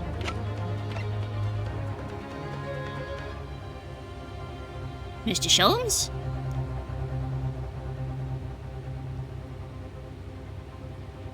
Oh, I'm so scared now.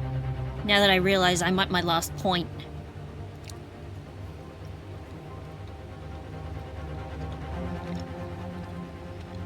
Shit.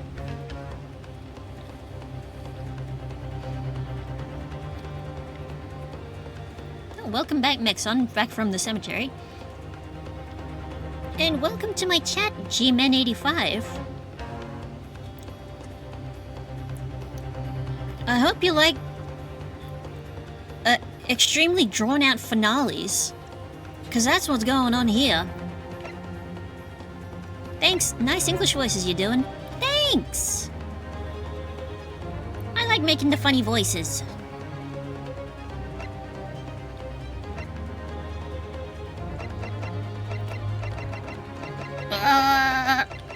Who has There's the disc. Oh, do I just I should know who to select. Am I really rusty? Well, it's late at night. I have ADHD. So I've been taking in a lot of information. And I am this close to just like opening up a Steam guide. Is it give me okay, I'm gonna ask for a hint. Is it Herlock?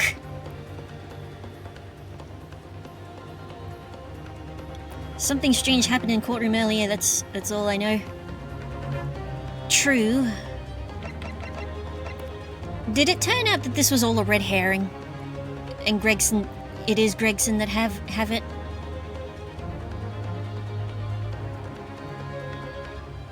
Because if so, I'm gonna kick myself up the arse.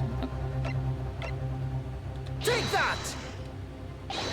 My lord, the defense demands him. Good grief. Objection!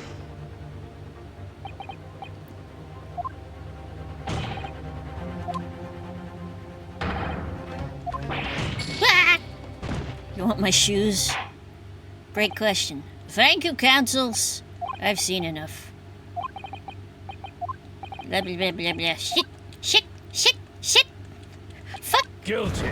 God damn it. Guilty. Guilty. Guilty. Guilty. Guilty. Incredible. My first game over. Right at the finale. Guilty.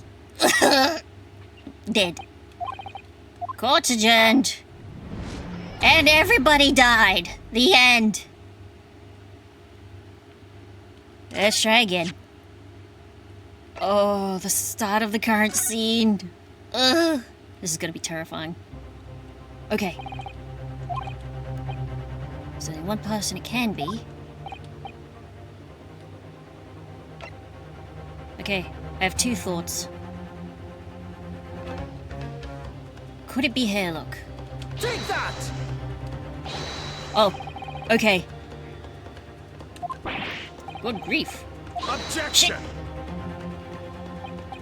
Okay, nope. Wrong. I have take. If Brexit doesn't have the disc at the moment, the question is, where could he have hidden it? The trouble is, he's been on the witness stand the entire time in full view of everyone in the courtroom. Not an easy situation in which to go about hiding anything, really. So there's honestly only one place he could possibly have hidden it then. Perhaps in another person's pocket. Oh! Okay, yep. I remember now! I remember! Nash Skulkin! Take that! I did it! I'm a genius! It was all a practice run!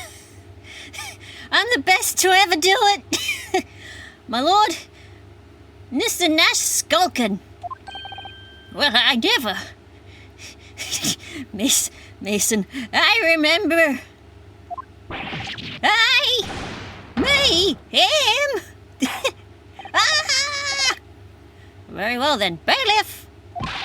Restrain the witness and conduct a thorough search of his personal effects. Hold it! Oh, there we go. Please, my lord. Inspector. Scotland Yard, has to object to this search. Oh, does it? Objection! Unfortunately for you, Inspector, your objections carry no weight here. Aye? In this courtroom, only the prosecution and the defense have the authority to object. But Lord Ranzites. I have no idea what forces are in play that might influence your actions. But personally, I have no intention of obstructing the course of this trial. Ah! Bailiff, carry out the search! Now, hold on a mo. I don't know nothing. Nothing about no disc.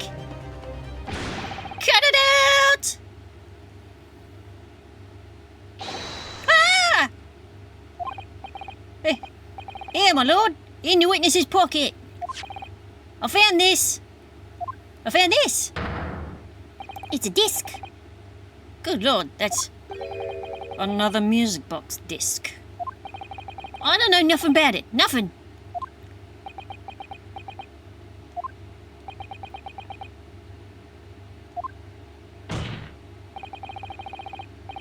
That is the second music box disc left behind by... excuse me, Magnus McGilded. Is it not Inspector Gregson? Ah! Order, order, order! Mr. Skulkin, what have you to say for yourself? Gordon Bennett! I mean, just Gordon Flamin' Bennett! The prosecutor looks like if Edgeworth had a kid with Virgil. Now, when you say Virgil, do you mean Virgil Devil May Cry or Virgil of Dante's Inferno? Oh no, I mean the author Virgil. Though I reckon both of those thoughts is valid. I swear I didn't know nothing about that disc, honest to God! Counsel, would you please explain what exactly is going on here?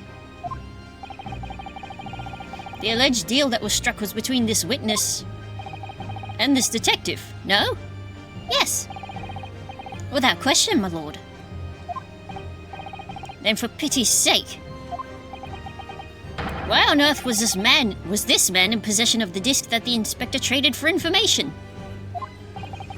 Inspector Gregson is a shrewd, calculating man who rarely loses his composure. But at one particular point in this trial, he exhibited some unusual behavior for a brief moment. I don't recall. What unusual behavior?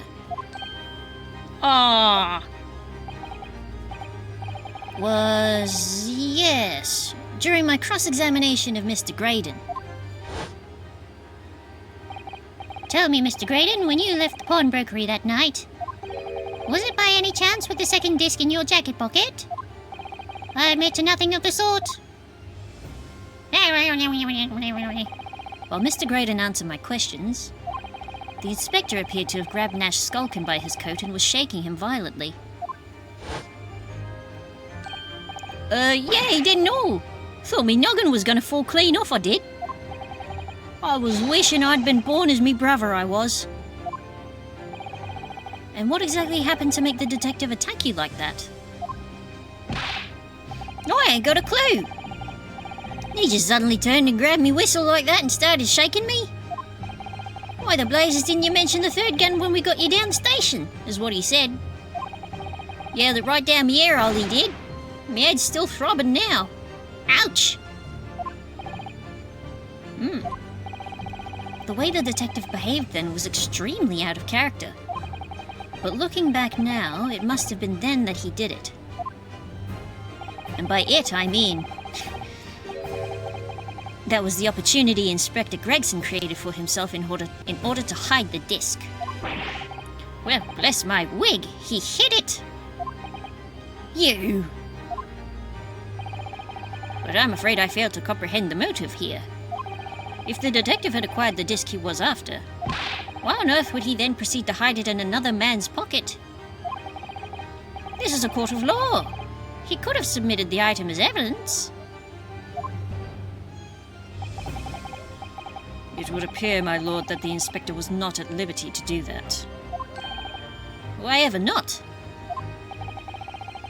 As the man himself revealed earlier, his current assignment has some special conditions. He did say that, yes.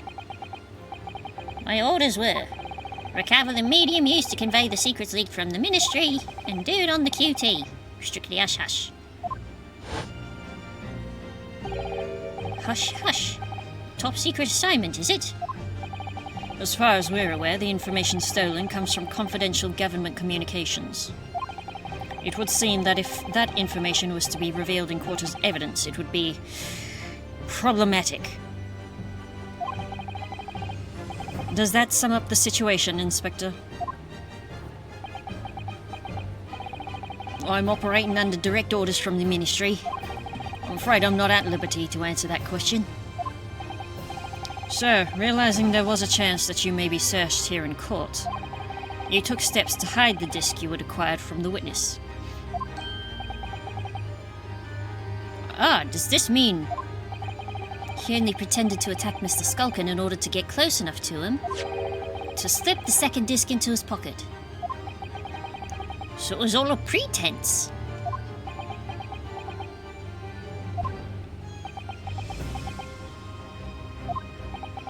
Well now, Inspector Gregson.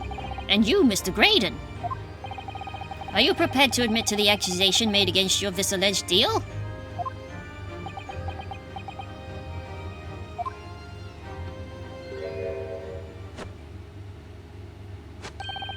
Admit to it. Yours truly. Please. Mr. Graydon! Clearly our eastern visitor has an uncommonly active imagination. However, there's no proof that I passed that disc to the inspector. Objection! But then, how do you explain the reason why you knew about the peephole? I'm under no obligation to explain. You are in a court of law, my dude. What? Yes, I lied in my testimony. That I admit. So sentence me accordingly. But that is all I admit. Murder, leaking government secrets, striking a deal with a detective. All of it is this young Eastern man's fancy. I have no idea what any of that is about. You what? Ow! Ugh.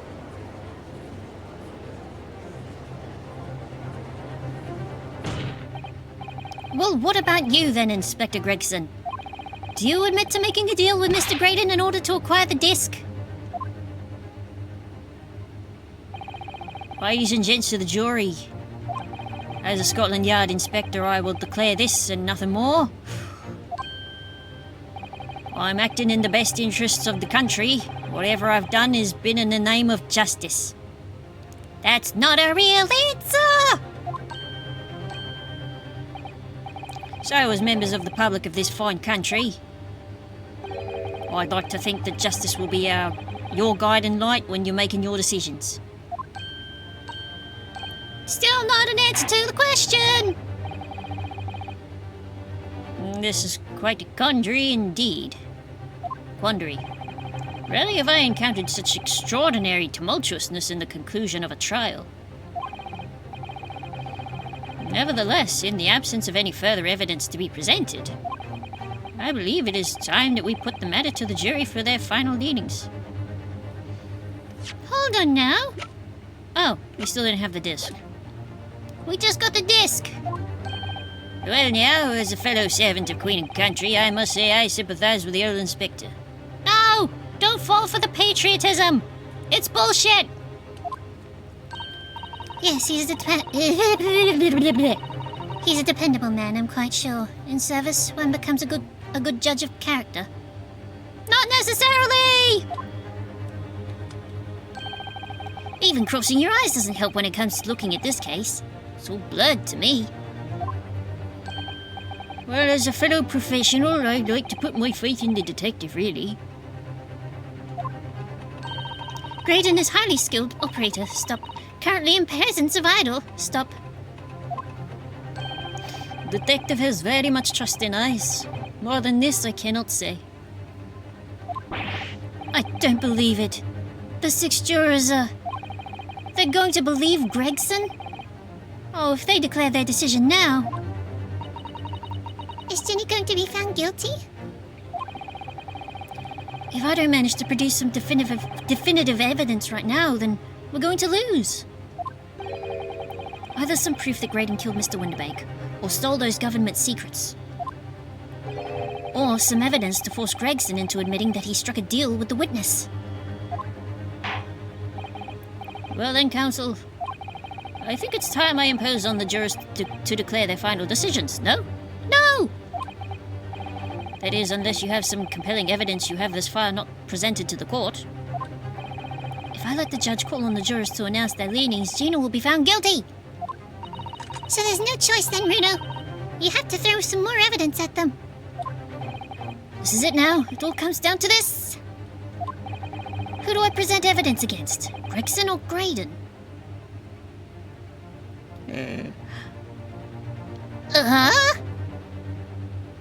Oh no. Oh crap. Oh, who do I... Ooh. The only thing I can think of is that I could present the music box to Gregson. That's the only thing I can think of because we just got the second disc. Inspector Gregson, there is one final piece of evidence I'd like you to see. Hey, what's that then? If you refuse to acknowledge that you did in fact strike a deal with the witness here today, then you leave us no choice but to examine this piece of evidence thoroughly.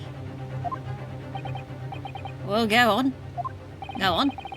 This is my last chance. Looks like I'm gonna have to force his hand here. One final piece of evidence to get this detective to admit to the deal he's clearly struck with Graydon.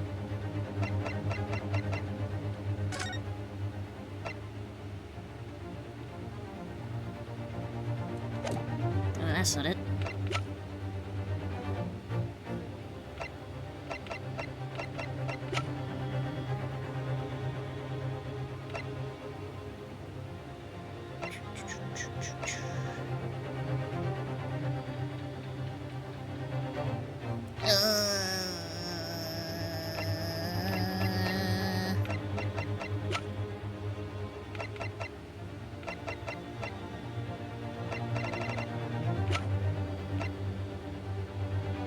Take that! Oh! I was on the right track! Hell yeah! Is that Mr. McGilder's peculiar music box, Counsel? Yes, with a disc already in place, ready to play. I think perhaps now would be a good time to listen to the sound produced by the music box again.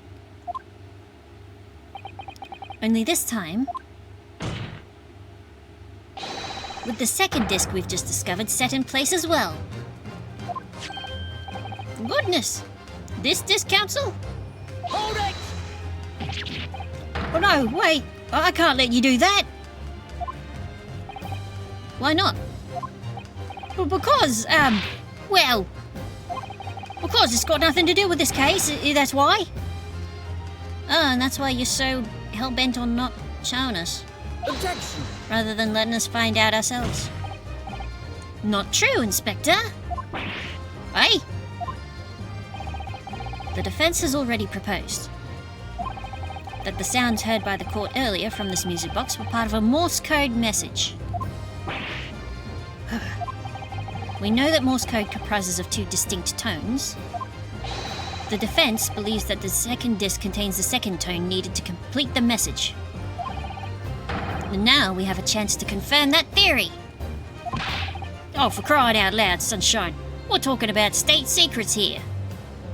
Well, how many of us in the room knows Morse code? 'Cause I sure don't. If you go letting the whole courtroom hear confidential information like that, it's treason. Then do you admit the charge? That in order to protect those state secrets, you engaged in unlawful dealings with the witness? You're mad. If you let that secret information out into public domain, you'll be making an enemy of the entire British government, you idiot. I'm not the one stealing state secrets. Objection! Let's not forget, Inspector, that you, a Scotland Yard officer, leaked confidential case details to a witness.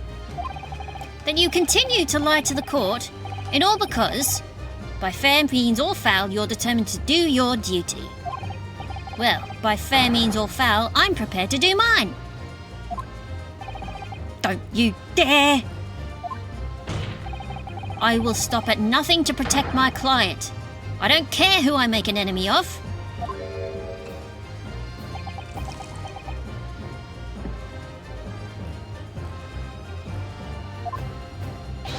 My lord, if you please. The court must hear the sounds made by that music box. Oh, come on, Van Zeeks, for Pete's sake, stop him! Objection! Leg! Leg! Inspector, you should know my methods by now. I'm a prosecutor. I'm no Scotland Yard puppet. Ugh. In this courtroom, my duty is to the law. So let me propose a toast. To uncovering the truth, by fair means or foul. No! Oh, Very well. The defense's stance here and that of the prosecution has been made very clear, I feel. Therefore, in accordance with the defense's request, the court will now listen as this music box is set in operation once more. This time, with the second disc in place and both discs playing simultaneously.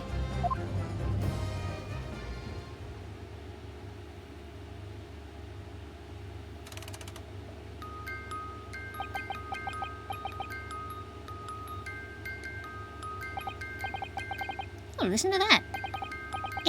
It's unmistakable now. It's Morse code. Hold it. All right, I admit it. Whatever you want. But for the love of God, shut that bloomin' box up. I can't hear it. The sound of that infernal heartbeat.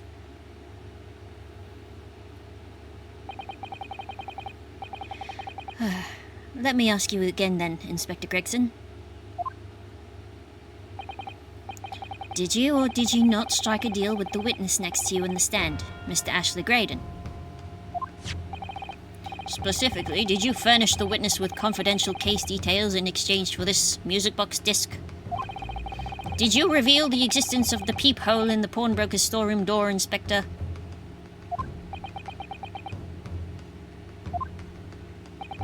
I did. Stop. What are you doing, man? It's all exactly like the young Eastern lawyer said. When the trial resumed after recess and we were stood here in the stand together, that's when he approached me with the deal. Shut up, you imbecile! Shut up! Psst, you there. You're the detective who turned up at the pawnbrokery the other day, aren't you? I may have something you're looking for, Inspector. With me at this very moment. So how about a trade? I suggest you accept. Or information that may make certain individuals uncomfortable will soon become very public indeed. I couldn't let that information become public knowledge. Not under any circumstances. So I accepted the man's proposal and told him details about the case that should have put him in the clear. The peephole in the storeroom door and the bloodstains on the overcoat. By giving false testimony, this witness intended to have the defendant wrongly accused of murder. Inspector, you knew that. Yet, you still revealed those details to facilitate the witness's perjury. I did. But then it turned out the peephole had only been made that night after the incident took place. Scotland Yard wasn't aware of that, if I'm perfectly honest. Well, Mr. Graydon, what do you have to say for yourself?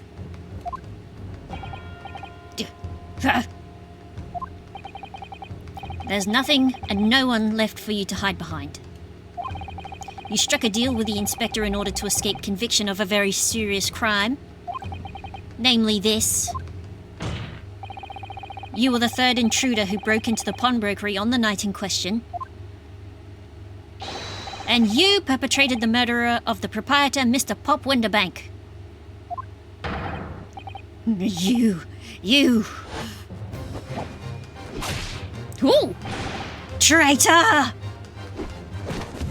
Oh! Oh, I forgot about this.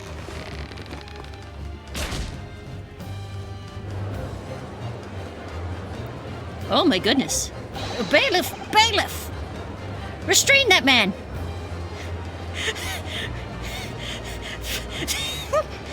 Welcome into my chat, Manfred von Karma himself? How you going? I hope this doesn't give you any ideas at once. Oh my goodness. That's that then. That blonde man looks like Erwin from AOT. Yeah. A little bit, yeah. It's all over. Is it? Did I leave the stove on?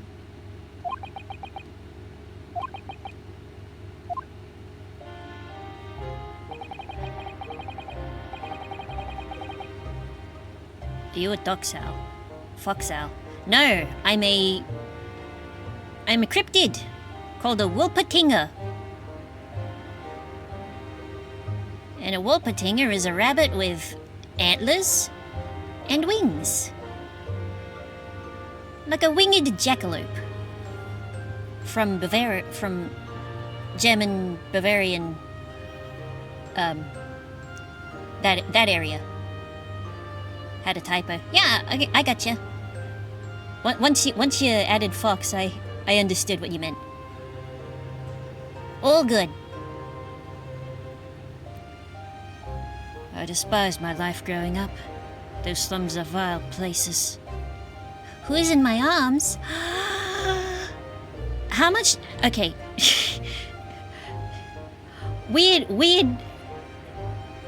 sentence to ask. Manfred von Karma, are you aware? How much are you aware of Vocaloid? I was cursed from birth, born into poverty, the son of a penniless artisan. Okay. You've heard of Miku, right? Hatsune Miku, virtual singer? Yes, okay. So, this guy in my arms, he is also a virtual singer. His name is Havoc. And he is the first commercial virtual singer that's capable of growling and screaming. And he's so cool. And I love him very much that I made this plush toggle for my model of him. And elsewhere, I've been drawing comics about him. Anyway, and before I keep gushing and drawing this out longer, yeah, that's who little guy is. My parents did nothing but quarrel all day long. What little money they had was never spent on me.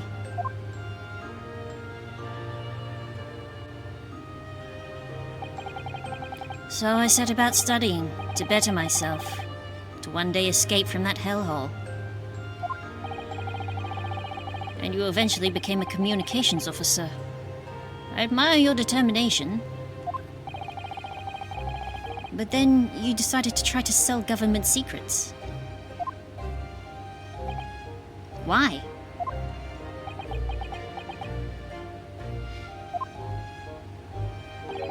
Isn't it obvious?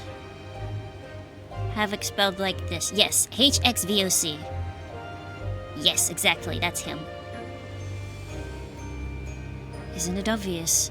Because I wanted money.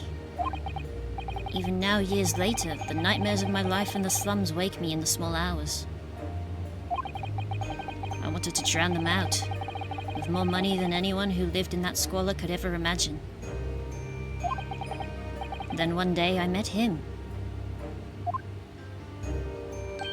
Mr. Magnus McGilded.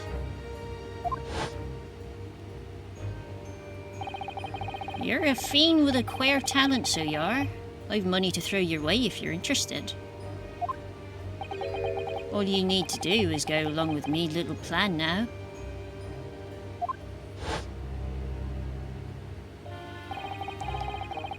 I was to steal the Ministry's telegraphic message logs, and McGilded would buy them for a handsome sum.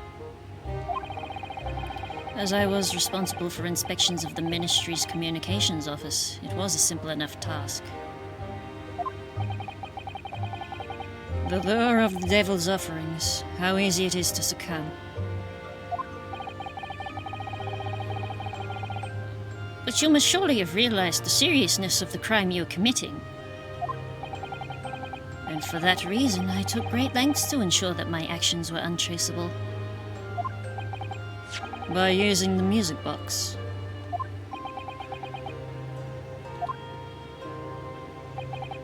My father was a brickmaker, though my mother divorced him when I was still a child.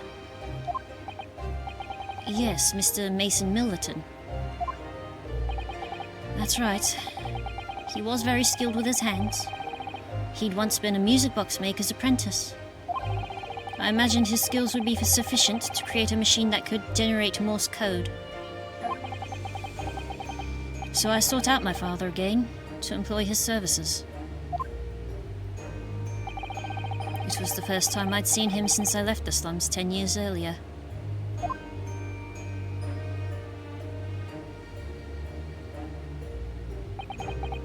Look at you, Ashley.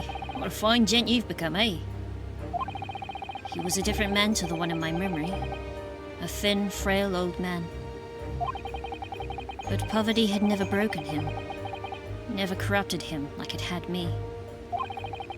I was sure that he wouldn't help me if I told him told him the real reason. So I made up a story. I've got some work for you, Father. I need some music box discs made. Music box discs, eh? A musician, a friend of mine, has written some music he wants to sell to the public. I brought the score with me. There are two, actually. I'd be delighted, son. It's been 20 years since I did any work like this, though. Fetch my tools, would you? They're in the loft. And that's how I had him make the two discs. Thereby splitting the information in two, you were taking considerable precautions indeed. It was to protect myself as much as anything. It meant that I could deal with McGilded in two separate transactions. The first involved the first of the two discs and the music box for playing them. I exchanged them with McGilded for 10 guineas. Then on receipt of the second disc, he would pay 1,000 guineas. So, what happened on the omnibus 2 months ago, was the second part of that deal? The exchange of the second disc? Yes.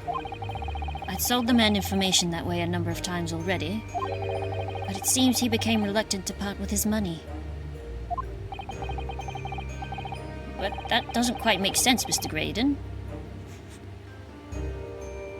Oh, gotta dip to the store, but thank you for so much for streaming, Isca, and take care, chat. Thank you for sticking around, Quimpsby. Have a good time at the store. And take care of yourself, too. It doesn't quite make sense, Mr. Graydon, for why was it that on the omnibus 2 months ago, your father, Mr. Milverton, was the one dealing with Mr. McGilded and not yourself? When I received the 1,000 guineas after my first completed dealings with McGilded, I decided to give 200 to my father for his troubles.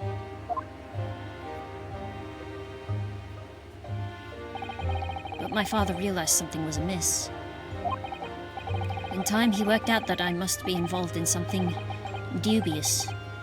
And when he did, he said to me, "Next time there's an exchange, you let your old man do it, understand? Otherwise, I won't take your money anymore."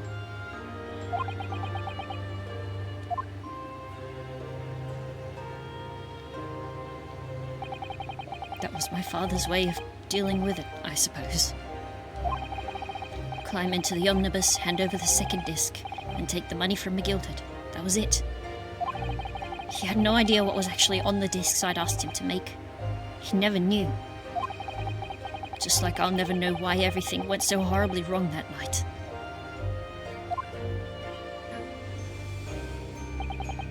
All I know is that the disc was taken from him, and he never returned home.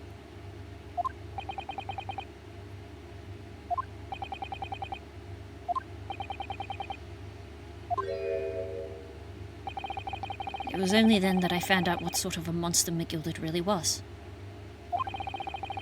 So after 10 years of not once uttering it, I swore on my father's name.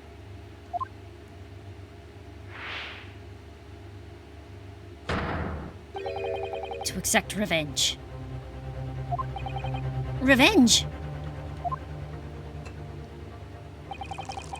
As anyone with even the remotest knowledge of the man will no doubt be able to imagine, McGilded brought all his wealth and influence to bear in the most despicable of ways. To crush any semblance of justice in his trial. The crime scene was tampered with, evidence was fixed, and witnesses were bribed. Threatened even. That trial 2 months ago was a farce from start to finish. My feet had barely touched British soil back then. And I walked into that hornet's nest completely unaware of the sinister background to it all. I'd made plenty of money out of my dealings with McGilded by then, so I spared nothing in my arrangements 2 months ago. I knew exactly who to hire. If you're willing to pay the price, there are people in this city willing to do anything you ask. McGilded himself had shown me that. Are you saying that... I think you have the picture now. After he twisted everything to his favor in this courtroom to ensure that he walked free, I took matters into my own hands and delivered the justice that monster deserved. That tragic accident following the trial here 2 months ago was planned and executed by yours truly. McGilded's death that day was caused by this man. Everything's ready, sir, if you'd like to follow me into the courtroom. What's this, officer? 'Tis sooner than I was led to believe. I hope it's not inconvenient, sir. There were some changes to the schedule. Well, I must be making tracks now. 'Tis time for the inspection. They're going to examine the omnibus again, so I'm told. I asked if I could be present for it myself. So that policeman who came to tell McGilded he could examine the omnibus again. That's right. An imposter, hired by me. McGilded used his wealth to manipulate the trial. He paid people to adulterate the omnibus with all manner of false evidence. He threatened witnesses to lie in their testimony.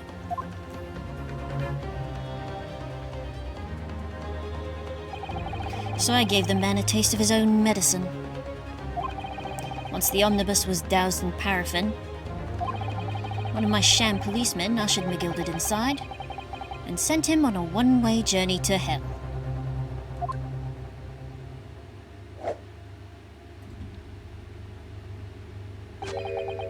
An eye for an eye.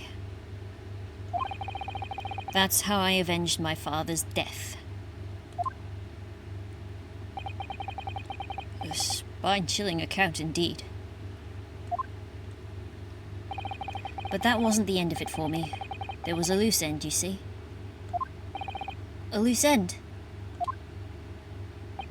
Yes, I should think it's obvious. The second disc, which my father had taken to exchange with McGilded. Sorry. Yes. There was indeed no mention of it in the man's trial 2 months ago. Clearly because it had been removed from the scene of the crime. When I realized it was missing, I remembered something.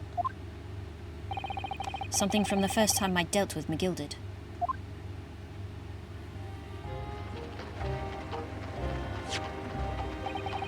This is the first of the 2 discs, and the music box you need to play them. Well, look at that now. What an ingenious little invention. So then, as promised, 10 guineas for you, young man. What's this? Winterbank's Pawnbrokery. Aye, 'tis a pawnbroker's ticket, so it is. You can use it to redeem an article I've deposited there for you. There's no need to give a name, just hand over the ticket and tell the fiend the watchword. I've put a jewel in pawn for you. It'll fetch a good 10 guineas if you sell it, so it will. I've never heard of a pawnbrokery being used in quite that way before.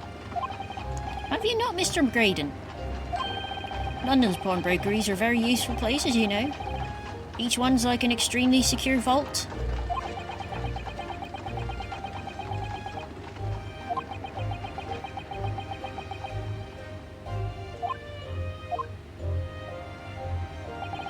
So I knew that if he'd taken steps to hide the disc, it would be in that pawnbrokery somewhere. And that on the night he killed my father, he must have entrusted the ticket to someone. Yes, to Gina. I remember now that when we first met you at Winterbanks that afternoon 2 days ago, you had a description of Miss Lestrade written down. How did you know who you were looking for? From the trial. Oh, it's getting so late.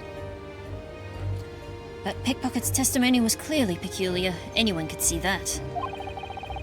I realized immediately that she was another of McGilded's pawns, that he must have threatened her somehow.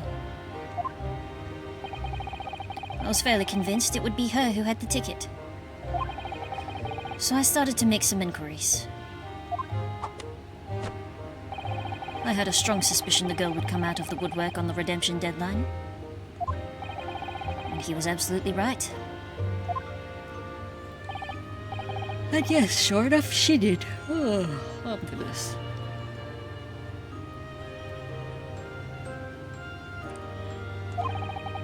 All I needed to do was to wait until the girl went to Winterbanks to redeem the articles. And unfortunately, she redeemed only McGilded's overcoat and the one disc that was in its pocket.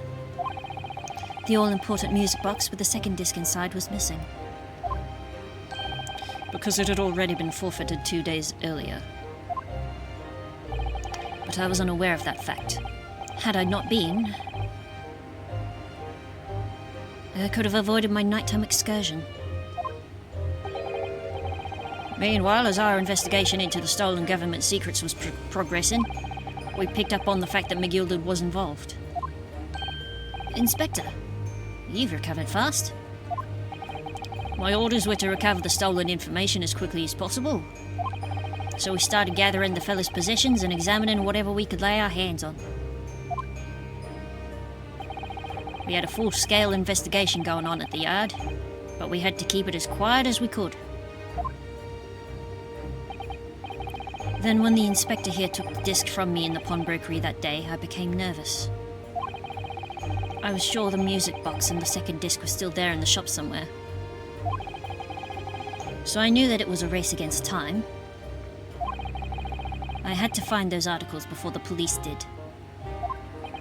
So that's what prompted you to break into the palace that same night. With the help of your old friends, the Skulkin brothers.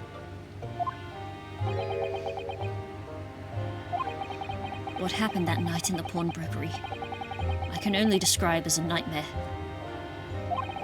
While Nash and Ringo were searching the counter, I'd located the music box I'd sold to McGilded on the shelves of forfeited articles. And the second disc was inside.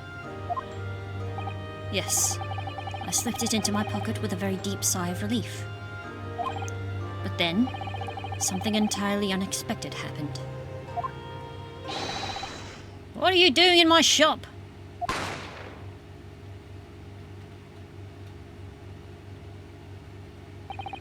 A gunshot rang out in the shop and I felt a sharp pain in my left arm. The broker fired his gun and the bullet pierced your limb. Yes, exactly. But unfortunately, I decided to bring my own gun with me that night, just in case.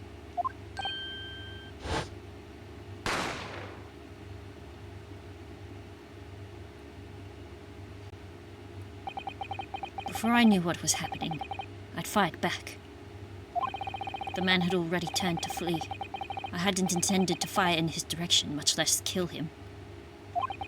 But unfortunately for both of us, the bullet hit home. It struck him in the middle of his back as he fled through the storeroom door for refuge. Sorry, tale. It all took place in the blink of an eye. I don't imagine Nash and Ringo even realized what had happened at first. I was terrified, so I fled. And that's the whole story. That's everything that happened at Winterbanks on that wretched night.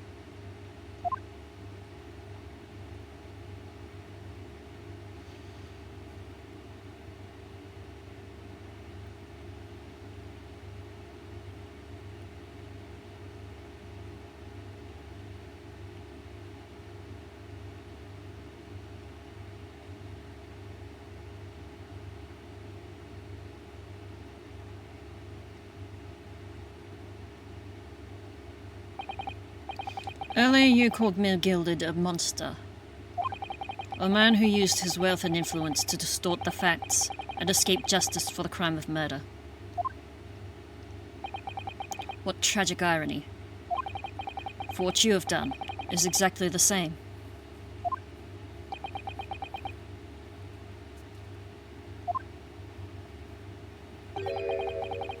You've become the very monster you saw and despised so deeply in McGilded.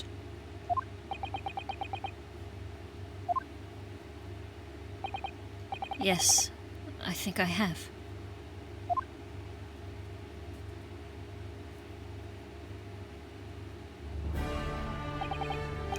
Well, this has been a long and exhausting trial. However, it would seem that at last we have arrived at the truth. Inspector Gregson, what of Mr. Ashley Graydon? He's been restrained, my lord, and is being escorted to the yard. He'll be charged with the murder of Mr. Winterbank and the stealing of government secrets.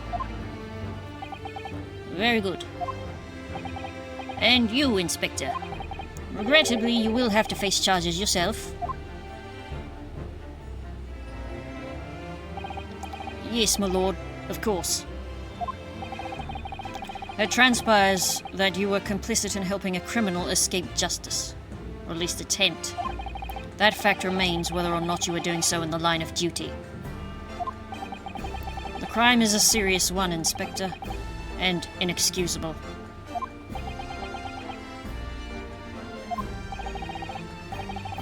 Now to the defendant, Miss Gina Lestrade. Yeah? It's time for the final adjudication. Is the jury ready, Mr. Foreman? Yes, sir. Garrett M. Squadron standing by, sir. This is really it now. The last push, the final call, the finishing whistle. My men are ready to deliver their verdicts. Finally. Thank you, Mr. Foreman. Very well, ladies and gentlemen of the jury. You will now declare your final decisions to the court. Not guilty. Not guilty. Not guilty. Not guilty. Not guilty. Not guilty.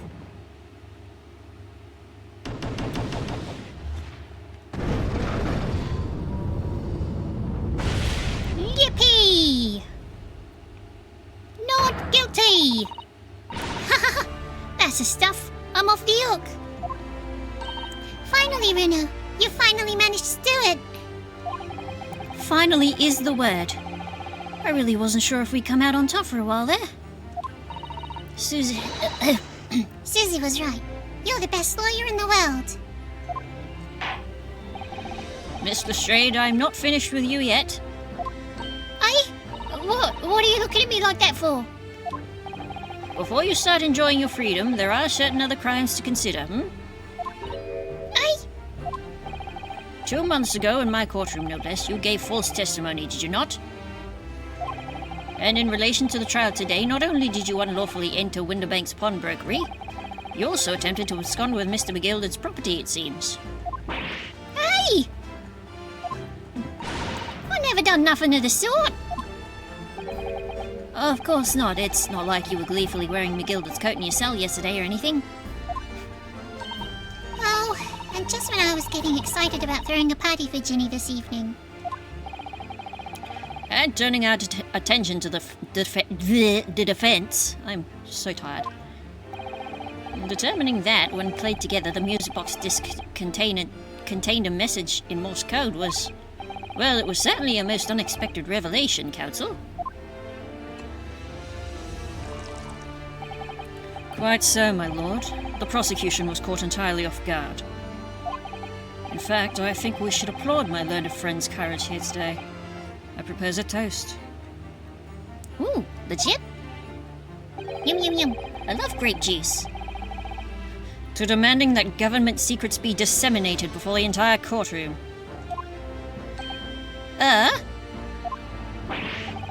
Very sorry about that. It was the only way I could get Inspector Gregson to admit to what he'd done, sir. If I may say something on that point. Isn't that...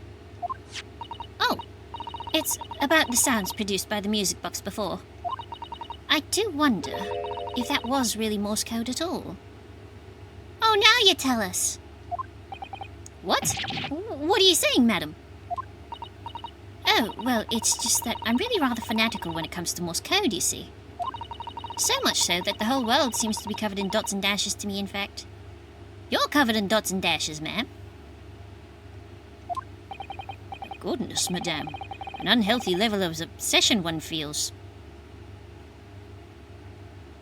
Why is everyone looking at me? But I must say that in my opinion, the sounds produced by those two discs were nothing more than that. A meaningless series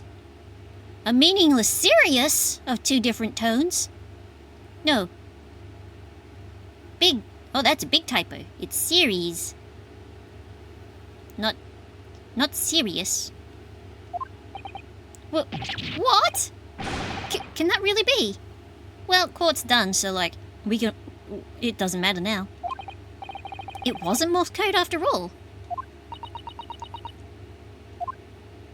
Slap! My lord, the defense would like to listen to the music box again. Are you off your nut? How many times do I have to tell you those discs contain ministerial secrets, sunshine? This courtroom is not an appropriate forum to discuss the nature of government communications. We know McGill conspired to trade national secrets with our enemies, secrets acquired from Mr. Graydon. Now that the man has admitted to his crimes, we have no need to pursue the matter further. But it's really going to bother me.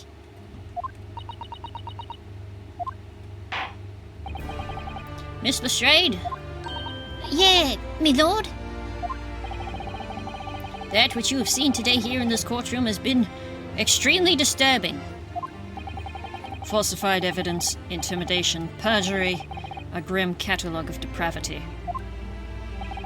An appalling experience to befall any child. Oh, come on, it ain't nothing I don't see most days in the back slums. I beg your pardon? If you eat, you pay for it. That's just how life goes. Gina. But look, I reckon I've worked something out today. The world ain't fair, but if you want it to change, you gotta start at home. You gotta change how you are yourself.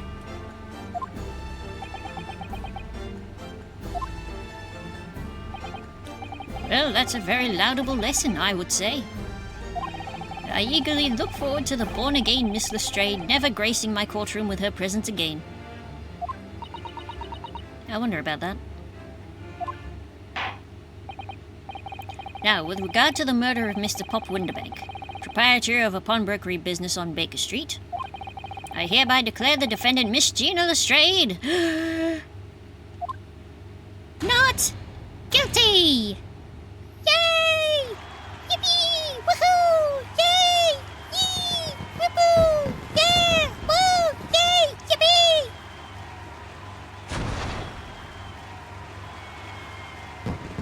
Wow! Fireworks!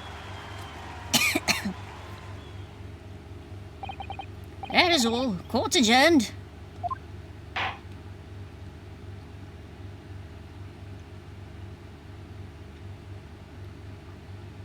And now for 10 more cutscenes. And the credits. And then the post-credits. Why is this so long? On a personal note, I must say, you've surprised me, my Far Eastern friend. Oh! Despite being Nipponese, you saw through the pretense to the malice that festered within that Englishman. And at the same time, saw through the grind to the surprising heart of your English client. You have a curious talent for judging character, especially considering our very different cultures.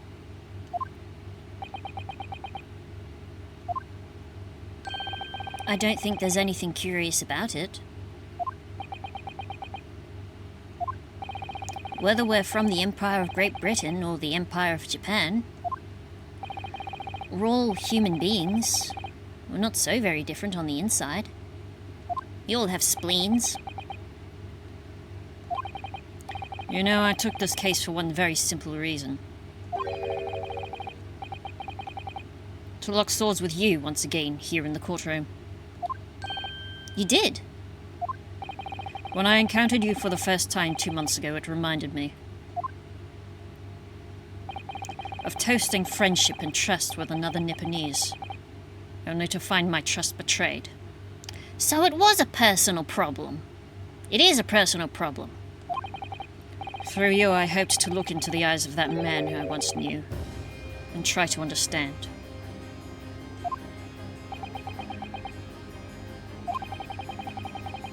You mentioned something similar earlier today about total betrayal at the hands of the Japanese. What happened exactly? Well, you may ask. And one day, when the time comes, you will learn the answer, whether you like it or not. All right, then I'll wait for that day if I must.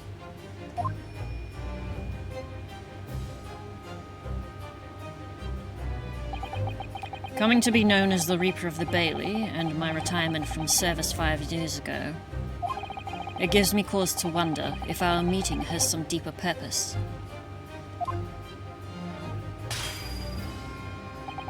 So, farewell, my learned Nipponese fellow, until we meet again. Farewell! Reep.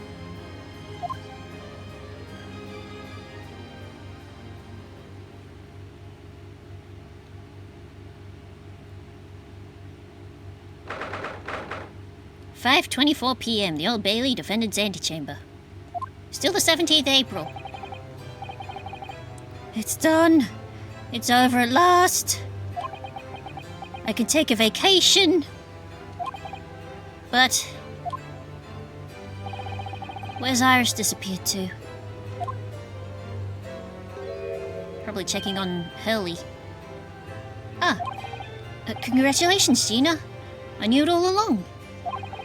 I knew that you were innocent.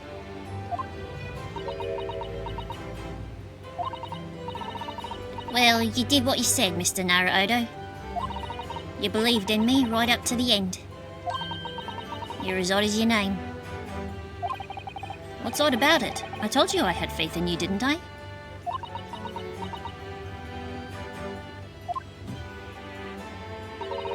No one ever has before, see? Kept a promise, I mean. Properly. That's awful. I figured something out today. All my life growing up in the slums, I've never trusted no one. But that's just 'cause I've been scared of being stabbed in the back. I mean, the more you trust someone, the more it hurts when they let you down.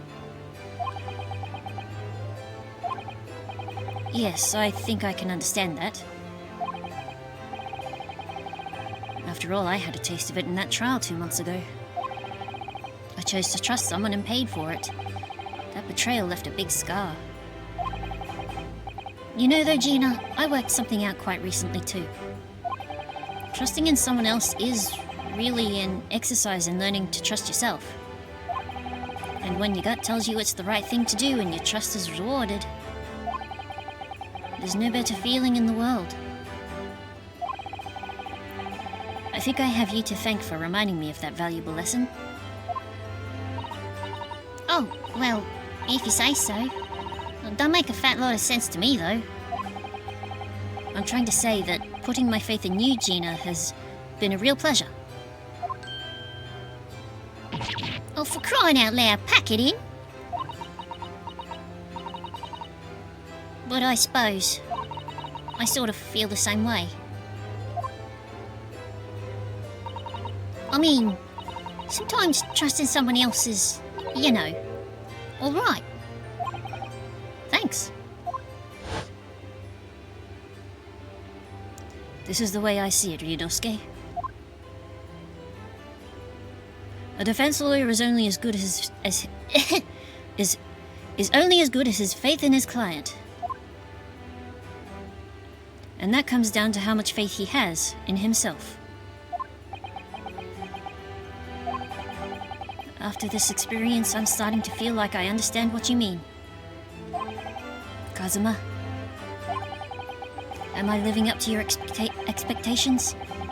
Am I turning out to be the lawyer you believed I could be?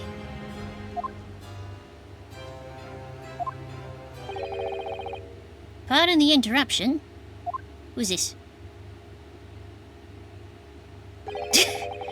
Pardon the interruption, but what the deuce does a man have to do to be noticed around here, my dear fellow? That voice! Again! It's too late for that voice now, Mr. Naruhodo. I've been standing here patiently in the corner of the room for an eternity. Ha ha ha, yes, it was me all along, I would have said when finally you noticed me. But you people with your incessant babbling. Oh, I know, right? Mr. Sholmes! Ha ha ha, yes, it was me all along. You see?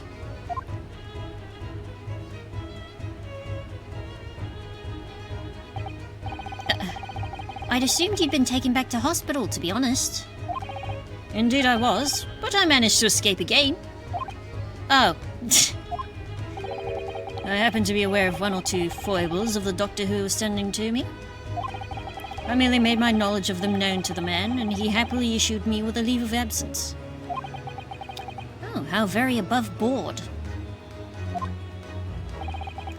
But enough of my adventures. That was a fine victory, Mr. Naruhodo. Your tireless efforts justly rewarded, I feel. Congratulations are in order. As a close friend, I tip my hat at you. Oh, thank you. I didn't think we were that close, but... Some great detective you are. Great at being cold as ice, maybe. Have I irked you in some way, Mr. Strayed? While you've been having a snooze in your nice soft bed, some of us have been fighting for our lives. Oh, well, that bullet did cause me to lose a substantial amount of blood, it's true. So I have been indeed been feeling somewhat cold. Not perhaps as cold as ice, but, well, have a feel. I'm not touching you, Mr. Sholmes. Come on. Come on. I want to be manhandled. Could you take your hands off my neck, please, Mr. Sholmes? Ah! Not in front of the guards. Bailiffs. And in some way, I suppose, congratulations are in order for you too, Mr. Strayed. What's that supposed to mean? Why so half-hearted? Well, naturally, it isn't my intention to alarm you, but... an acquittal in a trial with that particular prosecutor is perhaps a little precarious. Oh, well done, Mr. Sholmes. Not alarming in the slightest. Oh, the Reaper, you mean? Because anyone who's found not guilty in a trial he was working on winds up dead anyway. Is that it? The very point I was trying to make. As exemplified by the fate of Mr. McGilded, in fact. That had nothing to do with the Reaper, I thought. But of course, I pay no attention to such irrational drivel myself. But you'll happily spread it. Yeah, well, it don't bother me. Oh, really? Of course not. The way I see it, the Reaper's a bit like him upstairs. Him upstairs? You mean, like, God? Yeah, him upstairs knows what's what, right? He knows what people are like on the inside. He won't have got the wrong end of the stick. He won't have got the wrong end of the sticks. There are some cows like that bog trotter what are rotten to the core. At the end of the day, him upstairs makes sure they get what they deserve. I suppose that's one way of looking at it. Divine justice is one thing, though. The Reaper taking matters into his own hands and claiming lives is another. Well, I ain't like the McGildeds of this world, so I ain't scared. I got principles, see?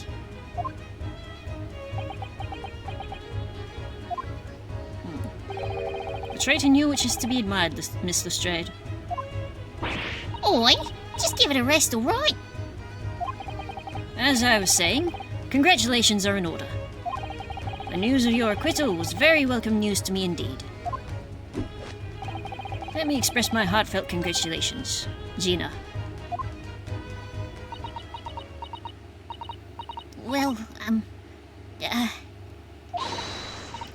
there you are, Hurley! How long have you been here? Honestly, I went to the main entrance especially to meet you there. Ah, Iris, my dear, I do apologize. But wait until I tell you what happened. This pair made utter fools of themselves. What happened? As you know, I have a penchant for disguise. I was hiding in this room dressed as a bailiff. But these dolts didn't notice my presence at all. They had no idea. Can you imagine, Iris? Would you credit it? I'm not sure, really. I beg your pardon? I'm sorry, Hurley, but you just don't have the weighty presence you seem to think you have. In fact, you really ought to be careful about that. It's going to land you in trouble one day. Getting scolded by his own adopted daughter. I'll be careful. Ouch. Anyway, it's such a shame. I was so hoping to throw a party for Ginny tonight. But you won't be able to come, will you? Oh, don't look like I'm gonna be going nowhere for a while. You heard the judge's patter. I got stuff to make amends for, apparently. All them offences. What was it again? Breaking and entering, taking the bog trotter's stuff what was in lug, blah blah blah. Yada yada yada. I think you'll find that basically being a pickpocket is the main offence. But diving ain't an offence. It's a job, ain't it? I don't think so.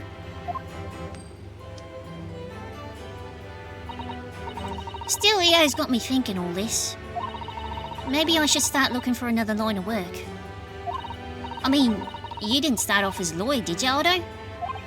Well, no, but I was never a pickpocket.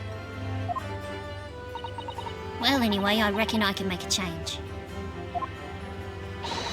I'm gonna do something for all them lot like me from the slums. Something that makes a difference for them. That's a wonderful idea, Ginny. And I'm sure you can do it.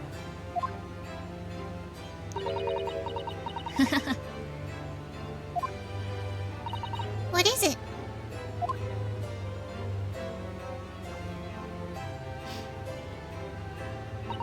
Nothing. Miss Gina Lestrade. The prison carriage has arrived, ma'am. Come with me to the rear gate at once. Right. Well, looks like I'm off then. Yes. Goodbye, Gina, and good luck.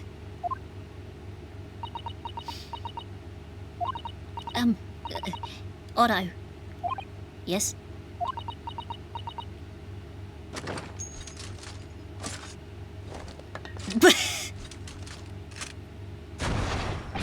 Ah! What was that for? Oh, yeah. I don't know. I mean, I don't know what to say, so... Ah, indeed. Perhaps the situation calls for a phrase hitherto missing from your vocabulary, Miss Lestrade. Eh? On occasions such as this, I would recommend a simple thank you. Oh. It's good advice, Ginny.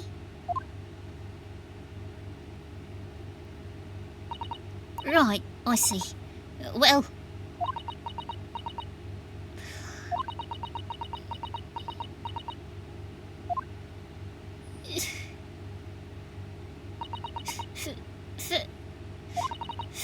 Thanks, Otto.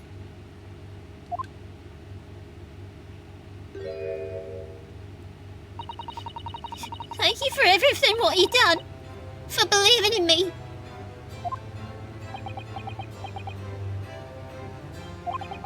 Not at all. In fact, that should be my line.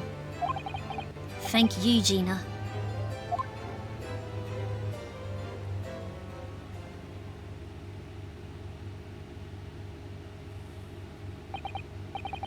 Well, there she goes. I wonder if I'll ever see her again. Well, well. Quite the indomitable pick purse. Oh, I nearly forgot. I bought a paper outside. It's a special edition, and this child's all over the front page. Oh, that was quick. Pickpocket's innocence proven. Isn't it wonderful? You should have shown it to Gina, Iris. She would have been thrilled. Oh no, how silly of me. Oh, but anyway, would you like the good news or the bad news? Oh, not again. Well, what do you say, Bruno? Hello? As usual, I think I'd rather get the bad news out of the way first. Absolutely not. I have no intention of listening to anything but good news. And there you have it. How people answer that question says a lot about them, doesn't it? Let's not go there. Alright then, maybe let's start with the good news this time. Is it about the weather? The rain's finally stopped. It was a record level of rainfall, apparently. God damn it. Well, that is good news indeed. We can journey back in greater comfort. Alright then, what's the bad news? The huge storm is left the sea very choppy. The channel in particular is awful, so sailings out of Dover have been delayed by a day or more. Wait, Dover? That's right. If we head to the station immediately, we may still make it in time to wave Susie off.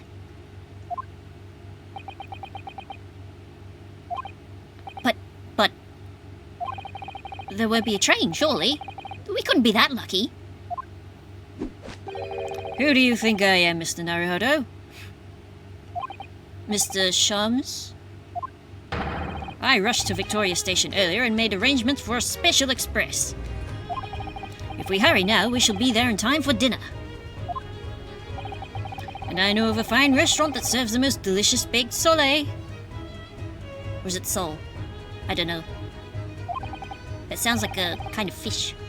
I don't believe it. The great detective does it again. Indeed he does. I happen to be aware of a number of the rail transport director's foibles. What? I merely made my knowledge of them known to the man, and he happily laid on them locomotive. Elementary. Just an idea, but it might be wise to stop manipulating people that way. Through blackmail? What are we waiting for then? To London, Victoria! To Dover!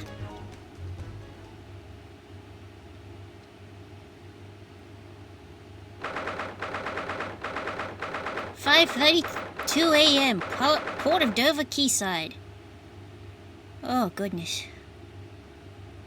Give me a moment. I just gotta refresh my drink, because I certainly need it. One moment.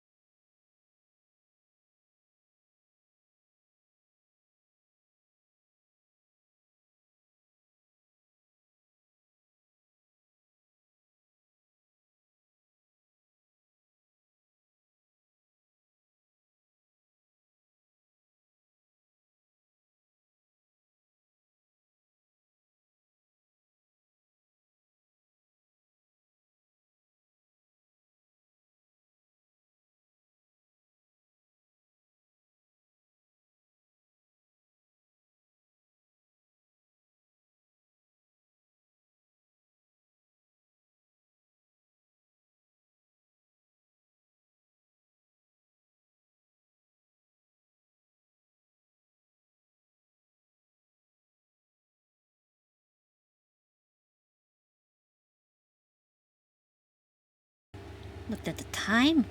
Jesus Christ. It's past 2 in the morning. For me. Oh, let's put the tab back where it was. There we go. No wonder I'm so tired. Well, that took somewhat longer than I had anticipated. Susie's boat must be about to leave now. Mrs. Sato, where are you? Right there. Over there, look. Looks like she's reading something.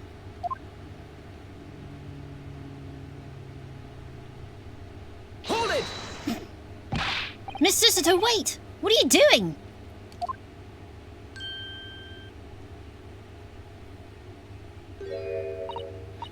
Mr. Naruhodo, what are you doing here? We came as soon as we could after the trial. I mean, we heard that sailings were being delayed due to the bad weather, you see. Oh, I see. Then tell me, how did Gina's trial go? It went well. She was acquitted.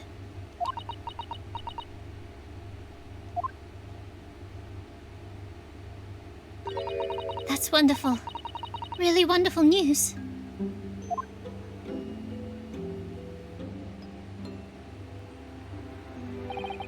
The book you were about to throw into the sea. It was your Encyclopedia of British Law, wasn't it? Oh dear, I was hoping you hadn't seen that. I'm not worthy of practicing law in any way now. So I was saying my final farewell. You were saying goodbye to law? You, Susato-san. Would I be correct in assuming it's because of the peephole, Miss Susato? I deliberately altered the scene of a crime, and then I tried to hide the fact. What I did is utterly unforgivable. That reminds me. How did you even come to have this, Susie? On the evening of the incident, Mr. Shams had invited Gina to dinner, if you remember. Yes, we had a wonderful time. Well, Gina gave us a little introductory lesson, didn't she? To the art of pickpocketing, I mean. Oh, that was so much fun! I saw Runo's armband. Yes, and please don't do that again, Iris. The band's very important to me. Well, if it's so important, you should pay more attention to it. You didn't notice for ages. On a whim, I thought it would be fun to see if I could take the cat flapper mat. So I put it up my sleeve. Really? And then I rather forgot about it until I found myself in Mr. Winterbank's shop with it later that night. You forgot you had it. It boggles the mind. I see. And then... Ah! Mr. Shams! Mr. Shams! Leave me, Mr. Naruhodo. Right. After Mr. Naruhodo had left the shop, I started to think. That door started to play on my mind. The storeroom door, you mean? Yes, if Gina was anywhere in the shop, I realized it could only be behind that door. And at that moment, the little device I had at my sleeve sprang to mind. I was so worried about Gina, I simply had to know. So you used the cat flapper mat to make the peephole in the door? As captured in a photographic print of the shop. By one of Hurley's red-handed recorders. Excuse me. Indeed, it was of the first importance, that point. Precisely when the peephole was made. Then information would prove to be Mr. Naruhodo's greatest weapon.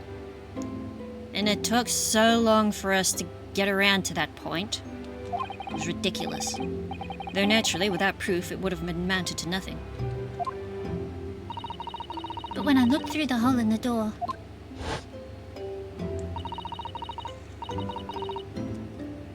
the sight that met my eyes made my blood run cold.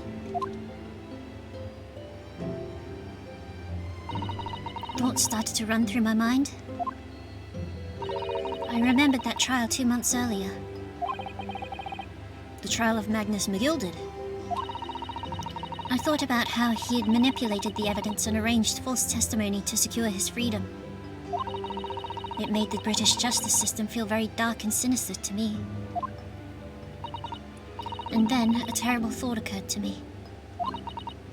What if some wicked criminal was planning to do the same thing now? Because from the appearance of the crime scene, it looked exactly as though Gina had shot Mr. Winterbank. Even though I was sure she would never have done such a thing. You were worried that the true culprit would try to frame her for the crime. That's right. But then I realized it would be very difficult for anyone to give false testimony in this case. What do you mean? Well, the crime appeared to have happened behind the door of a locked room. For someone to claim falsely to have witnessed it, there would have to be a way to see beyond the door. Ah. For which, a peephole would be the very thing. Only the peephole I had made wasn't actually there until after the crime had been committed, of course. And the criminal would know that, so it wouldn't make any difference. But the possibility of a rather ingenious trap was there, was it not? A trap? Is that why she did it? So is that why you kept it a secret, Susie? You never mentioned that you'd made the peephole to anyone. Not even to the police. I know. And I knew at the time what I was doing was wrong. A criminal offense, even. That's why I decided to confide in Mr. Sholmes. If Mr. Naruhodo was completely backed into a corner, with no other possible means of escape, the truth about the peephole could save him. That was my plan. She really does think of everything. But then, why didn't she just tell me everything before the trial began? My dear fellow, you're not thinking straight. If she had done that, it would have rendered you complicit in the whole escapade. Oh. You could have been disbarred if you'd been seen to have knowingly tampered with a crime scene. So Miss Susato decided to shoulder the burden of responsibility alone. For your sake, and Miss Lestrade's. Miss Susato. The truth is, when it happened, I did it because I'd lost a little of my faith in the law. Oh. I was worried that the right person wouldn't be convicted of the crime. But the moment I allowed myself to think that is the moment I lost my right to call myself a judicial assistant.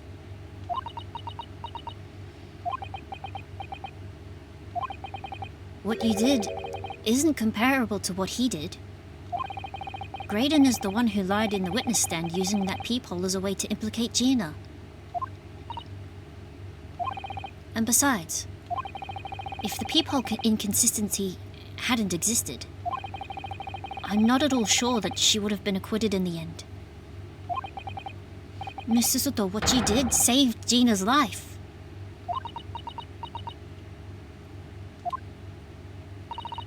Well, with your kind words, Mr. Naruhodo, you saved me too from my regrets.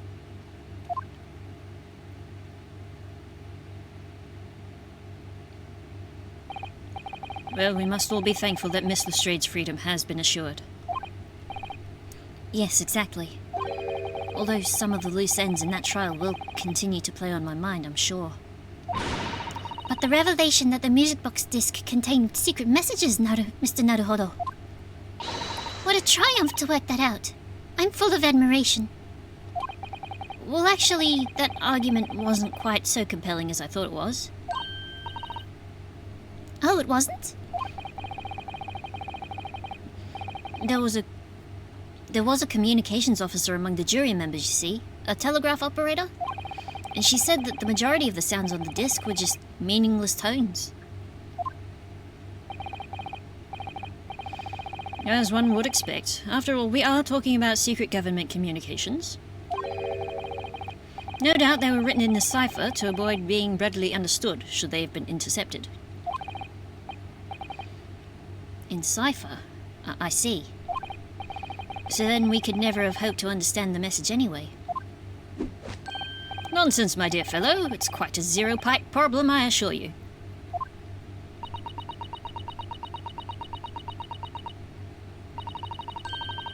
A. So. Gi. What?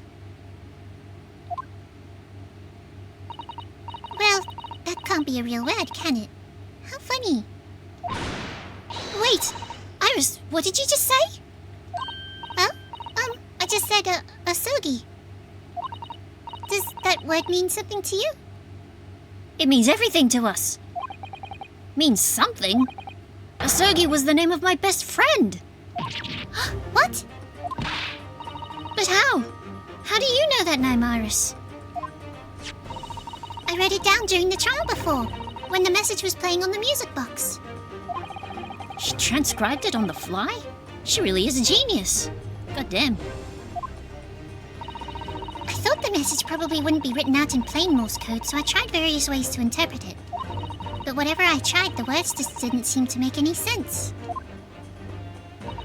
That is, in English at least. Oh? It suddenly occurred to me, you see. There's more than one Morse code, not just the English variety. Various countries around the world have altered and added to Morse code to use it in their own languages. I don't believe it. Are you saying... That's right. I've only actually seen a chart of Japanese Morse code once before. But I think it's based on the Iroha pangram, isn't it? Yes. The Iroha was the... It was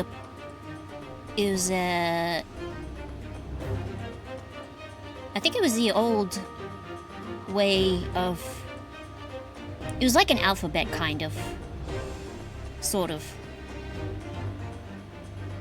Before the way modern Japanese orders their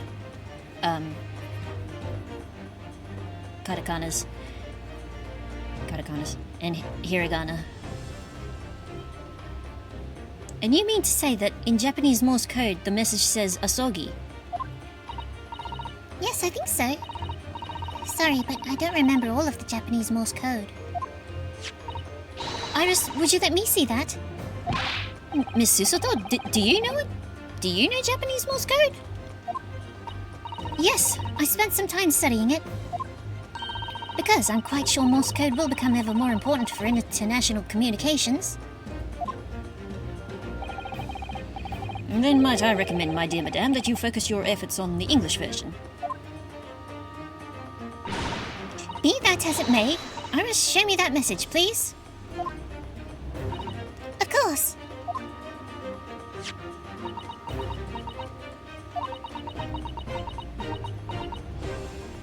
But what can this possibly mean? Whatever is in that long sequence of supposedly meaningless dots and dashes, it's made the color drain from Susuto-san's face. There's no doubt that this message is written in Japanese Morse code. So the British Empire has been using Japanese... So the British Empire has been using Japanese for its secret communications. Oh, that's fascinating.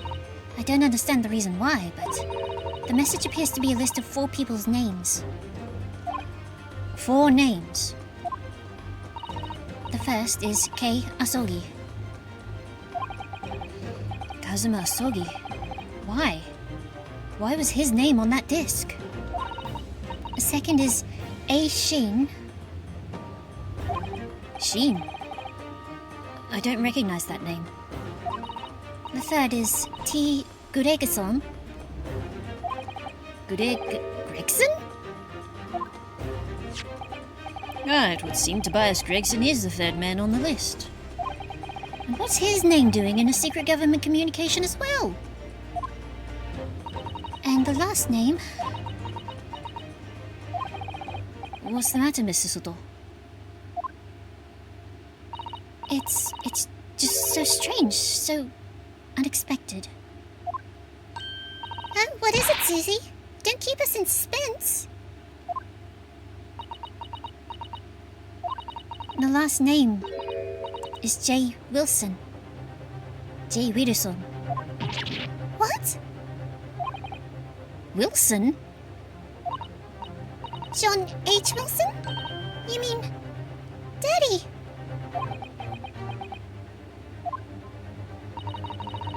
It says only J. Wilson, so I'm afraid I can't be sure. Then after the four names it reads, if I translate from Japanese, that is all four. And that's the end of the message. Or rather, the end of what you noted down, Iris.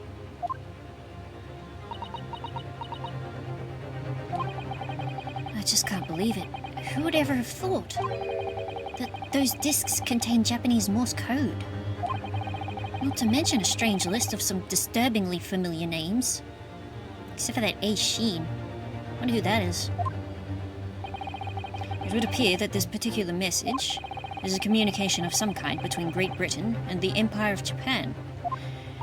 So, Daddy could be in Japan then? Where Susie and Runa come from? Oh, well. No. It's not very likely, really, is it? I mean, there are thousands of people with the surname Wilson, and there must be a lots of J's among them. Professor John H. Wilson, visiting professor of medicine at the Imperial Yume University. But we can't tell Iris about that now. We just can't. This is so strange.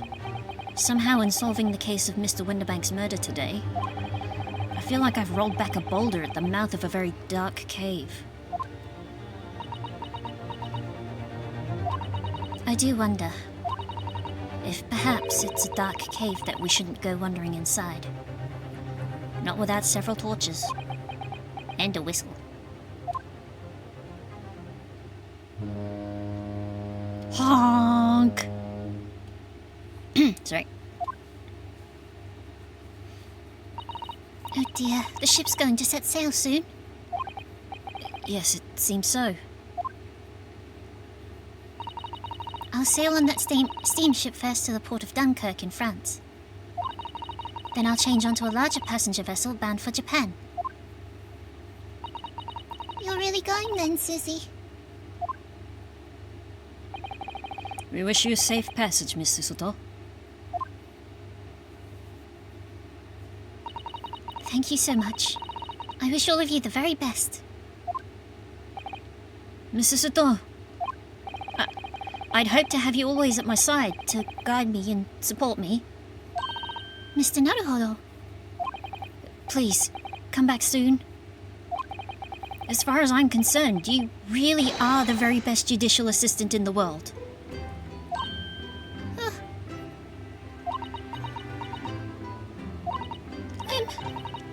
I'm quite sure I'll be back I'll be back before you know it. Really, Susie? Oh, now don't forget, Iris. I made you a promise I've yet to fulfill. A promise? About your manuscript. Oh. Yes, the Hand of the Baskervilles. Well, I'll be waiting for you then, Susie. A promise is a promise. Definitely, Iris.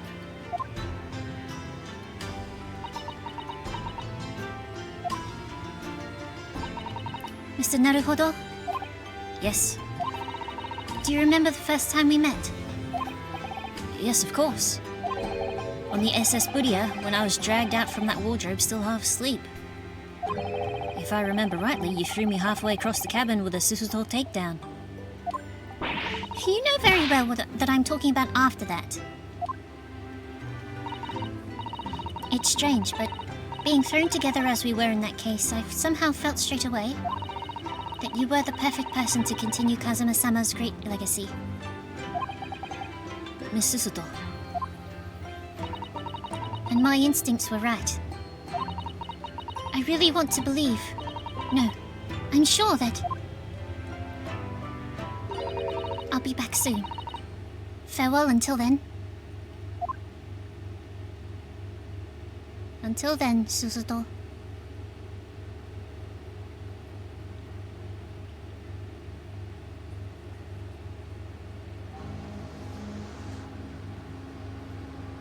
Somehow we seem to have come to the end of the adventures of Ryunosuke Naruhodo. Or the first volume, at least.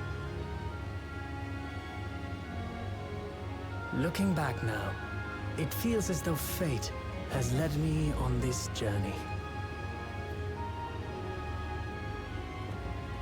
Oh, wag your eyes with us. Fate led me to becoming a lawyer, to traveling halfway around the world, to meeting the great detective. I'm sure there'll be trials and tribulations ahead. Of course there will. But whatever happens, I know I'll be able to turn my fortunes around.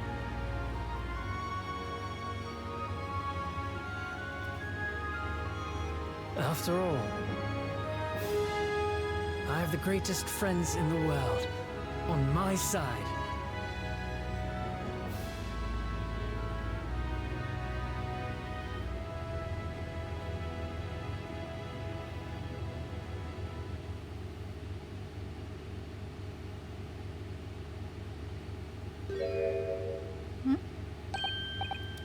Yes, Mr. Naruhodo.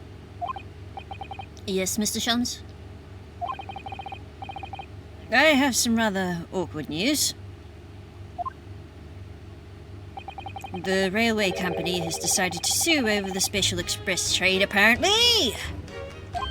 Huh? It caused such a commotion on the line. All the other trains had to wait at their stations. But really, we would never have made it to Dover in time otherwise. Anyway, I explained everything and how it was all your fault. Yeah, alright. Huh? I believe a formal complaint should be delivered to your office tomorrow. But not to worry, my dear fellow, according to Miss Susato. You love defending yourself in court. Huh? It's alright. I'm perfectly happy to testify.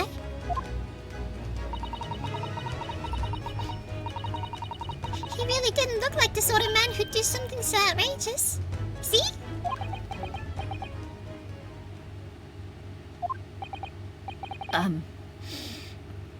Mr. Shums?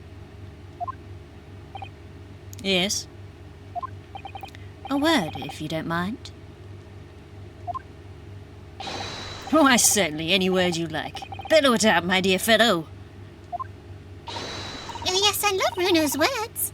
And I know just the one he'll use here. Then I really must say. Objection!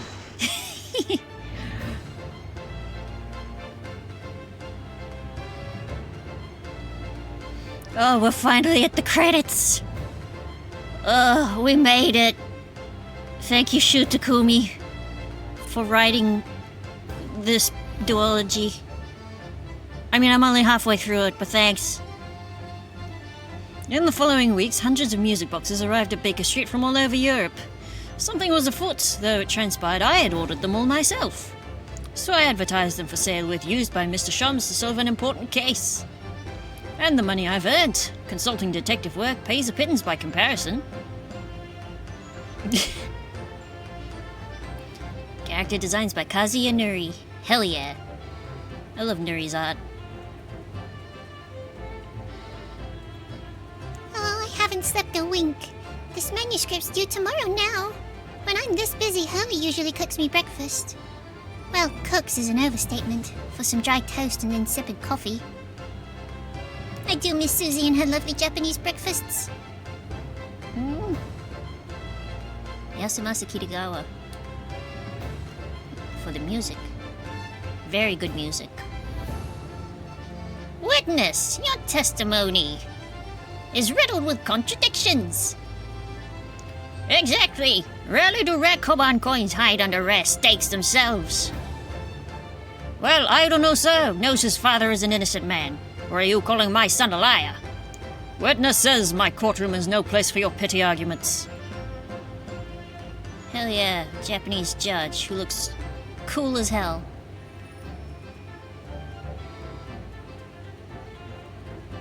Hosonaga! Having delivered the Russian dancer to shore in Shanghai, I laid low on the steamship for a while. But last night I apprehended an extremely suspicious Japanese national on board. I've done nothing wrong! All I did was give Wagahai's offspring refuge in my pocket. A man brings some kittens on board and suddenly he's a hardened criminal.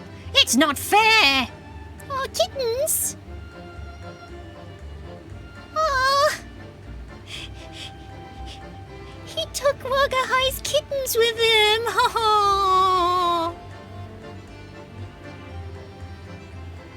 Scientific investigation will be the gold standard for policing in the new age. I dream of a world governed by the tenets of order and discipline. Like a great clock, in fact, whose hundreds of parts mesh together in perfect unison. Now, if you'll excuse me, I have but 2 minutes and 37 seconds until my next appointment. Well, that's not concerning at all.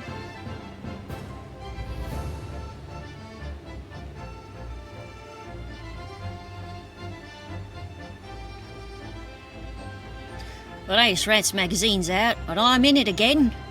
Whenever I say that one line she wrote now, I get a standing ovation. Want to hear it? Huh. Not bad, I suppose, for an amateur. Glug, glug, glug.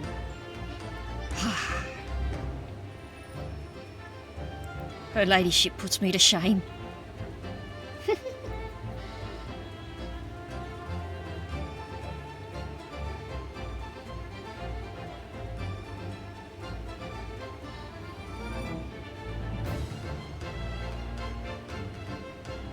Been visiting the old girl on a daily basis, of course, Joni, my old jailbird. Must say, battling with those belly stares every day has done wonders for the dicky pig. Managing rather well with the housework, too. Got this maid business taped up, I'd say. Hope the gossiping neighbours don't realise the man of the house is his own maid. Do you wear the uniform, sir?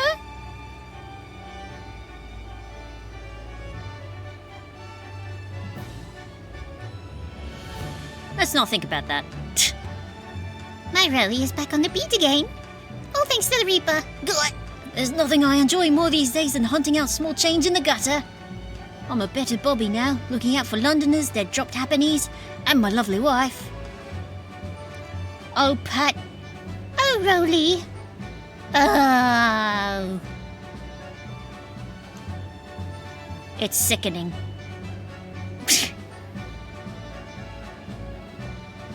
No, it's adorable, honestly.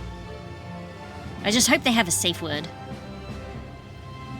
Looks like I'm gonna be doing time for a bit now.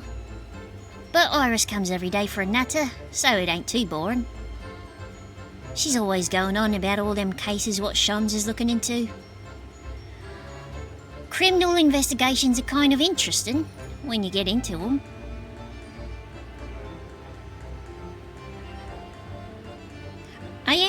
I admit I am fascinated by, like, real world forensics.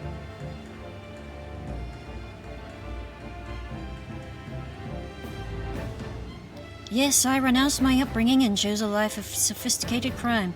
But regrets, please. Give over, bruv. That ain't the Ash we used to know. We got time in here to plan the comeback of Milverton and Skulkin's milk run, right? The Three Muscowats, it's... milking the neighbourhood for all it's worth.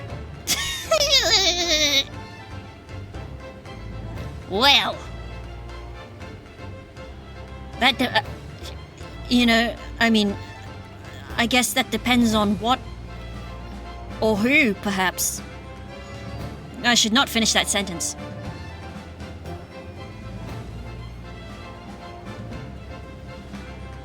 This past 6 months has been a time I shall remember forevermore. Painful goodbyes and wonderful encounters. I've come to realize that's what life is all about. Naruhodo-san, I promise. Your assistant will return to you one day. But for now, I leave you with many memories and a heartfelt wish that life will treat you well.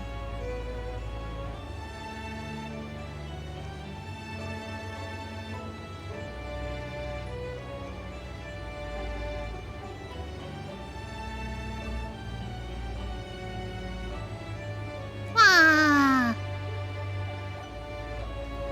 Oh, that's so cute!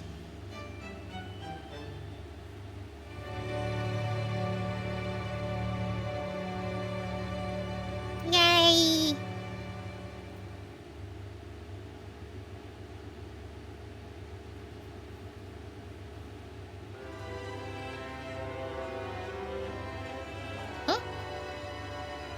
Oh, this will be the rest of the credits.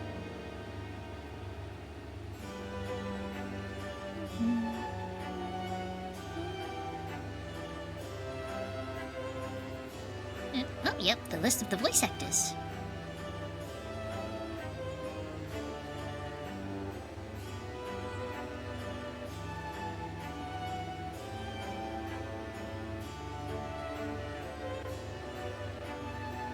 I will be honest, I only really recognize Mark Takeshi Ota.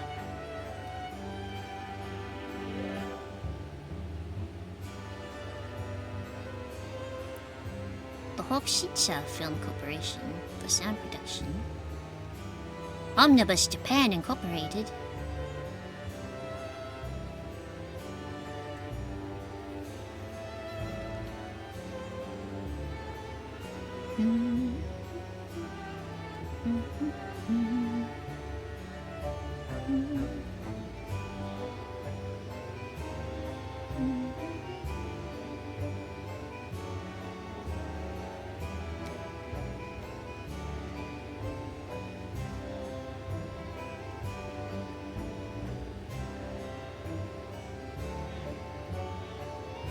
Sorry, I am just kind of just vibing to the music. Like, I've been live for 6.5 hours. I feel like I deserve a little bit of rest. Just a minute of quiet.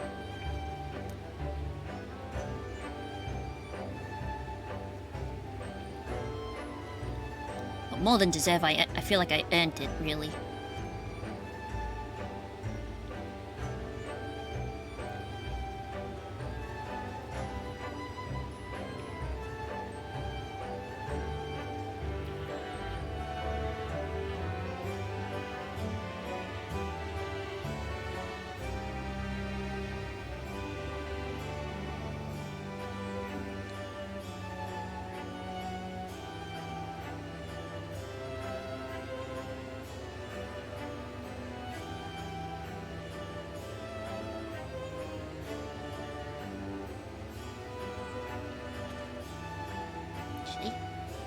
Just give me a second. Realized I should give the credits room, so you can watch the thing.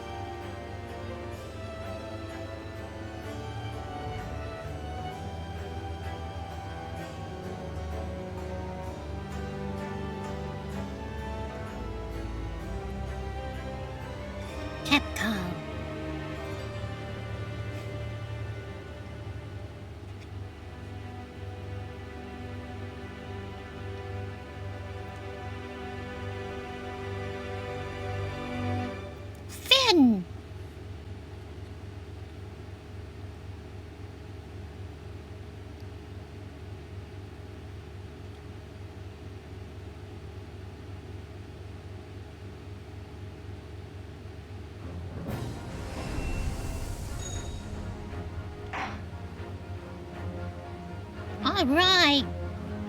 Oh, Let's move back up a little bit more. Oh, I can stop now. Oh, goodness. That took so long. We all thought tying about a flame was bad. It wasn't this bad. But oh my goodness.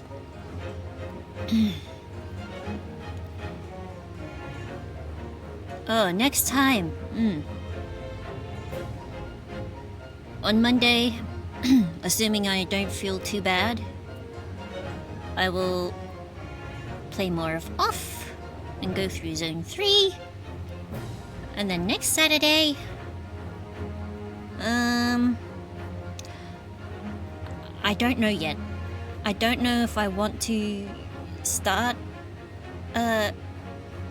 Ace Attorney Chronicles 2 or if I want to do something else to like give myself a little break. Well, I've got a whole week to figure it out, so we'll all know by then, really. You and me. But hey, thanks for hanging out with me. And if you have been sitting with me this whole time, good gracious, thank you. I'm so tired. It is almost 3 a.m. my time. I'm so tired. I gotta rest. And meanwhile, there's like a event I want to take part in that starts in like 2 hours. And it's like, well, I won't be able to get much sleep if any. But hey, thanks for hanging out with me on stream. Thank you if you've been watching the VODs on YouTube. I will see you next time, whenever that happens. Take care of yourselves, and I will see you again, I hope. Good night, everyone.